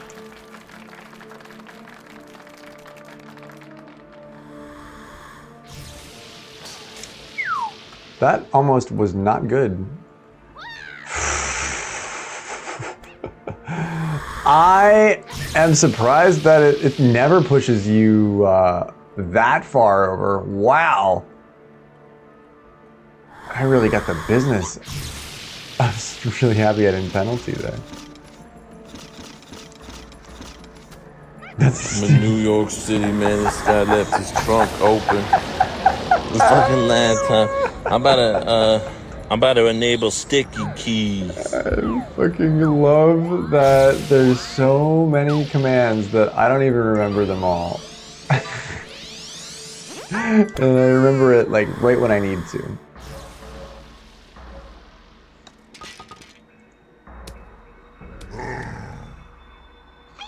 Great.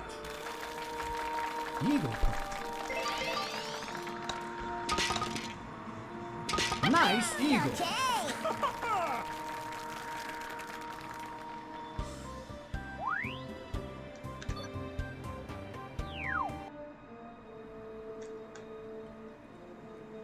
18 holes with Sam. The X with the first bet. 3 minutes left on the pred.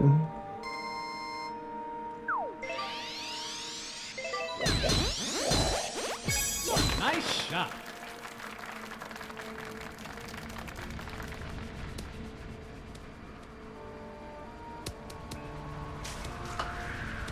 Oh, denied by number 2. Oh no, not the old number 2 denial. Don't want that to happen to you.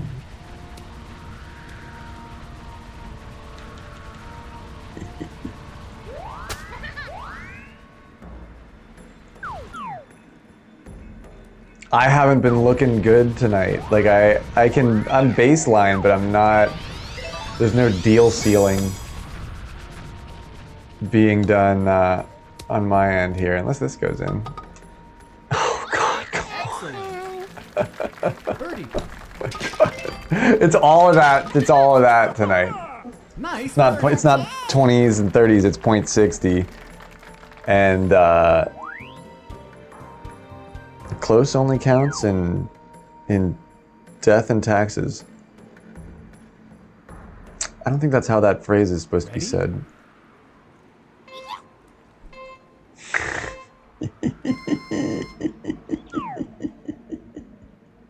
He's winning. You're winning. It's open market. Yo, B7, what's going on? It's so good to see you. Happy May, happy spring. Thank you for the raid. Welcome in, raiders.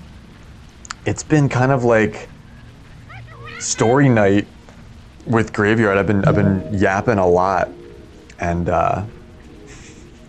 just BSing my way across the golf course all night. I'm sort of playing mediocre golf, but we've told some fun stories. I hope you had a great night. How was stream? What were you doing? What were you streaming? What were you playing?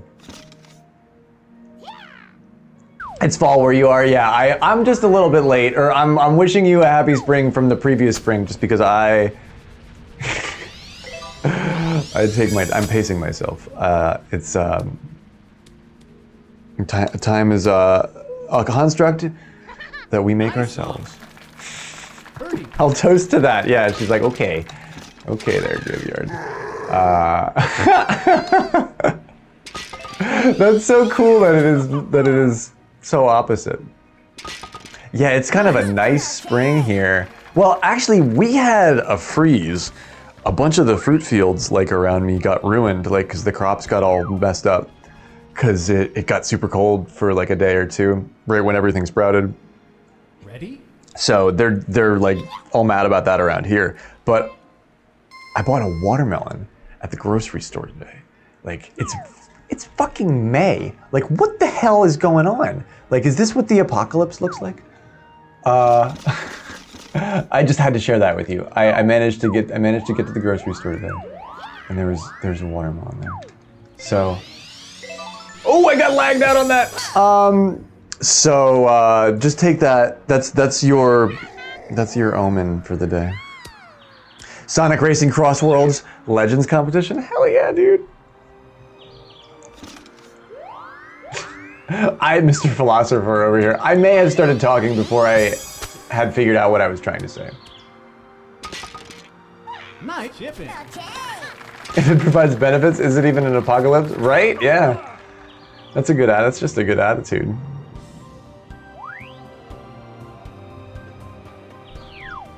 I just think it's a little early in the season for watermelon, but what do I know? Ready? I'm not the one. I'm not growing it. It might have been like a real boomer year for watermelon. Make of that what you will. This is insider knowledge. This is ear to the ground knowledge. B7 is like graveyard. Are you high? What the fuck are you talking about?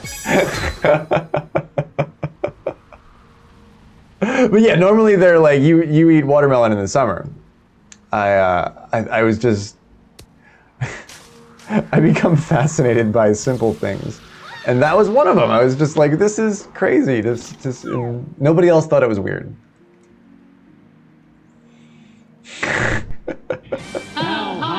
A little bit, not always.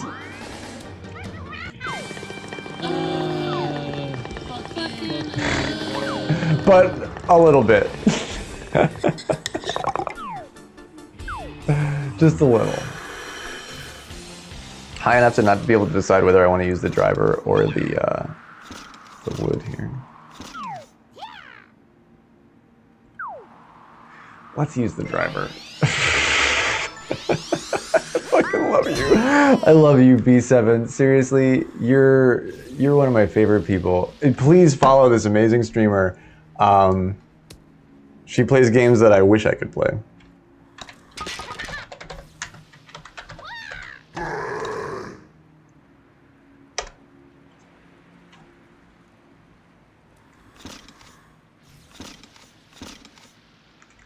I'm playing my Dungeons and Dragons music tonight, so it's like it's all quiet and spooky in here.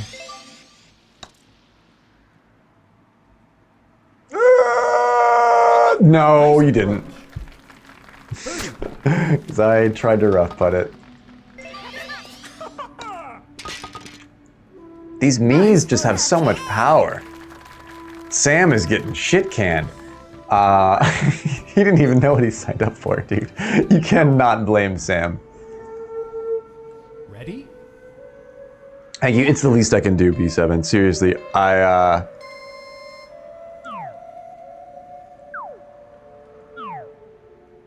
been talking about a lot of like the crazy life experience stuff that you get by just going through all kinds of stuff in life, but I am really fortunate that I get to make the acquaintance of like intelligent, decent folks like yourself.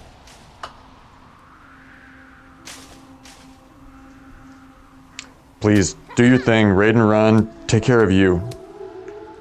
I am Graveyard. If we just met, if you're raiding in. It's a wonderful world out there, right? Everything's on fire. Let's chill out. Let's hang out in the graveyard. Nice approach. Birdie putt. Oh, tell him, Internet Man wishes them a happy birthday too. All right, Thex. Nice. Tied it up.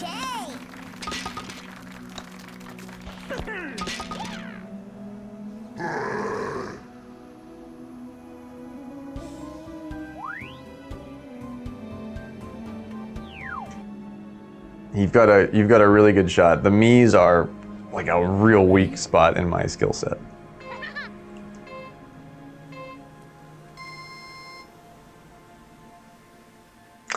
No way, Frank. Frank sometimes streams on her channel, right? I swear I've popped into Fido's stream and it's like, I think it's Frank.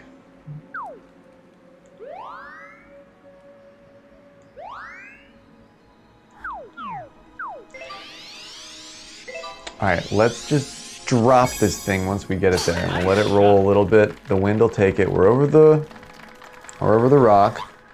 Are we timed up? No, don't hit the blowhorn. Yeah, baby, okay, all right, we're on the green. Dex is not gonna let me sleep on this. He's got a nice putt. That's where you wanna be too, dude, look at that.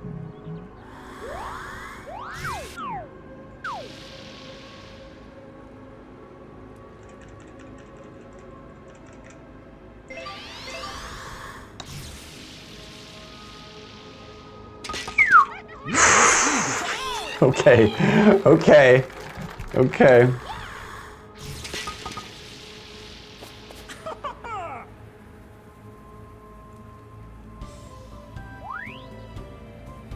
Let's see if I can hold on to this.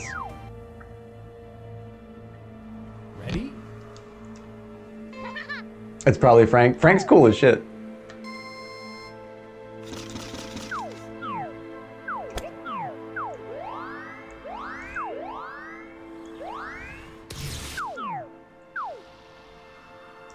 Five yards down through the blowhorn across the wind. Give it the old rub-a-dub-dub. 3 wigglers in a tub. That would be 1 wiggly bubble bath. Nice on. Birdie putt.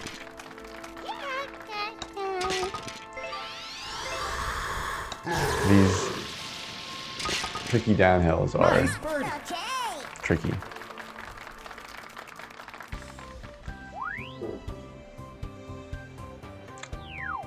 I'm gonna eat my last Oreo. These have been really, really good. Recommend. I think they just came out. The Reese's Peanut Butter Cup Oreo is kind of hitting my fix.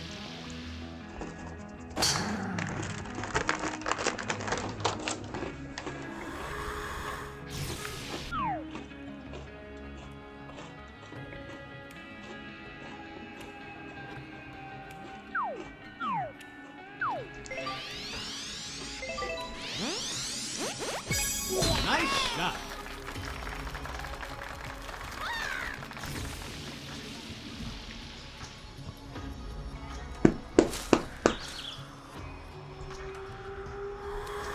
Okay, we made it up.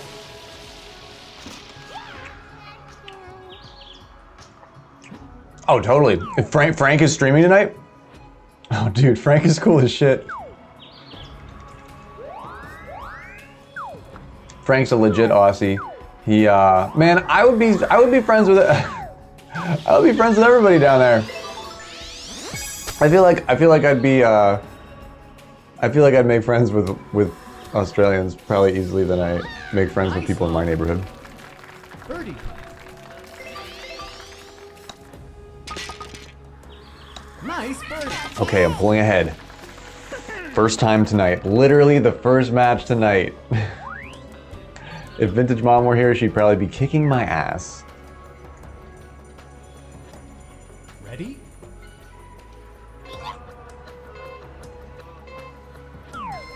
17. This is where it all falls apart. Can you believe it? We're already on 17. Where does the time go?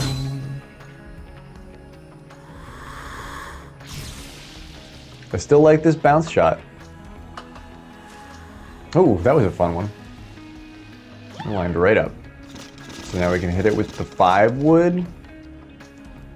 I'd rather hit, yeah, that's probably gonna work. It's golf. We're golfing, baby. Here we go. Time it from the blowhorn. Living for the city. Up, right shift, over the boulder, onto the green, past the X. Believe it or not, I haven't been on the game in like a week. Sometimes I feel like that's when you play your best. You come in cold and you're just like all reflex. Especially with something so crazy as the me. Like the power that you have, like look at that, it's a nice putt, dude. That's a fucking hell of a putt. That was a nice putt. I gotta say, that's not easy to do it there either. You really gotta get that just right. Eek. That might work. There we go.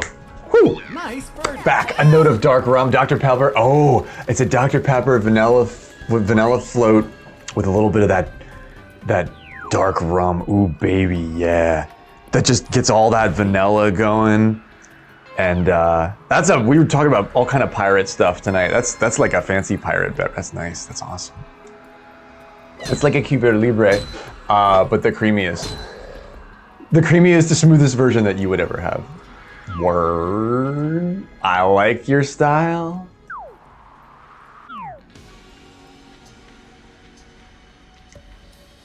Yeah, something like that would take that real, like, rich, that dark rum that kind of can give you a headache sometimes. Depending on what you're drinking it with. Nice shot. And depending on your chemistry, man. Some people get a headache from that stuff, some people don't. Oh my gosh, wow. What a bonk. What a bonk.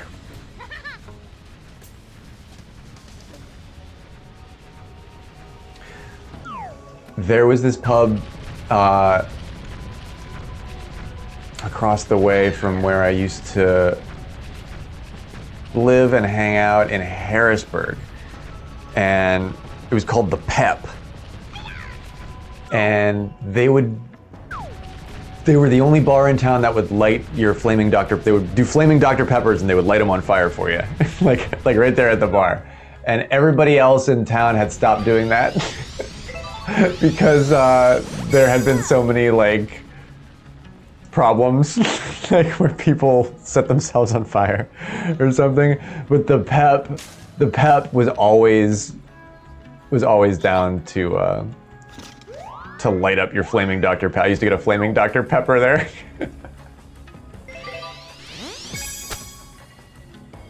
Is that why? Okay, so I'm seeing I think it's that, oh, I'm right there, oh my God, no! That Windrose game just came out. I think that's why there's a lot of people streaming pirate stuff right now. Nice birdie. A flaming Dr. Pepper is, geez, what is in it? What is in a flaming Dr. Pepper?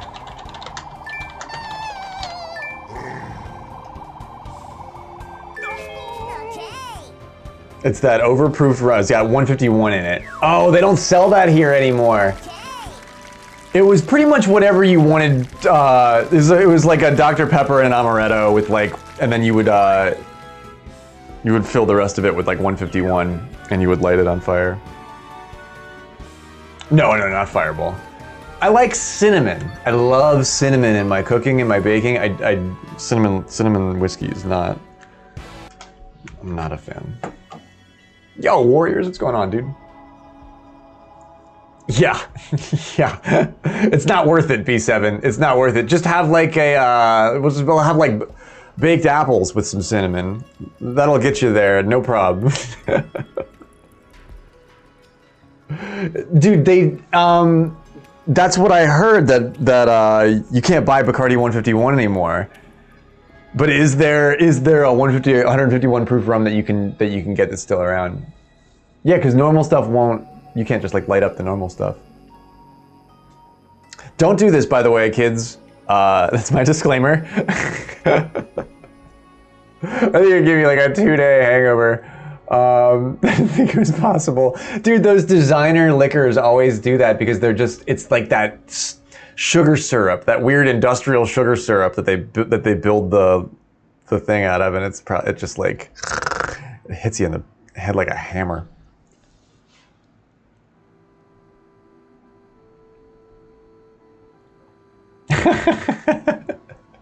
Well, okay, so that I won by 1, right?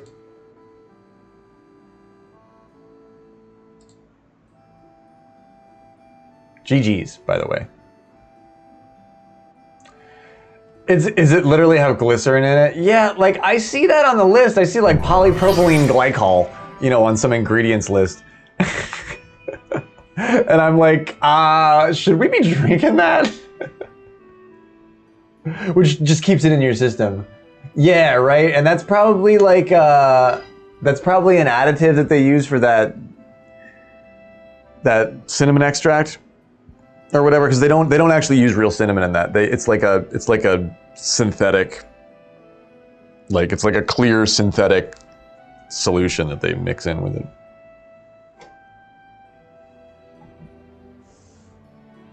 And so it's smoother. Yeah, right. So it fills and it like it, you can shoot it. I don't really drink these days, but I definitely had we're talking about a lot of these experiences tonight.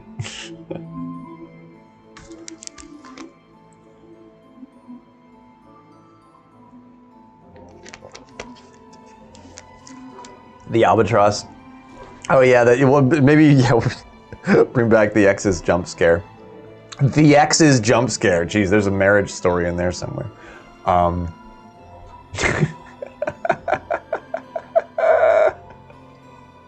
He was the last one to ever use it. So he's got that.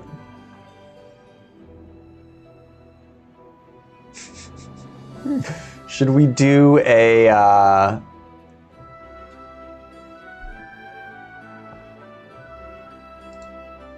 like a ranked match? Oh my god, are we gonna get into Magic the Gathering with NBH?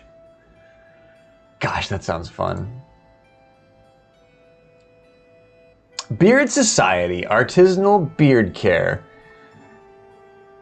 I used beard oil like once, and I didn't actually like the effect that it had on my beard. Like, I don't know if other people are drier or if I'm just greasy just by nature, but I found that it made me a little bit oily and kind of slimy. And I feel like I'm slimy enough on my own, but maybe I'm wrong. Maybe it's it's like a mode of preference for the beard or the bearder or the beardee. Kids made it home safe. Beautiful. Beautiful. I'll toast to that. Thumbs up.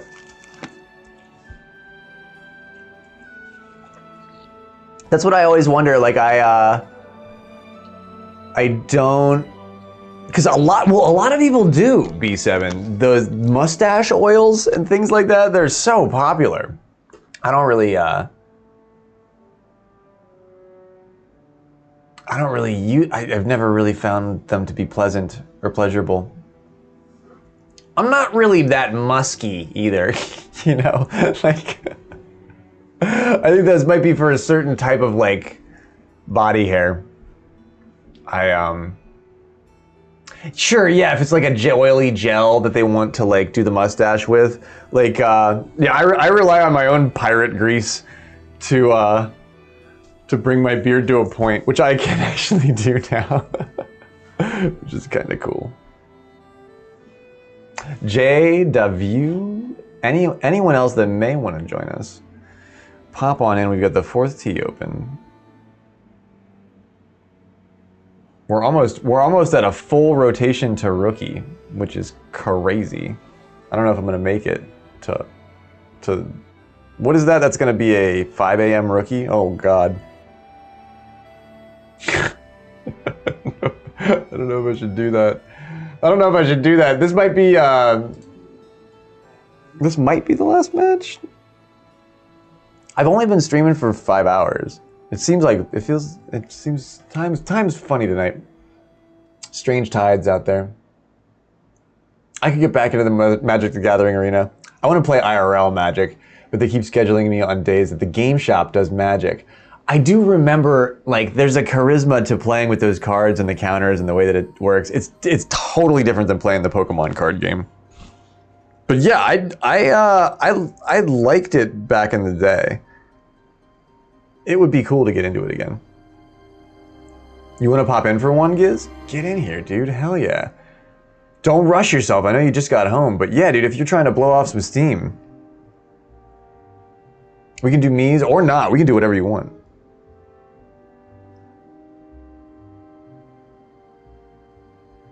Visions of shirtless grave dancing in your head. Yeah, sugar plum fairies and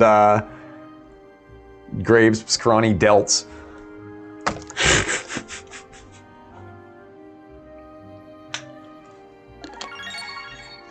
Oh dang! By the way, oh damn. Thank you so much, B7, for the 41 months. That's a hell of an anniversary. Yo, that is so cool of you. Thank you, B7. That goes so far with me. I am so glad we're friends. Thank you from the bottom of my heart. I'm glad that I brighten your world. I'm glad that I can't say thank you enough. I really like. I'm out here 4 years doing my goofy shit. Just doing the thing. It astounds me. It is truly breathtaking, the work of art that we've like created in everything that we. Why does that guy keep popping up right in my mouth? It's weird. There's all of a sudden there's a guy there, but no, it's like it's the coolest thing that I've ever done. It's the coolest creative social project that I've ever embarked upon. So I'm really glad that we're friends.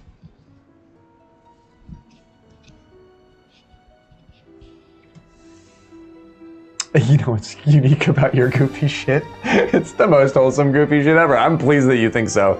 I'm so happy that it comes off like that. If I think too hard about it, I'm just like, what am I doing?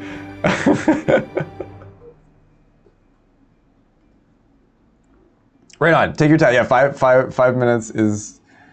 Well, we'll keep Jay here, and I have the Twitch tag in the thing, so maybe he's listening and he knows. We're just gonna get in 5 minutes for gives. He's got to take a leak. The man's been on shift for probably like fucking 12 hours. But B7 hasn't streamed in like a year and a half. Health issues, life complications, and all sorts of things. I noticed that your background changed. Did you move or just reset up the stream somewhere? I am bummed to hear that you're having health issues. I'm thankful for clean air on the days that I get it, you know what I mean? And well, I suppose people trying to beat me up is a different type of health issue, but I guess I can identify like with that. Is this the StarCraft 2 music? Oh, I love StarCraft 2.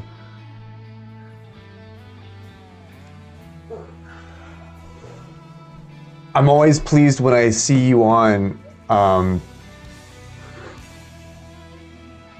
B7 does such interesting things. She flies planes. She'll drive a train sometimes. Nothing serious. On a medication to fix some hormonal issues, and it messed with you a bit initially. Right on. Yeah, that's a crazy balance, man. And the moon has been like powerful lately. Like people have been getting pleased and getting unpleased. What is that cat doing behind that? Oh, okay. I thought I saw something different there.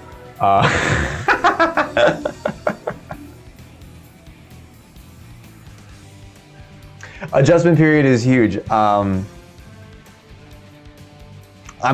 glad that you're finding balance. I feel the impact of the world on me so much, and I sometimes really do struggle with it too. And I'm not diagnosed or on any medication, so I can only imagine what they would tell me if I told them what was in my head. So if you take steps to balance that equation, good for you. Seriously, we only have ourselves to do that with. So if you take the time to make yourself better, you're doing more than most. So good for you. Good on you. The world is on fire. Yeah, exactly. That's why I keep up. That's not why I keep up here, but I feel like it's a good thing that I do everything that I do because the world is on fire, and somehow I find myself like, right here. But yeah, I don't have answers, and I don't have I was writing songs about this when I was like a little kid, and the shit hasn't gotten any better. Growing up where you came from with PTSD, you know what it's like to deal with that issues. Yeah, right. We're strong. We're stronger for it, B7. Don't let them tell you we're not. We're fucking stronger for it. Like, I know we're capable of so much, but it takes its toll. I was talking about my divorce a bunch tonight on stream. That's crazy. I never talk about that shit. But it takes its toll, and you think, you know, maybe when you're like in a different place mentally or something like that, you think that it's not a big deal. You think that you can handle it, or that it's not making an impact on you, or that it's just, you know, it's no big deal. But then you look inward, you know, then or later on in life, and you realize that it actually kind of does have an effect. Yeah, like you can white knuckle a lot. I mean, we all have, let's face it. But the train pulls into the station eventually.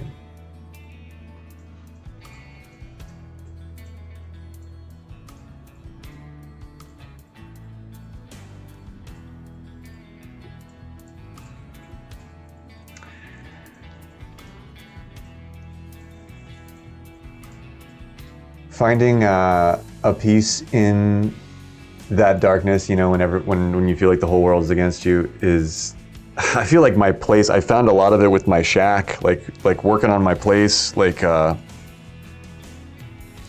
trying to give myself just a clean place to sleep. It was such an effort for so long that it really made a dent in my like I feel like I'm a simpler man than I used to be. Giz is here, let's fucking go. That's what she said.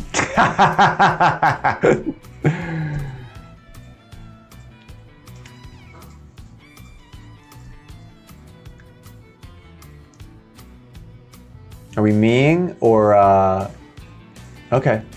Yeah. If we're not meing, I'll hit the peach.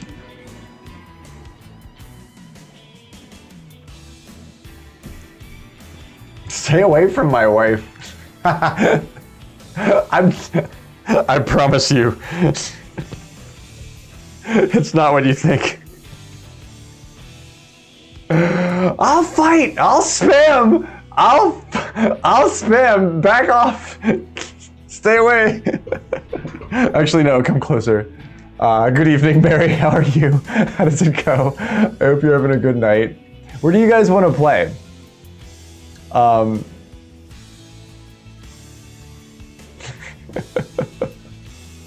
You started playing Overwatch again? Oh, word. And Honey Pigeon's playing Baldur's Gate. It's a new era in the world. Oh man, B7. Speaking of commitments to games, we entered the 15th month of Baldur's Gate recently. So I just wanted to tell you that. Talking about commitment to yourself and to the universe. Highlands? I don't know if I want to put you guys through that. Dunes? Have we played Dunes tonight? We haven't played Dunes tonight.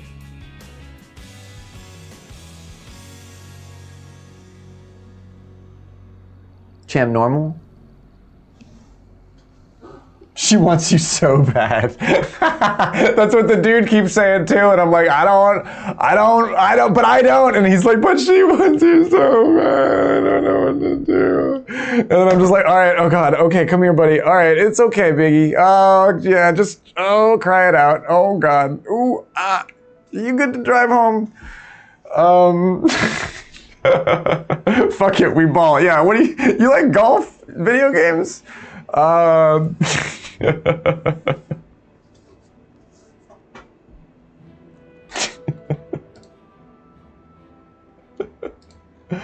That's what I'm going to, that's how I'm gonna try to do it next time. But there's not gonna be a next time because nobody's gonna show up and try to beat my ass because I'm fucking with their wife, because I'm not doing that. and because they're mistaken, and they got to know that.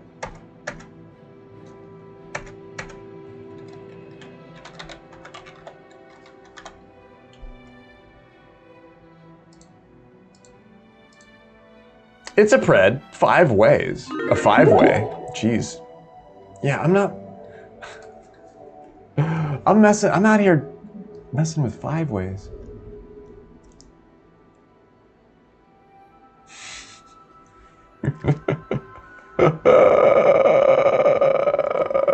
Yeah, maybe I should be a little bit more aware of like my surroundings.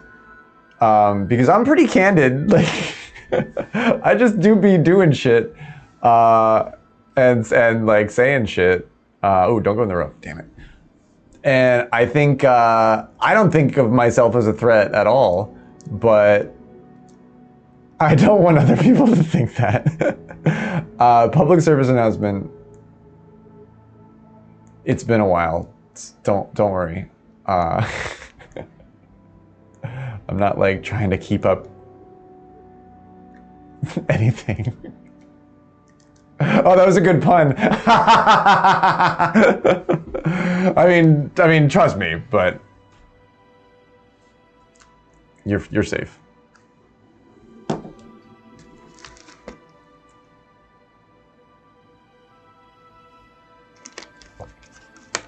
Did you put down a 0.2 for the birdie? Matthew Mercer. The Roll20 guy? Oh my god. The DM?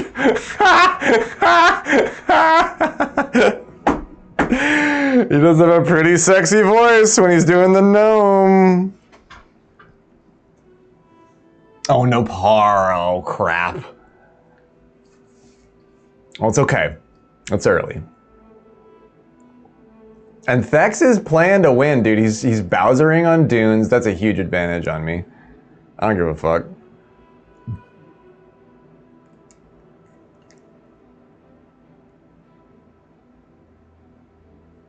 I'm leaning downhill.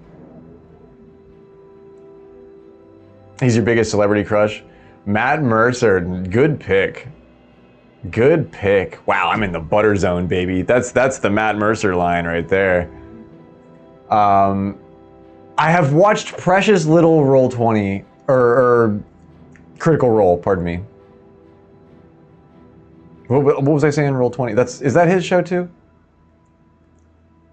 He's Critical Role. I knew that. I just said it wrong.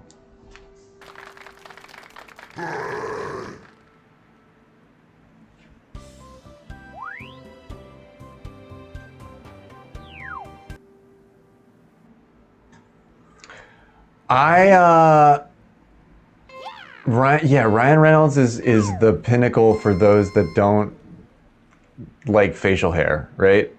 Because he's real like shiny. Are you going over here? Yeah, dude. Yeah, dude. This guy balls. Look, he's doing it. Yeah, Jay. Who's Jay? Is he in the server? I'm going with it, dude. He knows what he's doing. That's a very specific shot. He actually has the win for it. I really almost touched the tree there. That was way too close for comfort. He might be in this server. I didn't recognize his name right away, but ooh, he played that a little bit light. But you don't have a great margin for it here.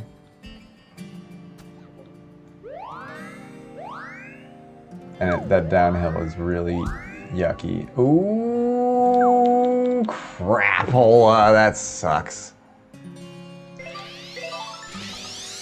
All right, that wind is gonna go with it. I'm a little long here. But I just didn't want to be in the situation he was in. Nice on. Birdie putt.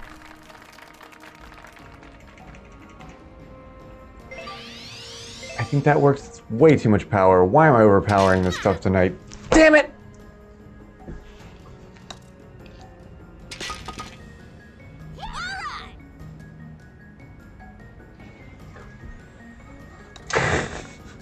That one stings a little bit. Watch, he's gonna make this. Oh God! Oh, I should have actually waited to see if he was. You went the sand way? Man, we all got close. That was a good, oh nice, he picks it up. Look at his big foot slipping over the edge. Careful, Bowser. Careful, my man, seriously. We do not want, nobody can fish you out. Like, you weigh more than any of us can fucking lift. If you fall down that cliff face, we're gonna use a helicopter or a dredge.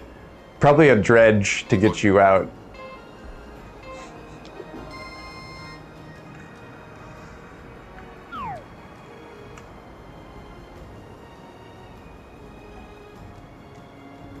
Oh, this you have the wind to get on there. He might be trying to take advantage of that. No, in the sand.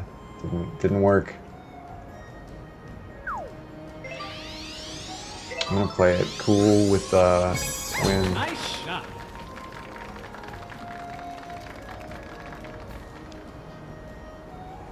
Oh man, well how are you, Mariposa? I hope your wife is good too, but I don't want to, I want to be careful about how I phrase that. I want her to know that I'm more interested in you. Is that calms things down, right?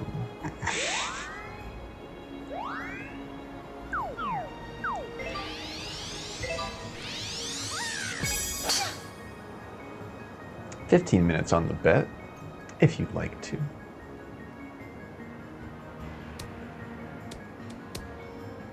Man. You don't want him coming to your door like the other guy. That motherfucker won't knock on the door. He like honks his horn in the street. Like a bitch.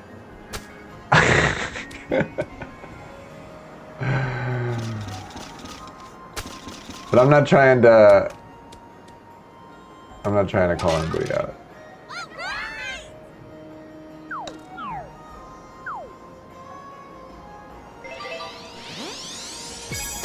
That might not work. Oh man, that didn't work. Birdie putt. The one time topspin works for you. Yeah, right? This is the sandstorm too. Nice. Oh man, Jay is feeling good about this. He's like, oh my gosh, I caught him when they're all like drinking and swapping stories and shit. I've been smoking some weed tonight, but I just lost the game. Not with how I've been playing tonight. Ready? Oh geez, he did throw 3 away. Jeez, oh yay. Oh, that's what he took to get out of the sand there? Fuck, bro. Oh shit, I'm sorry. Sorry about that. Nice shot.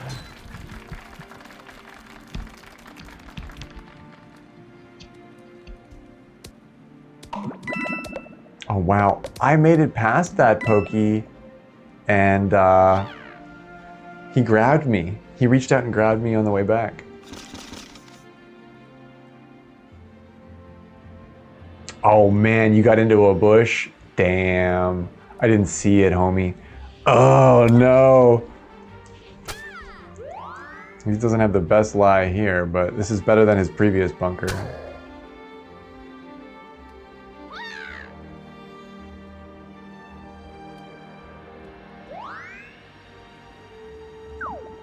You can get 3 back on me tonight. I am that gettable, not the tumbleweed. Oh, nice, look at you.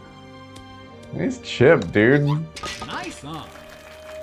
Birdie putt. Jay's gonna give it to you. I'm gonna hold out for Giz here.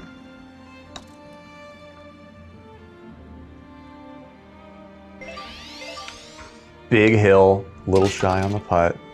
Nice birdie. Slow start for everybody here. I'll take the lead, but not by much.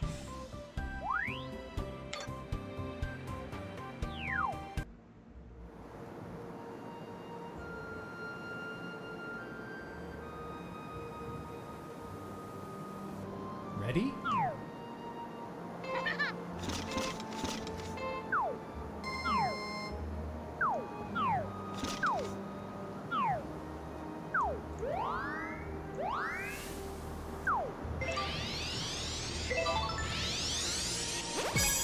Nice shot.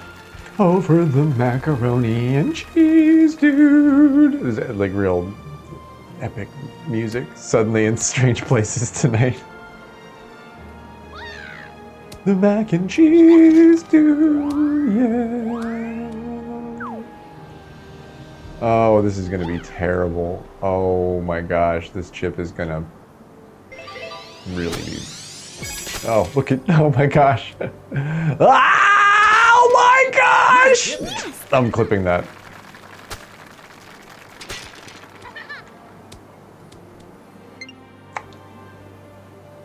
That was 16-mile-an-hour crosswind.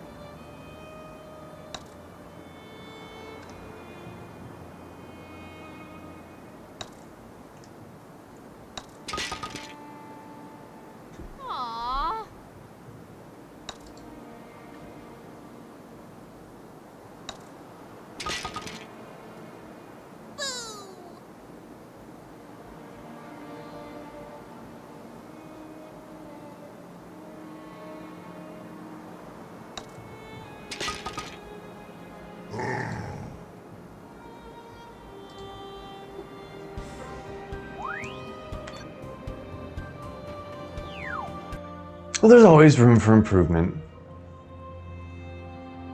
I do have a par.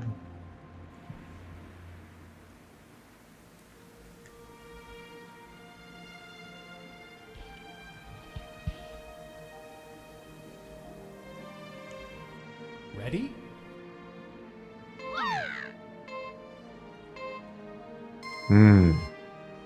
Okay.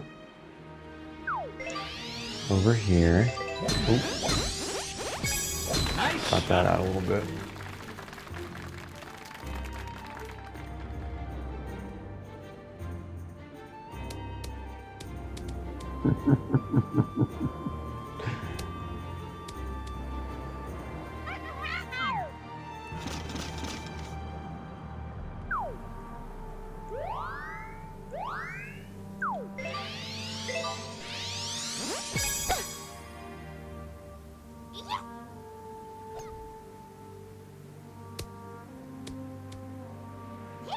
Nice on.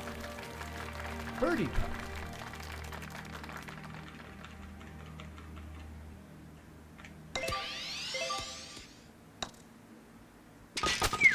I Nice thought I missed birdie. that.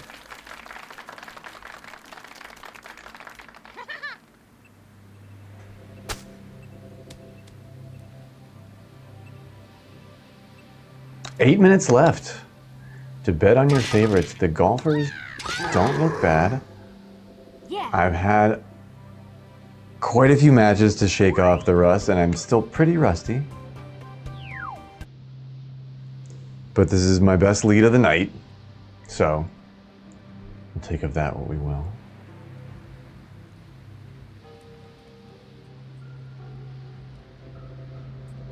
The bad pin. Oh, yay. Ready? It wouldn't be worth it yet. Yeah. The betting has been kind of light tonight. Lot heavy interactive night, but not a high gravestone night. Which is interesting because sometimes when it's a quieter night, sometimes there's like huge fish betting, and it's just, you know, they're not talking. But no, tonight's been so chill. There it is. He goes 22. 22K on me. Somebody else, geez, somebody put one on that. It wouldn't even be like that big of a risk. You could just do it. Somebody thinks I'm gonna win. I mean, I think I'm gonna win. Come on, drop it. Yeah, initiate the roll. Come on, bring it in, baby. It's not gonna drop. It's so close. Oh my gosh. Excellent. I can't believe I can execute like that. That is so cool to be able to do that shot like that. That's exactly what I intended to do. When you're off by this much on a shot like that, it's kind of RNG, you know what I mean? Nice birdie. I'd say who's your runner up here? Jay DeView. Close second. Not close at this point, but could be close if I start fucking up. Ready?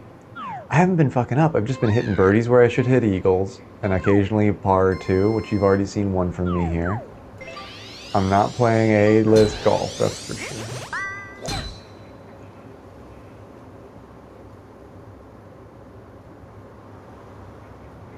And I am in the sand, like big time. I could be pushing, but I am not. I guess this could be worse. It's a sandstorm with 20-mile-an-hour wind to boot. The visibility is dirt. Oh no, Jay did it too. Oh Jay, how'd you do it too? Oh geez, look, the girls, the Sandy ladies. Sandy lady.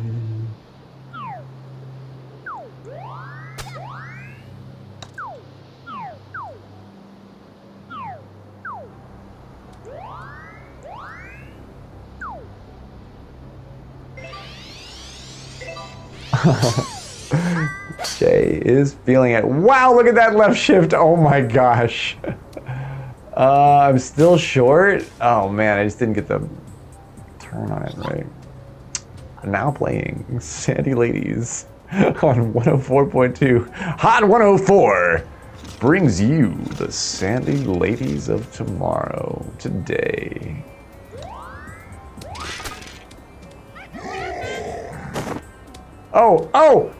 Oh my gosh, Jay. The sound of tomorrow, the music of today, Jay DeView. DJ Jay DeView. That sounds like a French house DJ.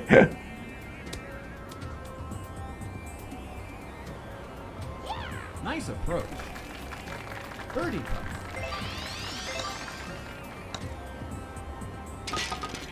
Nice birdie. I'm giving you the opportunities, definitely.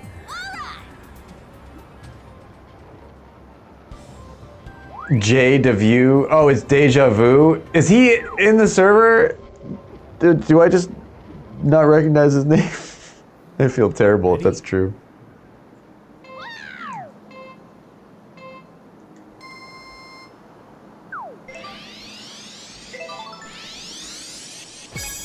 Nice shot.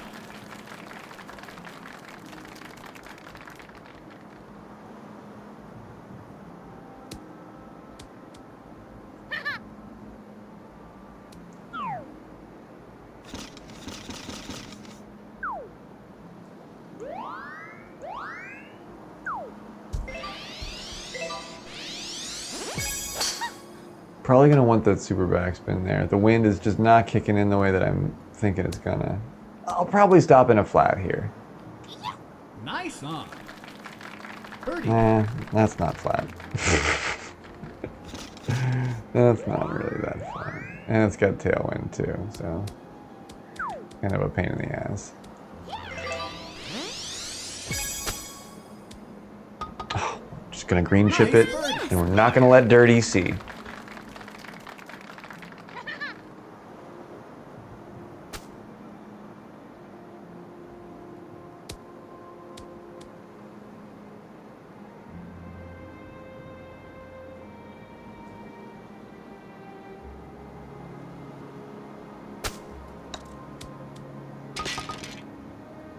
Yeah.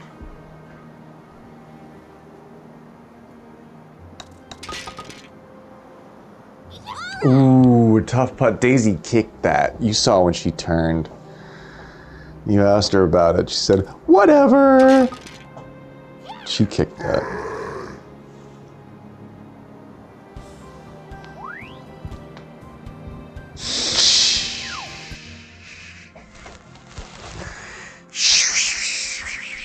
Ready? Dude, I've been doing it all night. You can't hold yourself accountable. The way that this game is for us is like, if you can actually focus in and do everything the same exact right way for 18 holes in a row, like you're almost guaranteed to win. But What I just described is incredibly difficult. Nice on. Birdie putt.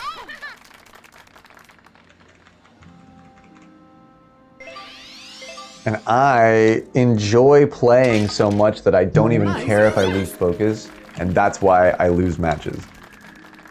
Because I just play just to play, and I don't focus.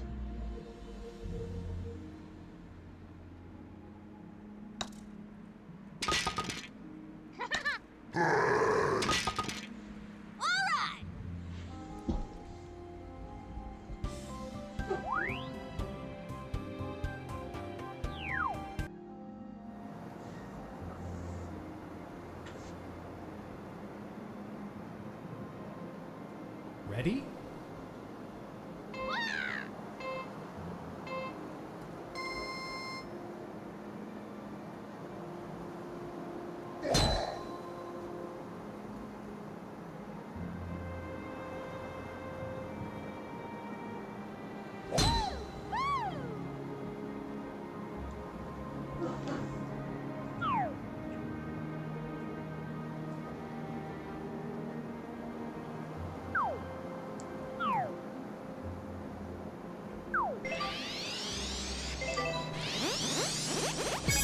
Oop, might be a mistake to attempt this.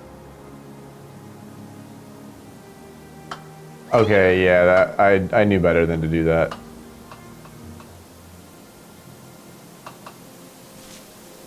Oh, that's the worst. Okay, so I never do this. But I know what happens when you don't do that. And I shouldn't have attempted that. But I did. And now we have to pay the price? Nice shot.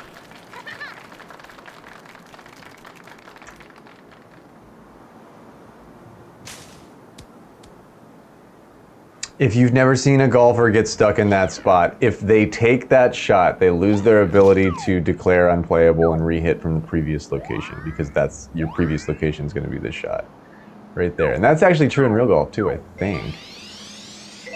But there is actually no way to get out of that particular spot. I think that spot is like kind of bugged actually. If you showed that to the devs, I wonder if they'd tell you like, yep, that was intentional. Because I've tried to get out of there so many times and you just can't do it. This is a terrible spot.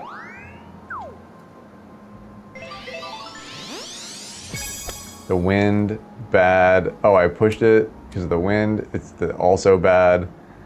Now we're gonna take the same putt that Giz took. Bad. Bad.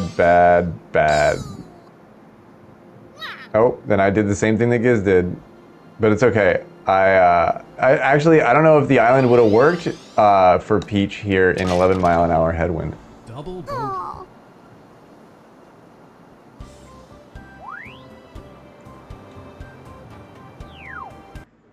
And everybody's probably wishing they put like one gravestone on somebody else. Ready? Against 22K. I can only advertise the bet so much.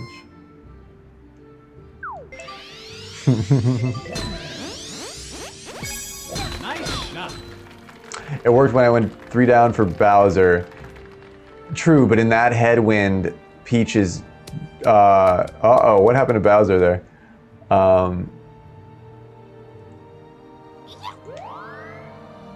Oh, nope, that's Daisy.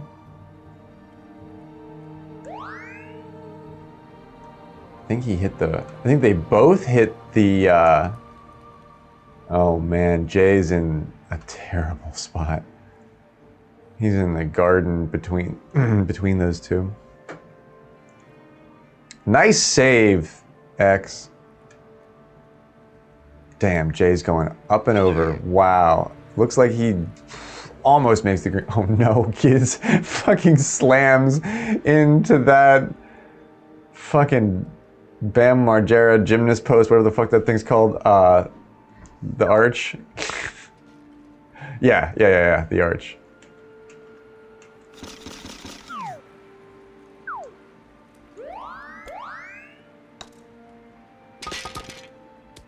Yeah.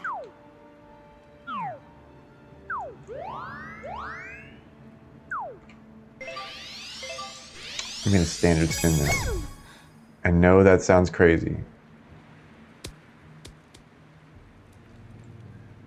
They call me crazy all the time though. Not chipping. And I'm still standing better than ever did. That was a fucking cool shot, man.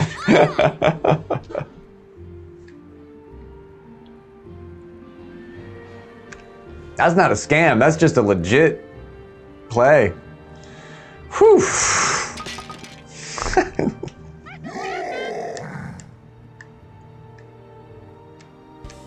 Wow. Way to follow up a double bogey.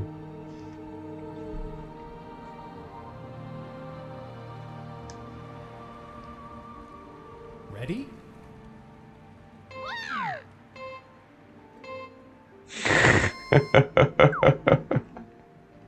Any other day that wouldn't have worked, Thex, but that's the days that we play this game are not any other days.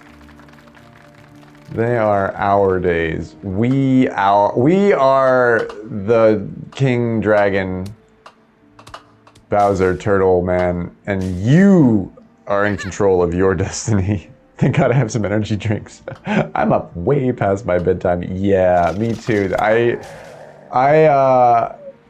Sometimes I just catch such a tailwind with you guys, just conversationally, that I get so into what we're doing. But yeah, I think this is my last match. I'm positive this is my last match. It's a little late. But it's Saturday night. I've got nothing going on tomorrow. Bangarang. It's one more Saturday night, and I'm glad I keep you up past your bedtime.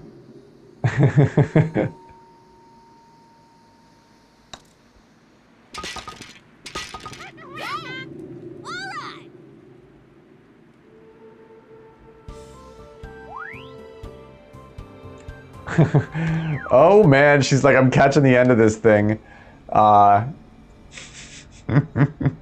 Ready? Healthy. Well, I guess we're. I don't know what my normal time that I stream for is. Like sometimes I stream for 4 hours and I'm like, oh, I can do another 4 hours, like no problem. And sometimes I'm like beat at, oh, that's so bad. I'm just gonna shape that so down. I'm just talking and I'm yapping and I'm not even listening to what I'm doing here.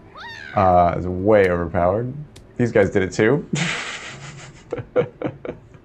I was here first, I'm committed, right? Yeah, this is our night. This is our Saturday night together, right? Like, come on. I wouldn't want to be anywhere else. Please don't let me ruin your work schedule. I knew I wasn't gonna make that putt. Nice, Jay. Nice. This ain't over till it's over. Okay.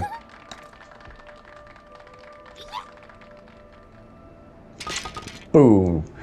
Yeah. This ain't over till it's over. 15. We're right outside of the gauntlet. Right, heading into the gauntlet right freaking now, dude.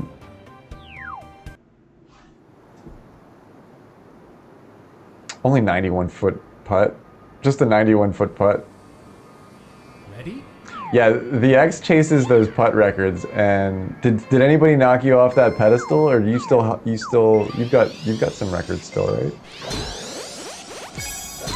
Oh, it's getting spooky in here. I need to start playing safe and hold this game together, or I'm gonna lose somebody 21 fucking thousand gravestones.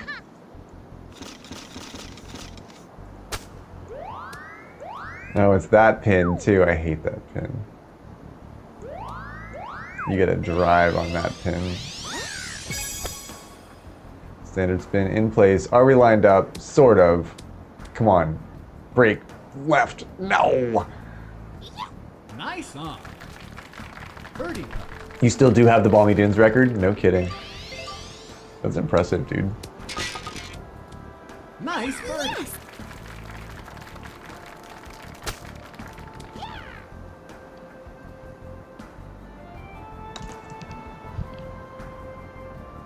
Oh, he was lined up too. That hill, I hate that hill. You gotta drive up that hill. You gotta put it in four-wheel drive before you start going up that hill. I'm just playing to play. Bro, I love that. I've been doing that all night. People, actually, you know what? I think we are the only ones that make ourselves feel bad for that, you know? Just play to play.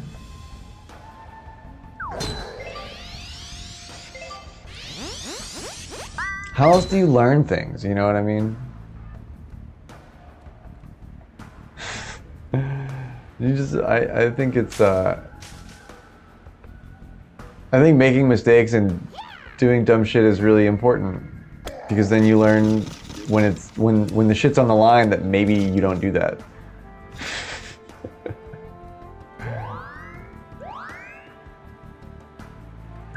He's right there. Frank is still on? Oh, hell yeah. Yeah, we'll raid Frank for sure. Nice on. Birdie putt. Nice birdie. Yeah, this match, I'm really glad Jay stuck around. This match took a little bit longer than I thought.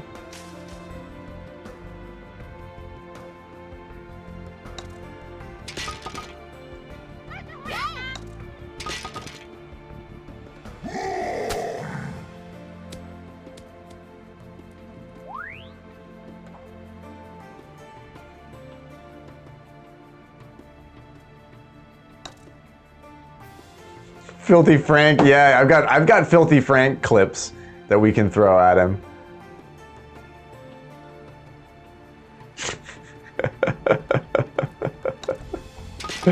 She's like, I gotta see the end. It's not even. It's like I'll take my shirt off again at the very end for Honey Pigeon, because she stayed all night. Ready?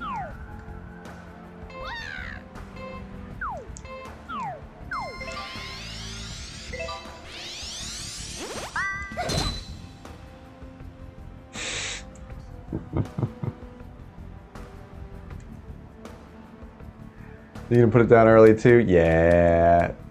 Play it safe. Actually, this is kind of a crappy lie. I don't know if I'd call this safe.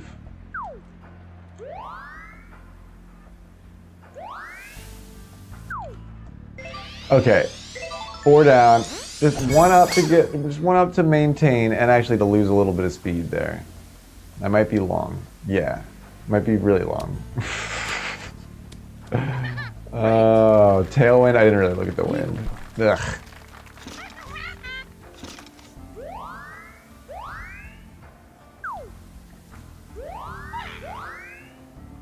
It's gonna blow into that hillside. Oh, that's such lag. Oh my god.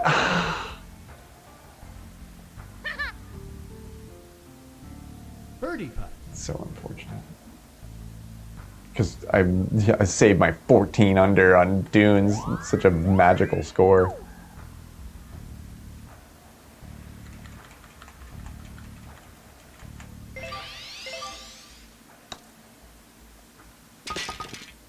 Nice birdie. I can feel it too. As soon as I hit the first button and it stutters, and then I'm like, you just have to not hit. You have to abort your shot like mid-go, and it just doesn't work. My glorious 14 under. I'm just over it. I fucked up.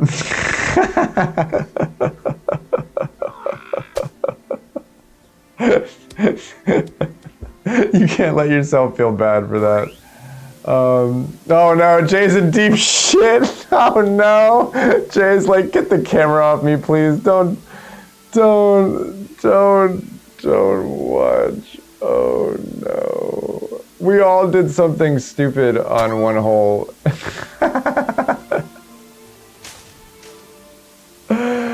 Oh man, we all did some dumb shit on one hole where we took like some horrible penalty. Because it just bad placement, just worked out to be bad placement. Man, Jay, this is a good recovery. He's like, look, he has to go around. Each time when I come here, Each time. I am abused.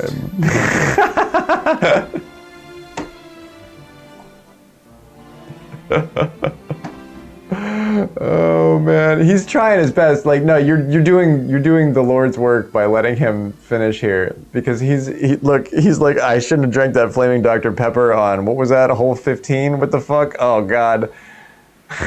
He's got the driver out. Oh no. Don't do it, Jay. Don't do it. Oh no.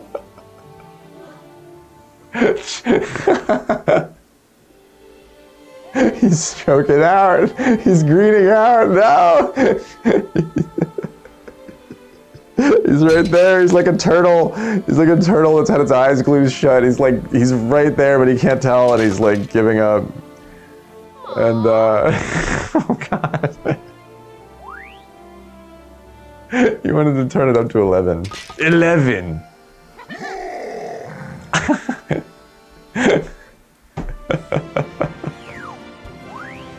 He's like, I'd be doing better, but somebody enabled sticky keys on my laptop. I left the laptop in the trunk open. I'm in New York City, man. GG's. GG's. I'm in New York City, man. Scott left his trunk open. The fucking laptop. I'm about to enable sticky keys. It was Dill. Oh my god, Dill threw down 20k. Fuck yeah, dude. You rule, homie. Oh man. What a night, guys. Guys, what a night. I feel like we got married together tonight. Man, what a cool night. He's stroking out. Get the gurney. Call the medical shack. Didn't come up on an ATV. He was not last. He didn't get last. He's gonna be like, they put him in, they try to haul him out, but the gurney starts like spinning uncontrollably under the helicopter. And he's just like, oh my god. I really shouldn't have drank that flaming Dr. Pepper. I have it up right here. I have the recipe for it. Be careful if you're making these. Be careful, kids. Don't actually. They say it's the same if you don't light it on fire. Like if you just make it and then you do it and then don't light it on fire, it's exactly the same. This only suscepts you to like lots of risk involved in you know, whatever the fuck's going on here. Don't do it. It's not worth it. That's AI. That's not even a real thing. That's how you do it. Oh god, she's already got it on her hand. It's so dangerous, dude. It's so dangerous. I'm glad that we connected over so many things tonight. I will be back, I think, tomorrow for probably a shorter stream. And then we'll be hanging out just like in the evenings. Like, maybe we'll play some Pokemon tomorrow. Correct. Good. There you go. It's not, it's not worth your safety or your mental. Take care of yourself, my man. Be easy, be well. take chances, seriously. You never know who you're standing next to, but drive safe. And just know how much you make it worth it for me. So I hope you have an easy Sunday. Open the window for an hour and get some of that cool, fresh air in before things start getting too churchy out there. I'm kidding. I actually love the church in the graveyard. Its bells are going to start ringing in 2 hours. But I kind of find them really soothing.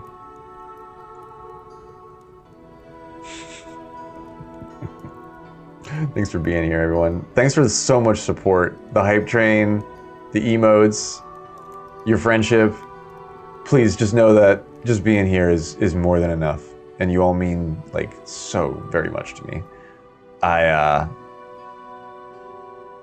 I'll see you tomorrow, all you crazy gravestones and gravestoners.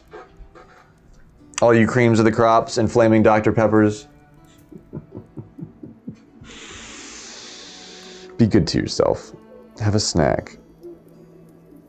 And then crash. All right, tell Frank happy birthday. We're raiding Frank.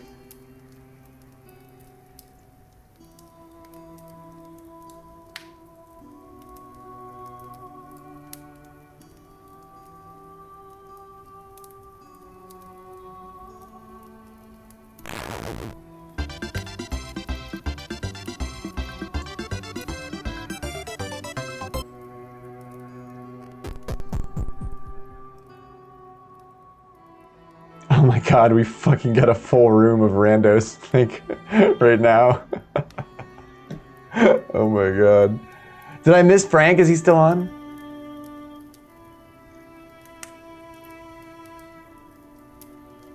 Oh my god, guys, I'm sorry.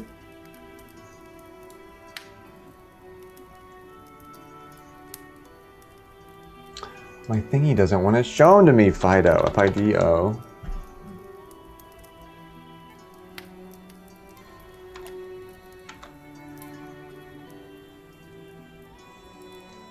Oh, is it on his channel, like Sleepy Frank? Or Silent Frank?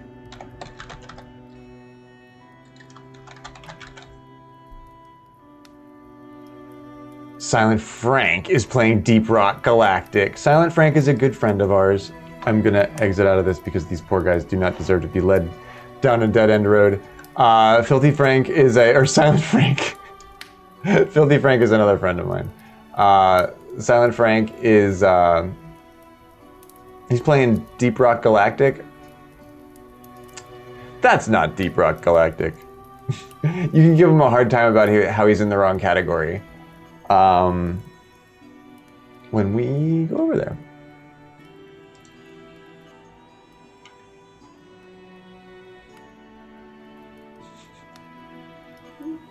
Cathedral, I freaking love you so much. Good night to you, my man. Good night to you, honey pigeon. Oh, I didn't take my shirt off.